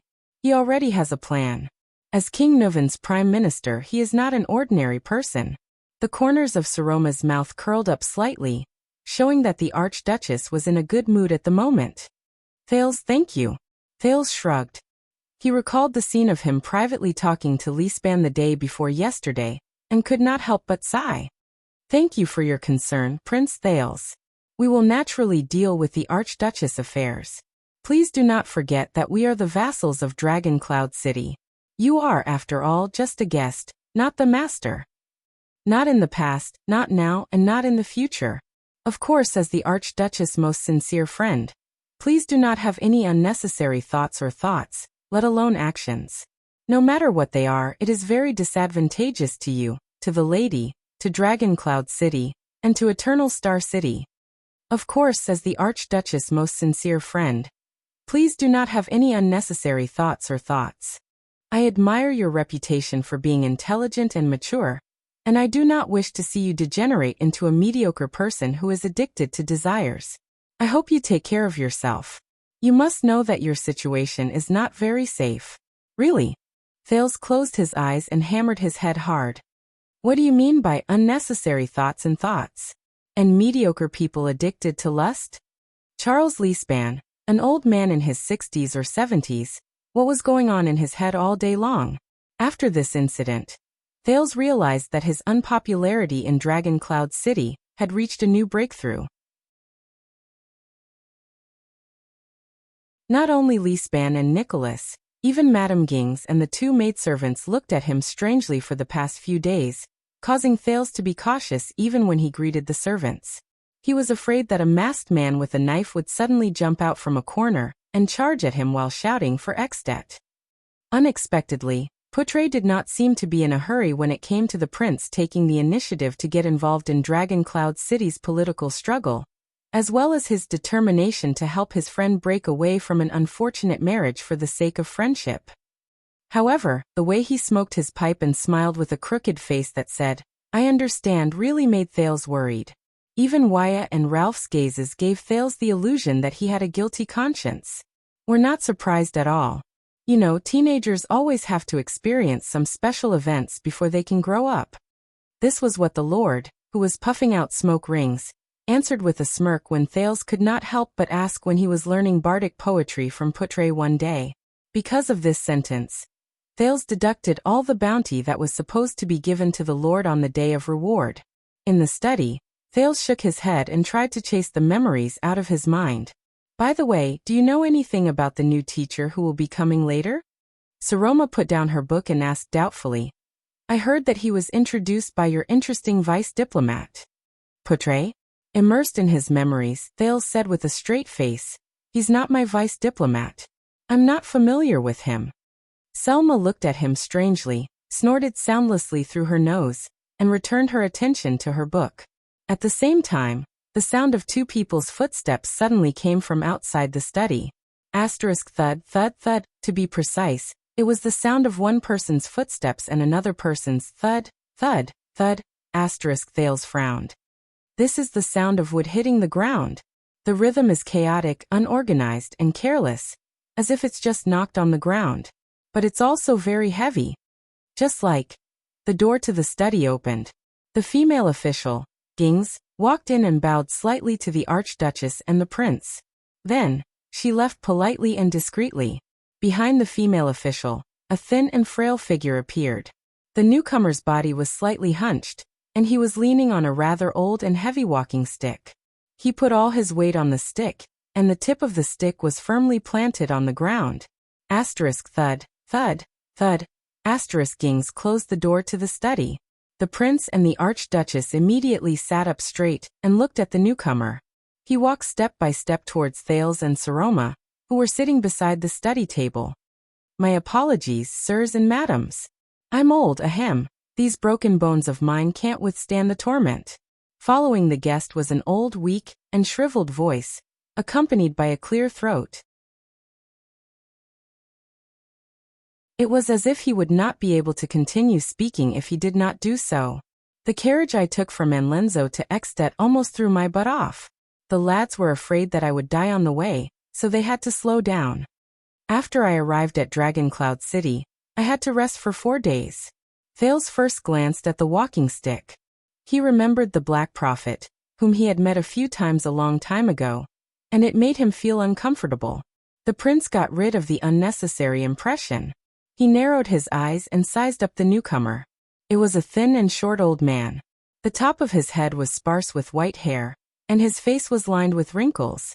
He seemed to have gone through a lot. The old man was wrapped from head to toe. He used this term because his body was so thin that it looked like his clothes were hung on overly small hangers. He wore a normal dark coat with a white undershirt and a red scarf. He looked no different from an ordinary merchant who did business in a shop. He did not seem to be in good spirits. His eyes were misty and turbid. Only his left eye was wearing a pince-nez monocle, which made his left eye look especially big from the front. The old man forced a calm and gentle smile. His wrinkles moved up and down his chapped lips, giving others a feeling of desolation in his old age. He looks even older than Lee Span and Nuven from 6 years ago. Thales was secretly shocked. He's at least 70 years old. How did Poutre and Gilbert manage to invite such an old man, who looks like he's in a bad condition and is about to die, to travel thousands of miles to Dragon Cloud City? "Good day, sir," Thales said rather worriedly. I heard Poutre mention something about a new teacher, but he refused to say who it was." Saroma stared blankly at the new teacher. She seemed to be stunned by his age and condition as well. Maybe he's right. That way, you won't be too disappointed when you see an old man who's about to die. The old man laughed dryly. He seemed to be straining to take another step forward. His right hand, which was holding on to his walking stick, trembled slightly. "You don't mind if I sit down, do you?" The thin old man looked at his trembling right arm. He scrunched up his nose in disdain, and shook his head. "My legs aren't good." Obviously, he did not ask for their opinion, or at least the Archduchess' opinion. Instead, he picked the most comfortable leather chair and sat down. The thin old man sank into the leather chair. He closed his eyes and heaved a sigh of relief. He rested for a few seconds. Thales and Saroma looked at each other. There was surprise on their faces, and they did not know how to react. "This is the teacher whom Gilbert and Poutre hold in high regard?" The old man seemed to have recovered some of his strength. He then opened his eyes and flashed a weak smile. "Don't worry. I've been weak and sickly since I was young. I may look terrible, but in truth, I've lived longer than too many strong and healthy people." Thales curled up the corners of his mouth and forced a smile. "I heard that you're Gilbert Casso and Poutre Nemain, and they're indebted to your teachings?" The thin old man tilted his head slightly and narrowed his eyes, as though he was reminiscing. "Oh yes, those two interesting boys, the little adult and the troublemaker." The old man paused for a moment, as though he had just remembered. He curled up the corners of his mouth. "A long time ago, when I was still a home tutor, the students I taught. They seem to be among them?" Thales raised his eyebrows and exchanged glances with Saroma again, puzzled. "Oh yes." The old man's eyelid twitched. His left eye behind the lens widened abruptly, and it looked rather frightening. He drew out the walking stick in his right hand, and placed it between his knees. Then he held it with both hands and smiled faintly. "As an opening remark, we should indeed introduce ourselves first." The old man looked at the two embarrassed students with a gentle gaze. The wrinkles on his face curled up like waves. "Let's start with me. Merrill Hicks." The thin old man cleared his throat. "I'm from Dragon Kiss Basin, and Lenzo Dukedom, Longchant City. But most of the people who know me like to call me Old Crow. Of course, the students usually like to call me that behind my back." Thales' heart stirred a little. Dragon Kiss Basin. "That's... You're from Dragon Kiss Academy? You're a scholar?" Saroma's eyes brightened. She leaned forward in high spirits and looked at her new teacher, Hicks, curiously. "I heard from Seal that you're very famous, and that many outstanding people have been in your..." Hicks laughed at first, then shook his head with a slight sigh and interrupted the Archduchess. "Although I do hold a post in Dragon Kiss Academy." Hicks' left eye behind the lens blinked once. "But I have to say, I'm ashamed to say that I've never obtained a scholar's qualification. When I traveled to other countries, I relied on the proof of a scholar's qualification from my classmate to barely get a job as a home tutor in a noble's castle." His tone was casual and normal. Even though that was how he used his words, it was clear that he was not ashamed at all. It was as if he was talking about a trivial matter like forgetting to bring my wallet when I went out. Thales and Saroma stared at each other in astonishment for the third time. Both of them blinked. What? Old Crow Hicks nodded at them in a friendly and mischievous manner. Then, it's your turn to introduce yourselves. Ladies first. How about that? Saroma's small mouth opened slightly. She could not quite react. Thales was also a little confused. Over the past 6 years, the boys and girls of Dragon Cloud City had experienced countless Northland home tutors. They were rigid, flexible, serious, stubborn, apathetic, kind, humorous, pretentious, and extremely fierce, but every tutor knew what kind of students they were going to face before they came here. Their reactions when they saw the Archduchess and the Prince were not like the old man who called himself the Old Crow. At least, he did not tell them in such a nonchalant tone that he had once forged a certificate to deceive them. He also did not casually ask the two nobles to introduce themselves the moment he opened his mouth. Also the way he addressed them. Sir, madam? This made Thales remember that 6 years ago, in Mindy's hall, Gilbert had also addressed him as Sir, before he was acknowledged as a prince. When he thought of this, nostalgia surged in his heart. Relax, don't be nervous. I'm not here to be your enemy, unlike most of the tutors in this world. Hicks noticed the Archduchess' reaction. He opened his mouth wide, revealing a mouthful of teeth that were well-maintained despite his old age. He laughed casually. Dragon Cloud City pays me a salary, but it is not for me to bother you. In fact, I just want to chat with you. If I'm not welcome, then I'll just treat it as a stroll in Northland. The Old Crow exhaled and nodded with a smile. He looked at Saroma with a gentle gaze. He rested his right hand on his walking stick and patted the back of his right hand with his left hand. Although I have heard many things about the two of you before, it is obvious that I would like to hear your own voices. Obviously, the old man's attitude made Saroma feel much more at ease. The young girl glanced at Thales, and the latter gave her an encouraging nod. Good day, Mr. Hicks. I am Saroma Walton from Dragon Cloud City. Ahem, the Archduchess of Dragon Cloud City, Saroma said carefully. In fact, I am very stupid. I don't know anything. I only know how to read. Hicks chuckled. Ah, Archduchess, it's so kind to see you. Haha, at least we have something in common that is obvious. Hicks blinked, smiled, and poked the monocle on the bridge of his nose. Saroma adjusted her pince-nez, raised her eyebrows slightly, and curled up the corners of her mouth. Thales knew that this was an expression that she wanted to laugh but was holding back. The Old Crow shook his head and turned to the other person. His left eye widened slightly behind his monocle. Why don't you sit closer, Thales? The Prince of Constellation, who was observing the interaction between the two, paused for a moment. You don't have to act like a hedgehog. You may always be in trouble, but not today, not here. Hicks tapped his walking stick and looked at Thales with a profound gaze. Thales widened his eyes and stared at the strange new teacher. His Adam's apple bobbed a little. Good day, mister. In the end, he politely moved his chair forward a little, lowered his scrutinizing gaze a little, and nodded. I am Thales Jadestar, and I look forward to your teaching. Thank you for accepting Putre's invitation, and coming all the way here to teach us. Yes, Thales. Hicks took a deep breath and stared at Thales with his left eye behind his monocle. His voice was a little weak. Jadestar, very good. Jadestar, as expected. Thales was slightly startled. Oh, right, teaching. The Old Crow did not waste any more time. He patted the back of his hand and sighed. Both of you must be very curious. What exactly does such a strange and terrible old man want to teach you? What can he teach you? Under the curious and scrutinizing gazes of the two students, the thin old man sitting in the leather chair lifted his back from the back of the chair and raised his head. I have thought about this question before. Even among the many students I have taught, both of you can't be said to be the most ordinary ones. Thales and Saroma stared at their teacher seriously.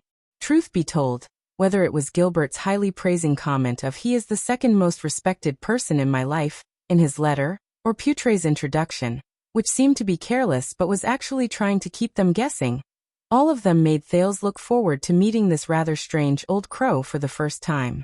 Asterisk slap. Asterisk Hicks slapped the back of his hand and laughed. Truth be told, I can't think of anything to teach you either.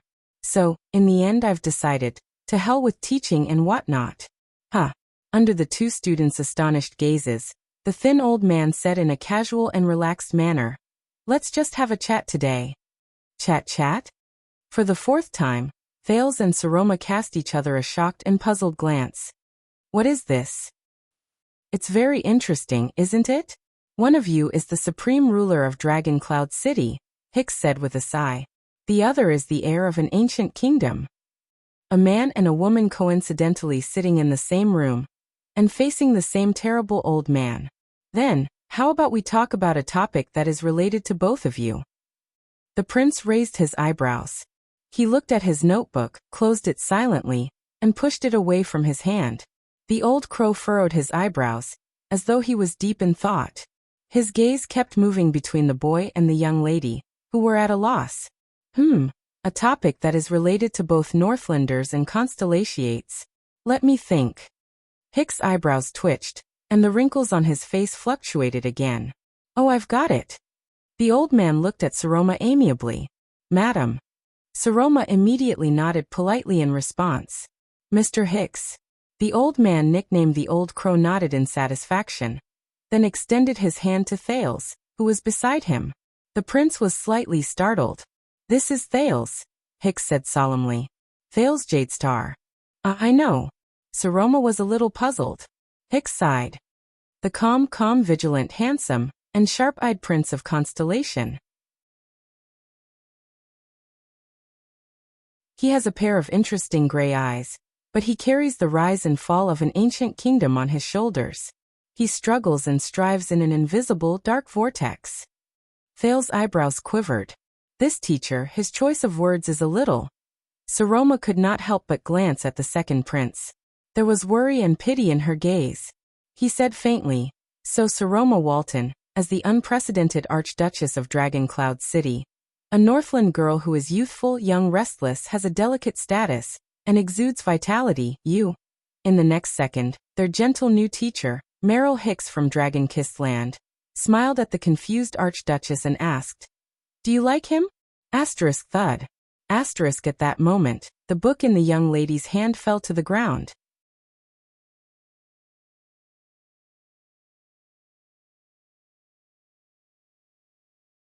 Chapter 296. In the Archduchess' study room, Saroma widened her eyes. What? Thales also stared blankly at his new teacher, who had just uttered such shocking words. This. Are you really here to be a teacher? In the awkward atmosphere, the flustered Archduchess was tongue-tied. She could not utter a single word for a long time. She could only cast a pleading look at Thales out of habit. Mr. Hicks. In the end, Thales could not take it anymore, so he braced himself and said, "This joke is a little. Saroma and we."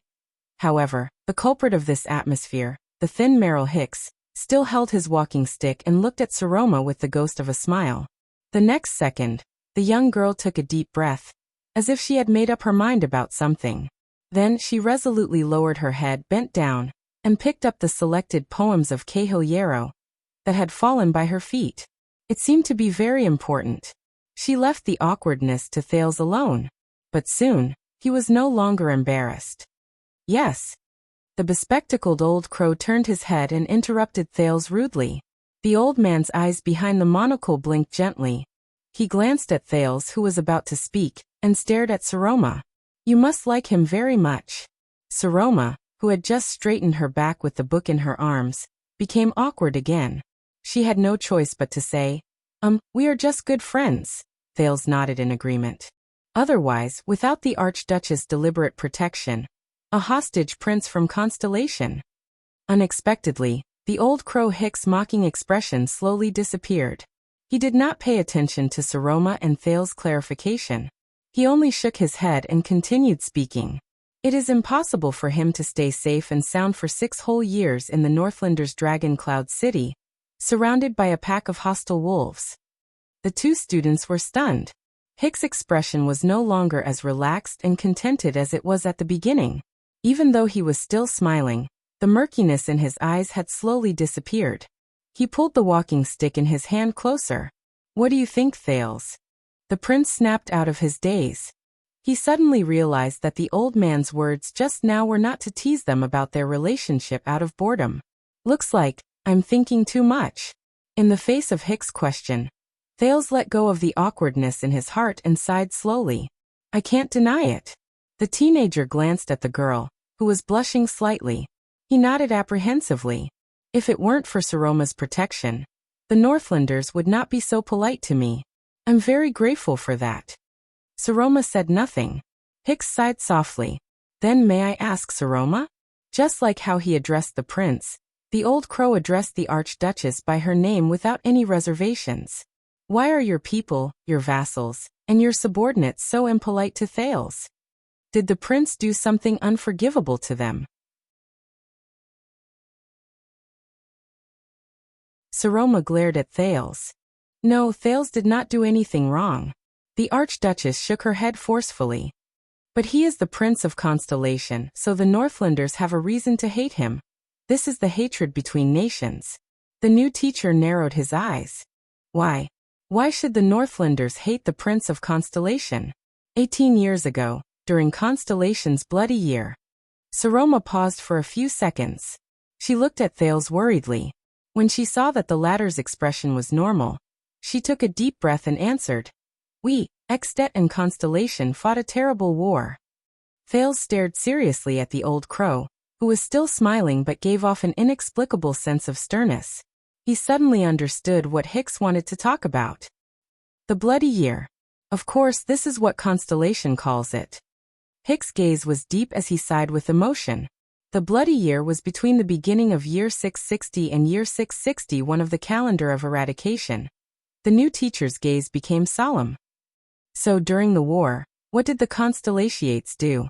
What made Extet, who took the initiative to invade, hate Constellation so much? Thales furrowed his brows. Saroma hesitated for a second, but under Hicks' smile, she still recalled the contents of the books and lessons she had in the past. She answered truthfully. Because of the Fortress Treaty. At the end of the war, the Northlanders were forced to negotiate peace with Constellation under pressure from many parties. They even signed a treaty. Other than a piece of disputed woodland northwest of the fortress before the war, and some monetary compensation, Extet did not get much land or spoils of war. Many people, from the archdukes to the vassals, from the nobles to the soldiers, were dissatisfied with the fact that they had already broken through the northern territory and won victory on the battlefield. In the end, they had to return to the north with their tails between their legs. So, the Archduchess glanced at Thales cautiously again. So they felt that this was a humiliation brought upon them by the Constellationates' despicable methods. As he listened to the conversation between the old and the young, Thales remembered everything that Gilbert had told him in the carriage on the eve of the National Conference. Rather than saying that this was a treaty, it would be better to say that this was a record of humiliation. Very well, so this is the answer. The Fortress Treaty, which is disproportionate to the results of the war, is the source of the Northlanders' hatred towards Constellation. When he said this, Hicks showed a puzzled expression at the right time. However, this answer inevitably brings more questions. Even though you were not born at that time. Hicks tapped his walking stick and exhaled. But according to what you just said, why? Extet had already obtained such a huge advantage, to the point that the entire northern territory and half of the land of cliffs were defeated by them. Why was the Fortress Treaty signed like that? Why did Extet only ask for compensation, but give up every piece of Constellation's land that they had painstakingly conquered and occupied for nearly half a year? Thales and Saroma both frowned, and began to think about the old man's words. Hicks turned his head and looked at the Prince of Constellation amiably. Thales, what's your answer? Do you want to take a guess? Thales raised his eyebrows slightly. A memory from a long time ago flashed in his mind. It was still in that bright classroom. It was still the same continuous, clacking sounds of keys being pressed and notes being taken. Chiron, what's your answer to this question? Over the past 6 years, there were not many flashes of unfamiliar but familiar memories like this. At least, it was not as frequent as when he was in those thrilling adventures 6 years ago. But they were definitely not silent. For example, right now, how does social relations, or rather, the position of an individual in the circle of social relations, affect an individual's behavior?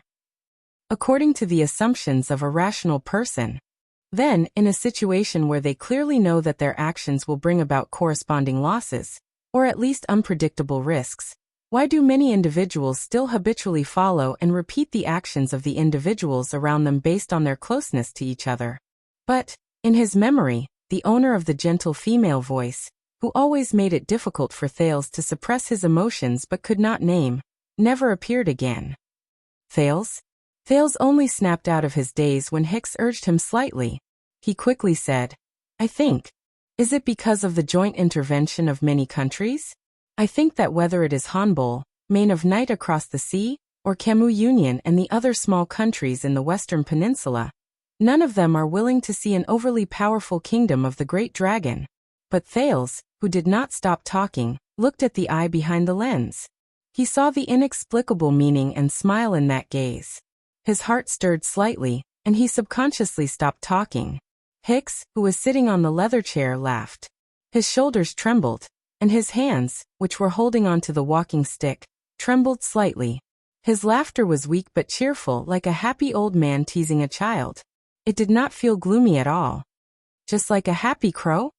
Saroma stared at the old man, puzzled. Finally, Hicks stopped laughing and nodded. I'm sorry. I remembered a book I once read. Thales revealed a puzzled expression. According to the history of the war in the Northern Territory, when the two countries started negotiating, countries like Camus Union and Hanbol expressed their concern. However, Camus Union could not come to an agreement for a long time regarding the conditions for Ekstedt to withdraw its troops. Hanbol expressed that he respected King Neuvin's wishes, and Main of Night's envoy was on the way. He only sent a messenger crow symbolically to express his stance. From the looks of it, either the author of The History of the War in the Northern Territory was boasting and falsifying the inside information he obtained, or, what do you think? Hicks raised his head and looked at Thales with a ruminating gaze. The prince frowned again. So, does this mean that the so-called interference of many countries is actually quite weak, and is not worth mentioning to Ekstedt at all? There's another reason why Ekstedt gave up on the spoils of war, and even the peace talks between the two countries? I remember again. One of my students once told me. The old man laughed. King Neuvin once generously bestowed the 8 counties in the Northern Territory of Constellation to 6 counts as a reward to them. Similarly, the Archduke of Defense City, the Archduke of Prestige Orchid, and the Archduke of Black Sand Region also tried to take the lands they conquered as their own. Hicks rolled his eyes slightly. Ekstedt even succeeded in making many families in the former lands of Constellation pledge their loyalty to the new suzerain of the Northlanders. Thales and Saroma, who were getting more and more confused, looked at the old man with puzzled expressions. But in the end the Ekstedtians still withdrew and gave up? Thales asked doubtfully. It seems so. The old crow nodded slightly. First it was Count Mend of Black Sand Region, then the Grey family under Defense City, and finally the Counts of Dragon Cloud City. When their armies withdrew, the lands of Constellation that still belonged to them in name changed their flags, refused to pay taxes and joined the army, chased away the Ekstedtian nobles who stayed behind, and returned to the rule of their former masters. Even many families who were originally forced to submit to the Northlanders changed sides, and returned to the territory of Constellation. Thales' heart sank. Why? Saroma asked curiously. Could it be that the rule of the King of Eternal Rule has been so deeply rooted in the hearts of the people that the loyalty of the people and nobles is unshakable? Hicks rubbed his wrists and clicked his tongue. If that's the case, why did the loyal nobles surrender to Ekstedt in the beginning? Strictly speaking, the people of the Northern Territory are also Northlanders. They do not lack the courage to fight to the death. Saroma was instantly speechless. But Thales, who was beside her, was lost in thought. Wait. Refused to pay taxes and join the army. Chased away the Ekstedtian nobles and officials who stayed behind. The prince had a thought. He suddenly remembered the tense and dangerous negotiation in the Hall of Heroes 6 years ago. He remembered Chapman Lampard's expression. He remembered what he truly feared. I understand now.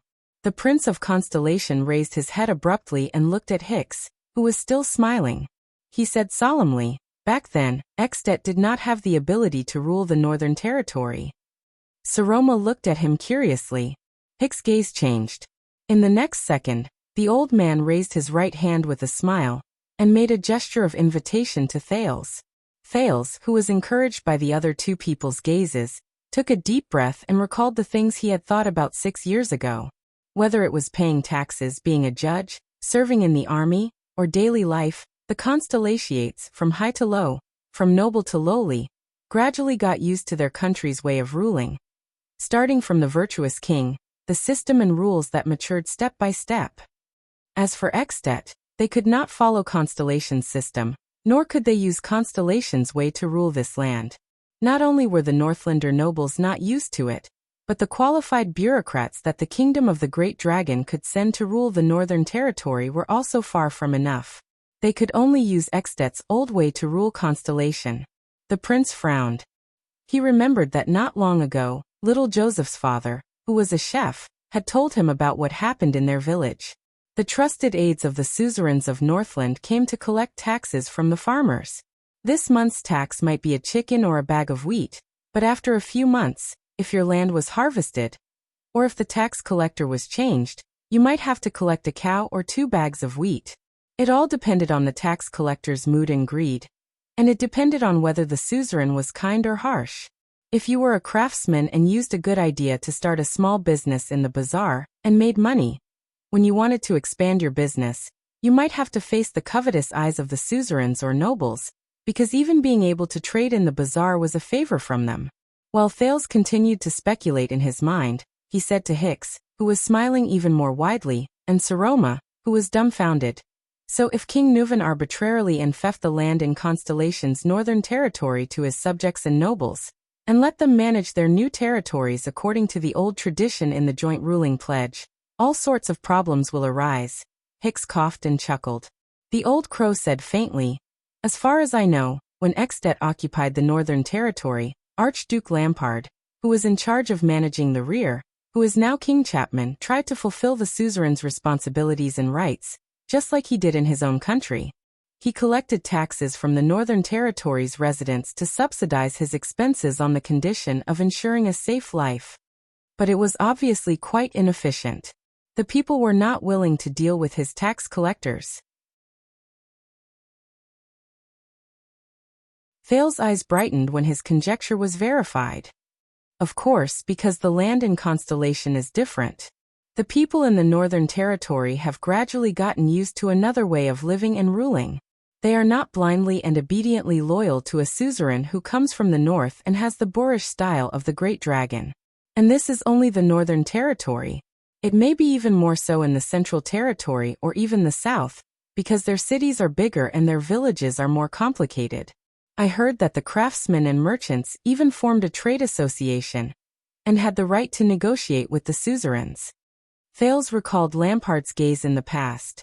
He felt sentimental and came to a realization. To put it simply, after Extet won the war, it did not have the ability to rule the Northern Territory steadily. Correspondingly, once the invaders did not have this ability, the people of Constellation's Northern Territory would naturally not submit to Extet's rule. The prince recalled the lowly tax collector who defected from Constellation to Black Sand region and worked under Lampard. Because not only could the latter not give them the life they wanted, he was also rudely harming their interests. Thales sighed. So, even if King Nuvan's army occupied the Northern Territory, he was unable to govern it effectively. He could only use violence to subdue it. Saroma blinked and, as usual, gave Thales a look of surprise. The old crow Hicks shrugged. The wrinkles on his face seemed to have deepened. From our discussion just now, Extet did not turn the land and people affected by the invasion into beneficiaries, the skinny old man said faintly. Instead, they turned them into enemies? Thales nodded with a solemn expression.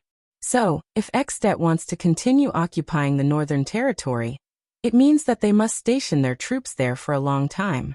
They must use the Archduke's violence to suppress the continuous rebellions and disobedience, to quell the boiling anger of the people due to the change in their lives.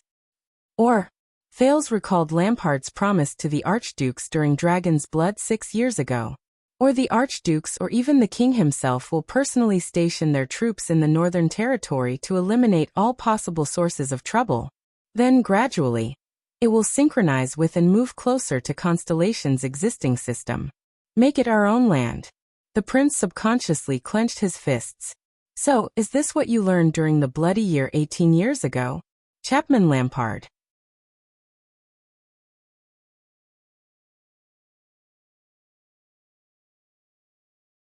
Chapter 297.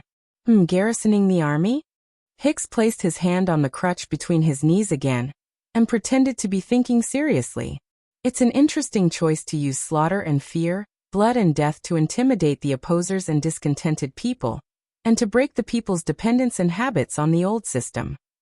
Saroma seemed to have caught up to the conversation. She interrupted with great interest. But garrisoning the Northern Territory for a long time means high military expenses, exaggerated supplies, the cost of long-term mobilization, and the vassals' complaints. These are not things any archduke can afford. Seal told me that when a man in his prime leaves home for a month, it's enough to affect the local output and bring about the people's dissatisfaction.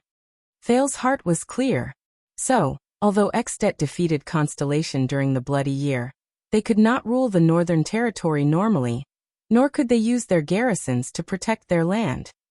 Hicks flashed his ugly but amiable smile again. A very interesting discussion, sir and madam. The new teacher changed the topic again. Since that's the case, we have another question.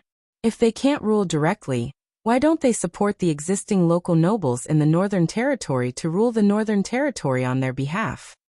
Thales furrowed his brows. Saroma, on the other hand, rolled her eyes. After King Nuvan breached Cold Castle, he hanged the Duke of the Northern Territory and a number of suzerains who refused to submit to him, in an attempt to extinguish the Northern Territory's resistance. Thales thought of Valerund, who was in prison, and of his horse accusations in Renaissance Palace. The Archduchess kept talking as if she was reciting a book. But he couldn't destroy them. Olderun's son was still in the capital, so he couldn't destroy the bloodline that was connected to the land in the Northern Territory. Not only that, Ekstedt didn't conquer the south of Shepherd's River. Eternal Star City still stands, and the devastated royal family quickly regains their king. Saroma finished her sentence. For the Northern Territory, whether it's for the great families or the civilians, their king and dukes are still resisting in the war. Their hope and lighthouse of resistance are still there. The laws and principles for fighting for them are still there, and Ekstedt is still an illegal and evil invader. Just like how Dragoncloud City stood for a long time under the siege of the Night Wing King, even though it was in imminent danger. This is an eternal war flag. Thales suddenly remembered the scene 6 years ago, when Miranda and Cohen were trapped in Dragoncloud City. So that was how it was. Miranda Arund, as the heir of the Arund family, 6 years ago, she was also a crucial chess piece in Lampard's conquest of the northern region, whether it was to support a puppet or, that was why she was targeted by Black Sand region during Dragon's Blood's operation. From Nuvan's death to the invasion of the Northern Territory, this was a set of chess moves that complemented each other. On the other hand, if Ekstedt destroyed Eternal Star City and captured, or even cut off the bloodline of the Arund family, and even the Jadestar royal family. When he thought of this, Thales subconsciously spoke up and took over Saroma's words. Then, whether it is the northern region or the land of cliffs and west wilderness that they have already taken over, they may be able to rule and occupy them more easily by supporting puppets or garrisons. Hicks coughed. The old man reached out his hand and grabbed an upside-down cup beside him with trembling hands. Thales quickly stood up, picked up the kettle on the desk, and poured water for him. This is an interesting argument. Thank you, kind sir. As long as the bloodline of the family, which represents the legal ruling power, is still there and has not surrendered. Hicks drank the water and did not forget to smack his lips behind the cup. The invaders are far from conquering. They can only occupy, use time and violence to eliminate dissatisfaction and maintain the status quo. Or they can support the local puppets and make them their vassals, so that they can indirectly control the Northern Territory. When he said this, Hicks suddenly raised his gray eyes. They shone with a strange light.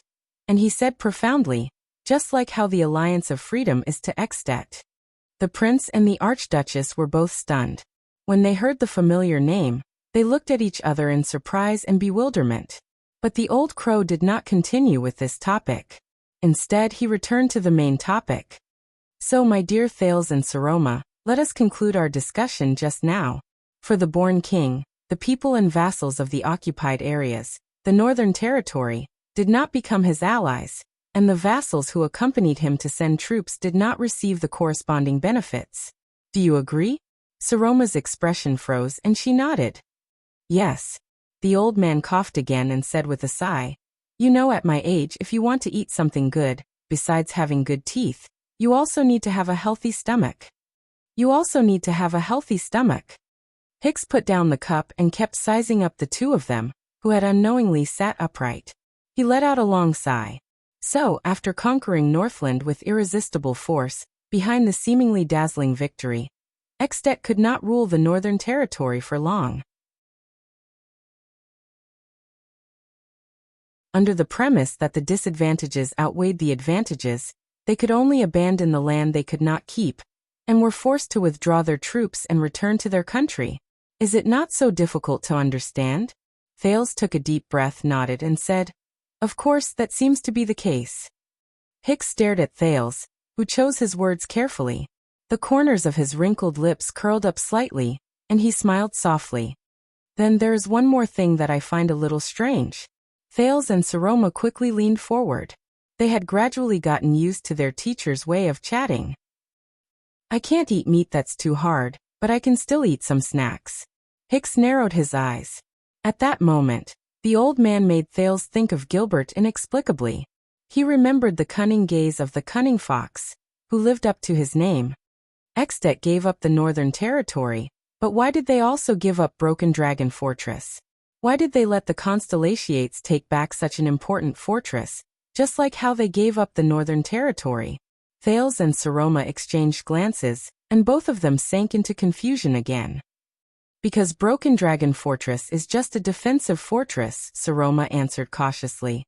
And it's also a sentry post? That's why they need to station troops for a long time.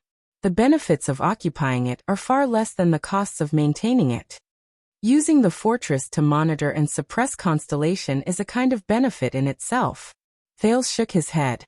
But on the other hand, giving it up is also very harmful. Constellation can use it as a base to head north at any time. This reason might not necessarily be valid. Hicks looked at the two of them, who were racking their brains, and smiled slightly. It sounds like a dilemma. The old man changed his posture and gently hammered his right leg, as if sitting for a long time was not good for his health. So, what did King Nuvan consider when he made his choice? King Nuvan. Thales' thoughts trembled again.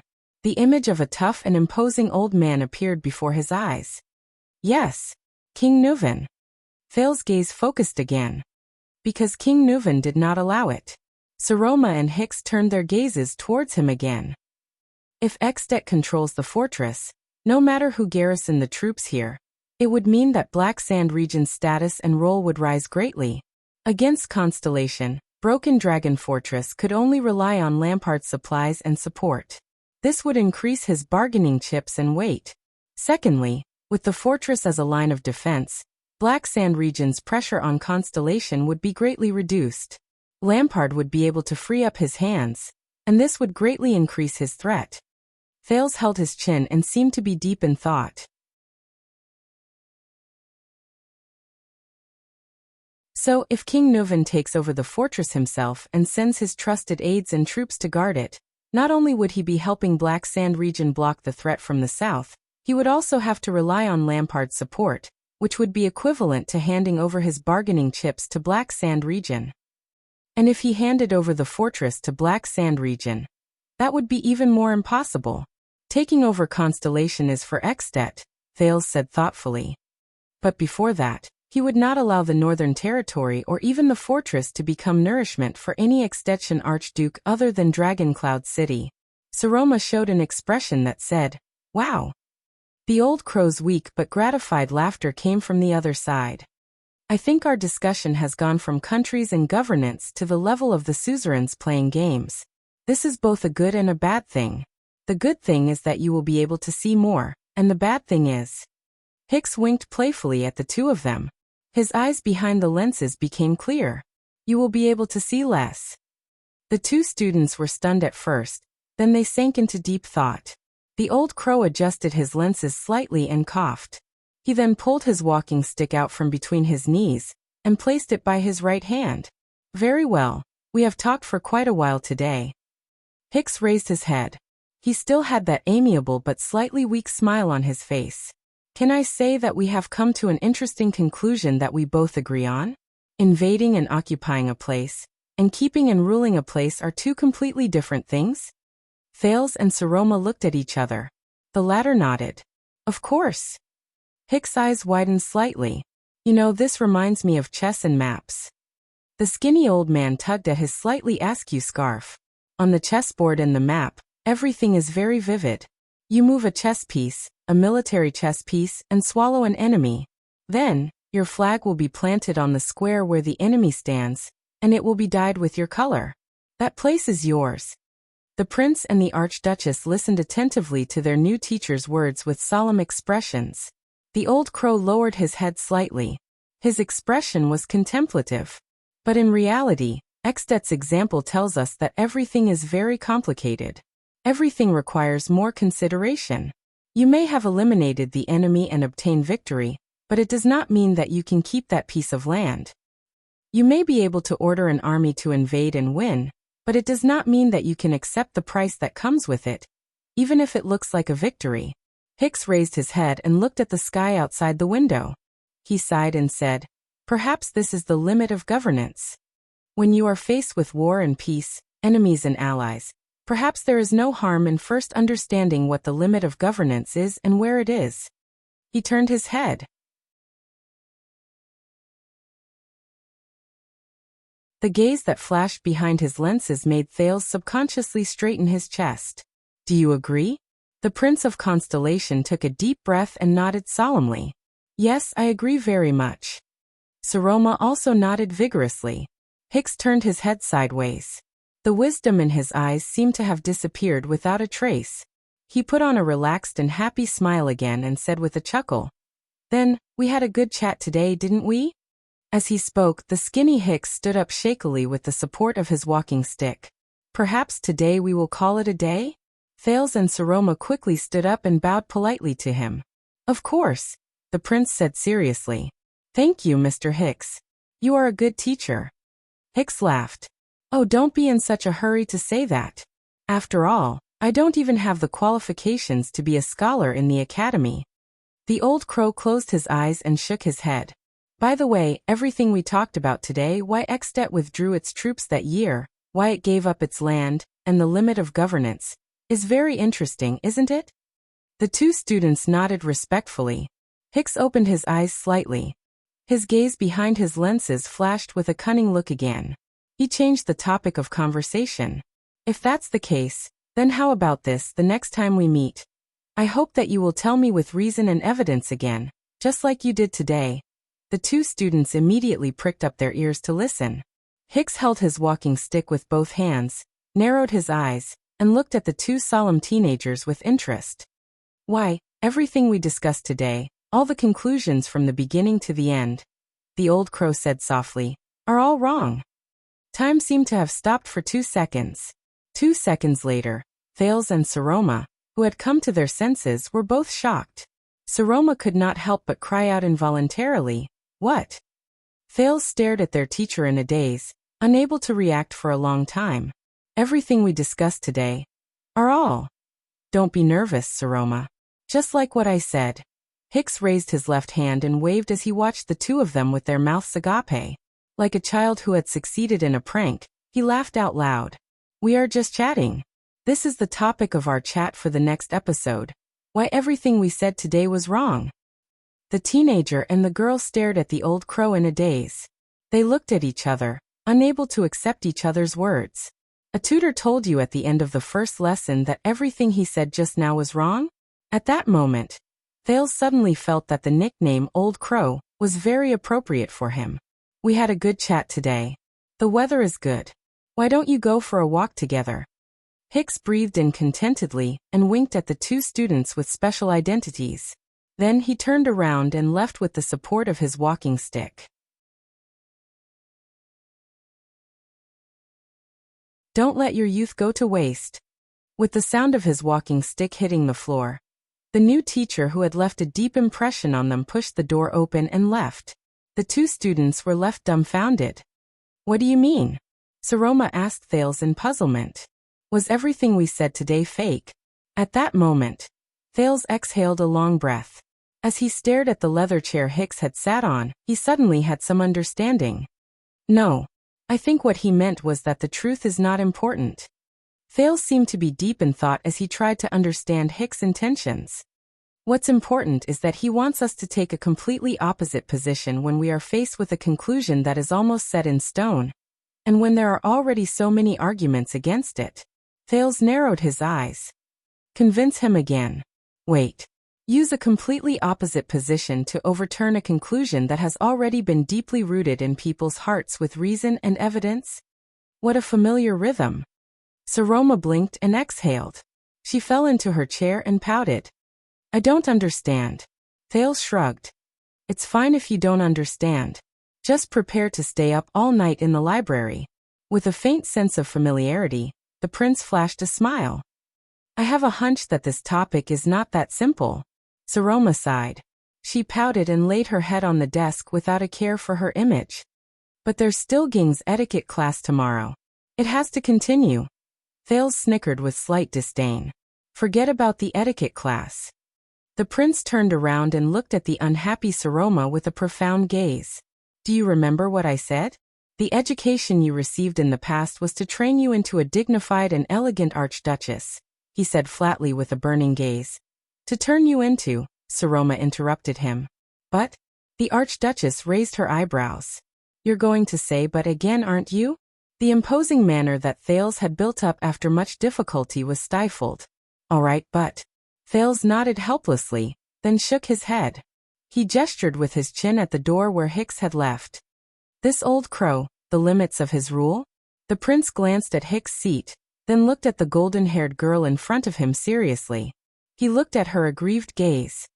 But he is teaching you honestly and seriously how to become a qualified. At this moment, the familiar sound of a walking stick suddenly rang out from outside the door. Asterisk clip-clop. Clip-clop. Clip-clop. Asterisk under the two people's strange gazes, Hicks reappeared at the door with an apologetic smile. I'm sorry. I'm old and forgetful. The old crow shook his head. Although the time of our next lesson is uncertain due to my physical condition, I still feel that I should tell you in advance what I hope you can do the next time we meet. Thales and Saroma nodded respectfully in unison. Of course. Hicks smiled faintly. First of all, I hope that you might as well take some notes and seriously think about every word we said during our discussion. Saroma nodded and readily took notes in her notebook. Second, remember that we are chatting. You are welcome to interrupt and ask each other questions at any time. Then we should express our views in an orderly manner and grasp the key points. Thales was slightly taken aback. Wait. These words. Why? Hicks coughed and continued. Also, we might as well be cautious and humble during our discussion.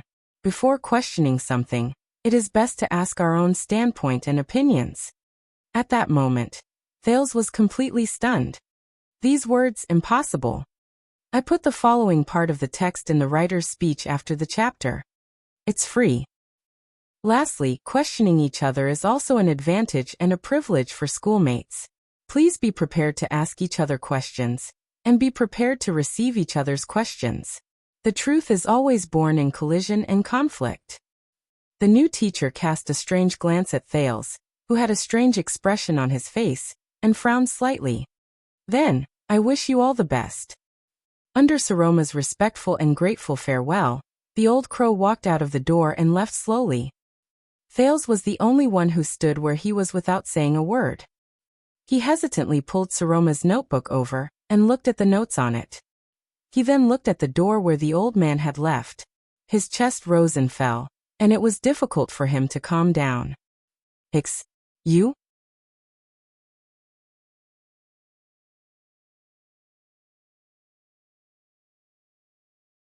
Chapter 298. The air was very quiet. The sun, which was blocked by dark clouds, shone with gray light, as if it was embellishing the current mysterious atmosphere. A pleasant male voice rang out. When you think of gods, what is the first thought that comes to your mind? A few seconds later, Thales, who was deep in thought, opened his eyes subconsciously. His gaze was empty, and he replied softly in the strange atmosphere. Gods are completely different from us. It doesn't fit with us. Opposite us from a distance. The male voice was silent for a while, as if he was savoring the answer. After a while, the other person continued to ask, then, when you think of this world, what is the first thought that comes to your mind? The prince frowned slightly. The world? Thales raised his head slightly and looked at the other person, as if he was looking at a statue in a temple. His expression was mysterious, and his tone was calm. We are in it. We are embedded in it. We exist in it. The male voice paused for a while again, and let out a low murmur. Very good. You have the style of the main body. The pleasant male voice chuckled softly. Now eliminate the previous answer. Empty yourself, close your eyes, and try again. Listen, when you think of gods. Thales nodded subconsciously, closed his eyes, and took a deep breath. Gods. In the next second, bang. The prince opened his eyes abruptly, and slammed his palm on the chessboard in front of him. Thales exhaled deeply, and an emotion called annoyance instantly appeared in his empty eyes. Oh God, I've had enough. The teenager leaned back against the chair, held his forehead in pain, and interrupted the topic. How long have we been talking about this topic? In front of the prince, the handsome man on the other end of the chessboard turned his gaze slightly. Less than an hour, the latter said softly. Thales sighed in frustration and spread his hands. An hour? How many answers did I give you to the same two questions? God. The prince raised his left hand and counted with his fingers. His tone was full of perfunctory and dissatisfaction. From creator, holy existence, omniscient and omnipotent, puppet controller, observer in the dark, visitor from another world, answering prayers, heartless feeder, scheme outside the box. The man on the other side of the chessboard listened to Thales quietly, and did not move. World. Thales finished counting the fingers on his left hand and raised his right hand. From full of people, full of vitality, animal planet, material world, beautiful future and hope, terrible world. Unfair society, to this world is wrong, heartless world, on the verge of destruction. Thales, who had a splitting headache, exhaled and continued to complain. Are there 15 types? If you combine them, there will be hundreds of them. At this moment, the man in front of her raised a finger. In an instant, Thales felt the air he inhaled become fresh and moist. The cool feeling that went deep into his lungs made his extremely frustrated brain cool down. The prince stopped talking and blinked. He took a deep breath to calm his emotions. Your mind is not here. In the open-air private room in the chess room, Asda Sakern, who was sitting opposite Thales, put down his finger gently and said flatly, at least not with me. Thales snapped out of his daze and looked up at the air mystic on the other side of the chessboard. He then looked at heroic spirit palace in the distance beyond the balcony. He exhaled and got up from the back of the chair. He rubbed his face in frustration. Sorry. The teenager shook his head awkwardly and pushed a chess piece forward. There have been a lot of things happening recently. I'm a little out of sorts. It had been almost a month since the day of the council hearing and Viscount Kentvita's visit. Since that day, Thales had been troubled by the troubles caused by the arrival of Black Sand Region's envoy. The relationship between the Alliance of Freedom and Extet, the fight between King Chapman and his opponents, the undercurrents of power in Dragon Cloud City, the Walton family's stance and choice, and of course, the Archduchess marriage. But surprisingly, even though Thales had become increasingly anxious after listening to Putre's analysis, Dragon Cloud City had been surprisingly peaceful for the past 10 days or so. The vassals did not continue to advise or force the marriage. Count Leespan was as steady as ever, no matter how many times Thales tried to communicate with him about Saroma's marriage. Kent Vita had never left Dragon Cloud City. The envoy of Black Sand region lived in the Noble's Post House in Axe District. Under the protection of Black Sand region's own people, he rarely went out. He did not interact with any vassals, nor did he meet with the Archduchess. Over the past month, no messenger ravens had flown in from the west, such as the city of faraway prayers. Hence, there was no news about the Alliance of Freedom or the war. The situation in Dragon Cloud City was like the surface of a rippling lake. It was calm, but it was precisely because of this that Thales felt even more uneasy. This is probably how water looks like before it's boiling. That was until he received the next sky blue invitation. What happened recently? Are you talking about the little girl I found on your bed 6 years ago? Asda snorted softly and said casually. The one you gave the Archduchess throne just because she slept with you for one night? Thales' expression froze. Oh my God. A second later, the prince said in a very displeased manner, "Didn't Soul Tower teach you how to use the modern common language of the Western Peninsula correctly, so as not to cause any misunderstandings?" Indeed, the modern common language gradually came into being after the Battle of Eradication. Asda's expression was still relaxed, but Thales felt that there was a faint sneer hidden under his calm face. "When I was your age, my tutor taught me the language of the Empire. Perhaps some common language words were mixed in, while Soul Tower used the orthodox written language of the ancient empire. I'm not trying to criticize your standard in the common language at all." But the mentally exhausted prince had already given up on arguing with him. Thales sighed in resignation and changed the topic. "I really didn't expect that the famous air mystic would also care about the affairs of us lowly mortals." Asda raised his eyes slightly. "Just because I don't want to care about these boring things doesn't mean that I'm deaf or blind. As I said, being too tied down by mundane matters will affect your progress," the air mystic said unhurriedly, as if he was not angry at his student's absent-mindedness. "Perhaps you still don't understand, but as a mystic in preparation, if you don't have a solid foundation benefits from teachers who teach me wholeheartedly without reservation, not hypnosis without any reason or explanation." Thales cast him a sideways glance and refuted him without any ambiguity. "It seems that I need such a teacher." Perhaps Asda's temper was really good, or perhaps he did not care about the student's sarcasm. The mystic said faintly, "Very well, it seems that you've recovered. Then let's go again." Thales, who had had enough, exhaled and looked at the ceiling in resignation. "Are you sure you don't want to continue the topic from the previous lesson?" The prince tapped the chess piece listlessly, causing Lord Justin and Waya, who were in the distance, to look at him curiously. "Remember, the two empresses? And how did they betray all of you?" A blue light flashed in Asda's eyes. "They're enemies. That's all you need to know," the mystic said coldly. "The two empresses have already surpassed your level, unlike Giza and I. They have an immeasurable influence on this world. The more you know, the more likely you are to expose yourself to their eyes and ears, whether intentionally or unintentionally." Thales' gaze shifted. Immeasurable influence. Their eyes and ears, whether intentionally or unintentionally. The prince, who seemed to have caught on to something, asked tentatively, "You mean after the Battle of Eradication, as mystics, they still maintained contact with all the countries in the world?" Asda fixed his gaze on him and said in a mocking tone, "Use your thumb to think, Your Highness. Existences like me, Giza, and could all use more than 100 years to secretly run a grey gang that was entangled with the aristocratic forces. Each of us took what we needed and became our eyes and ears, as well as our hunting dogs." Do you think, as the victors of the Battle of Eradication, those 2B asterisk stars just found a comfortable little nest, piled up their treasures, and crawled into it to sleep for the past 600 years? Thales frowned. So Asda shook his head. "You'll know one day. You don't even need me to tell you." The prince exhaled in pain. You've made me even more curious. Curiosity killed the mystic, Asda replied mechanically. Remember, these are the exact words of your teacher and guide. Thales snorted in disdain. You make it sound like mystics will die. At this moment, Thales thought of something.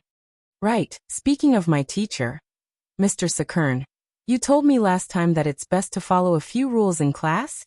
You know, the prince muttered, thinking about every sentence, asking rhetorical questions at any time, expressing myself clearly, questioning each other, and so on. Asda nodded slightly and moved his palm upward slightly. Thales, who was gradually getting familiar with him, knew that this was a sign that the air mystic had allowed him to finish speaking.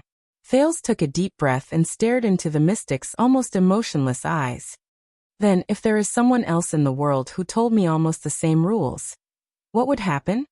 At that moment, Thales clearly saw Asda's right eyebrow twitch. Who? Asda asked in a seemingly calm manner. A rather old tutor from Dragon Kiss Academy in Anlenzo Dukedom. Thales imagined the interesting image of the thin old man, and could not help but narrow his eyes. Merrill Hicks. Asda paused for a second. Dragon Kiss Academy? He seemed to be mulling over the word, then he raised his head slightly. Humph, then it makes sense. Thales widened his eyes. What do you mean? Asda picked up a chess piece.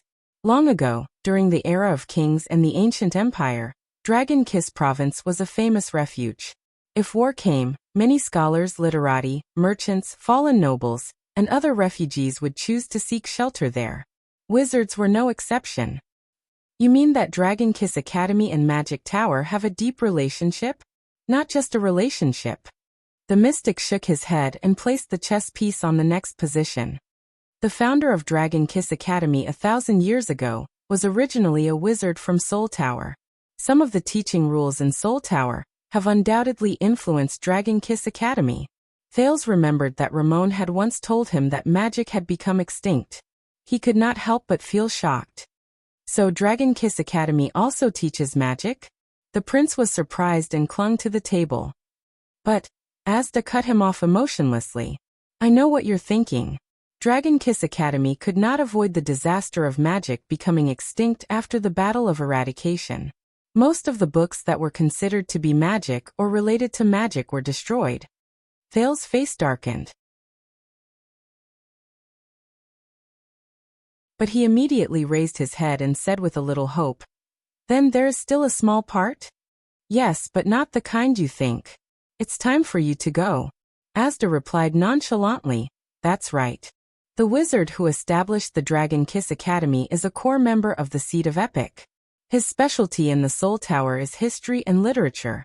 He specializes in researching the origins of civilizations in poetry. Naturally, the Dragon Kiss Academy's research direction has shifted towards him. Thales frowned and grabbed the king. He moved it out of Asda's hunting range. Their game of chess had unknowingly turned to checkmate again. But he immediately reacted to Asda's words. History? Literature? The prince said in surprise. Magic Tower also researches these? Asda chuckled. It's not just these. Among the 3 great magic towers, the largest Soul Tower alone has all kinds of magic branches. There are as many stars in the Milky Way. The mystic lifted his gaze slightly. Blue light flowed in his eyes. Under Thales' curious and longing gaze, Asda skillfully and quickly recited a series of terms that were too much for the eyes to take in. The Seed of Gold specializes in researching the economic currency's influence on humans. The Seed of Epic is good at working with ascetics to unearth new things from archaeological remains. The Seed of Thought is good at interrogating human language and logic. The Seed of Power believes that only by going deep into secular society can one better understand the world and oneself. It is Soul Tower's largest supply of resident wizards. Almost every suzerain's habit of hiring a wizard as a consultant started from it. It also set a precedent for the Seed of All Laws. The Seed of Nature is on good terms with the Alchemy Tower. It advocates discovering objective laws of nature and applying them flexibly. There are countless other seats under it. Thales pondered over Asda's words as if he was intoxicated. Then he shuddered slightly. Wait, Gold Epic, thought. These are also considered magic? The prince turned his head and cast a bewildered gaze at Asda, seeking an answer. Asda returned to his original indifference. He asked flatly, "What do you think magic is?" Thales took a deep breath and began to think. The prince scratched his head and said in disbelief, "Although I heard Ramon say that magic seems to have a wide range, monetary economy, influence on humans, this is too. Currency, economy?" Asda interrupted him, repeating the phrase. The air mystic's eyes were sharp and serious. Currency. Think about it. Wizards only use some small metal discs and useless waste paper to profoundly change the lives and fates of thousands of people. They can also affect the history and future of a country or a place. Success and fame, the destruction of families, and the deaths of people are all involved. The king, the people, the nobles, and the common people are all involved. All of these come from the hard thinking in the magic tower, and the endless nights of writing. Thales raised his eyebrows. Asda leaned forward slightly. His gaze was so bright that Thales could not help but avert his gaze. "Tell me, what kind of incantations and what kind of magic can achieve such a thing? If these are not considered magic, then what else is magic?" You're tuning in to the Lee May's Sword of Destiny YouTube channel. We're so grateful for your support, and don't forget to subscribe to join us on this incredible journey through captivating stories. Your generosity through donations truly makes a world of difference, as it's the primary source of revenue that allows me to expand and enhance this channel for you. Thank you from the bottom of my heart for being a part of this adventure.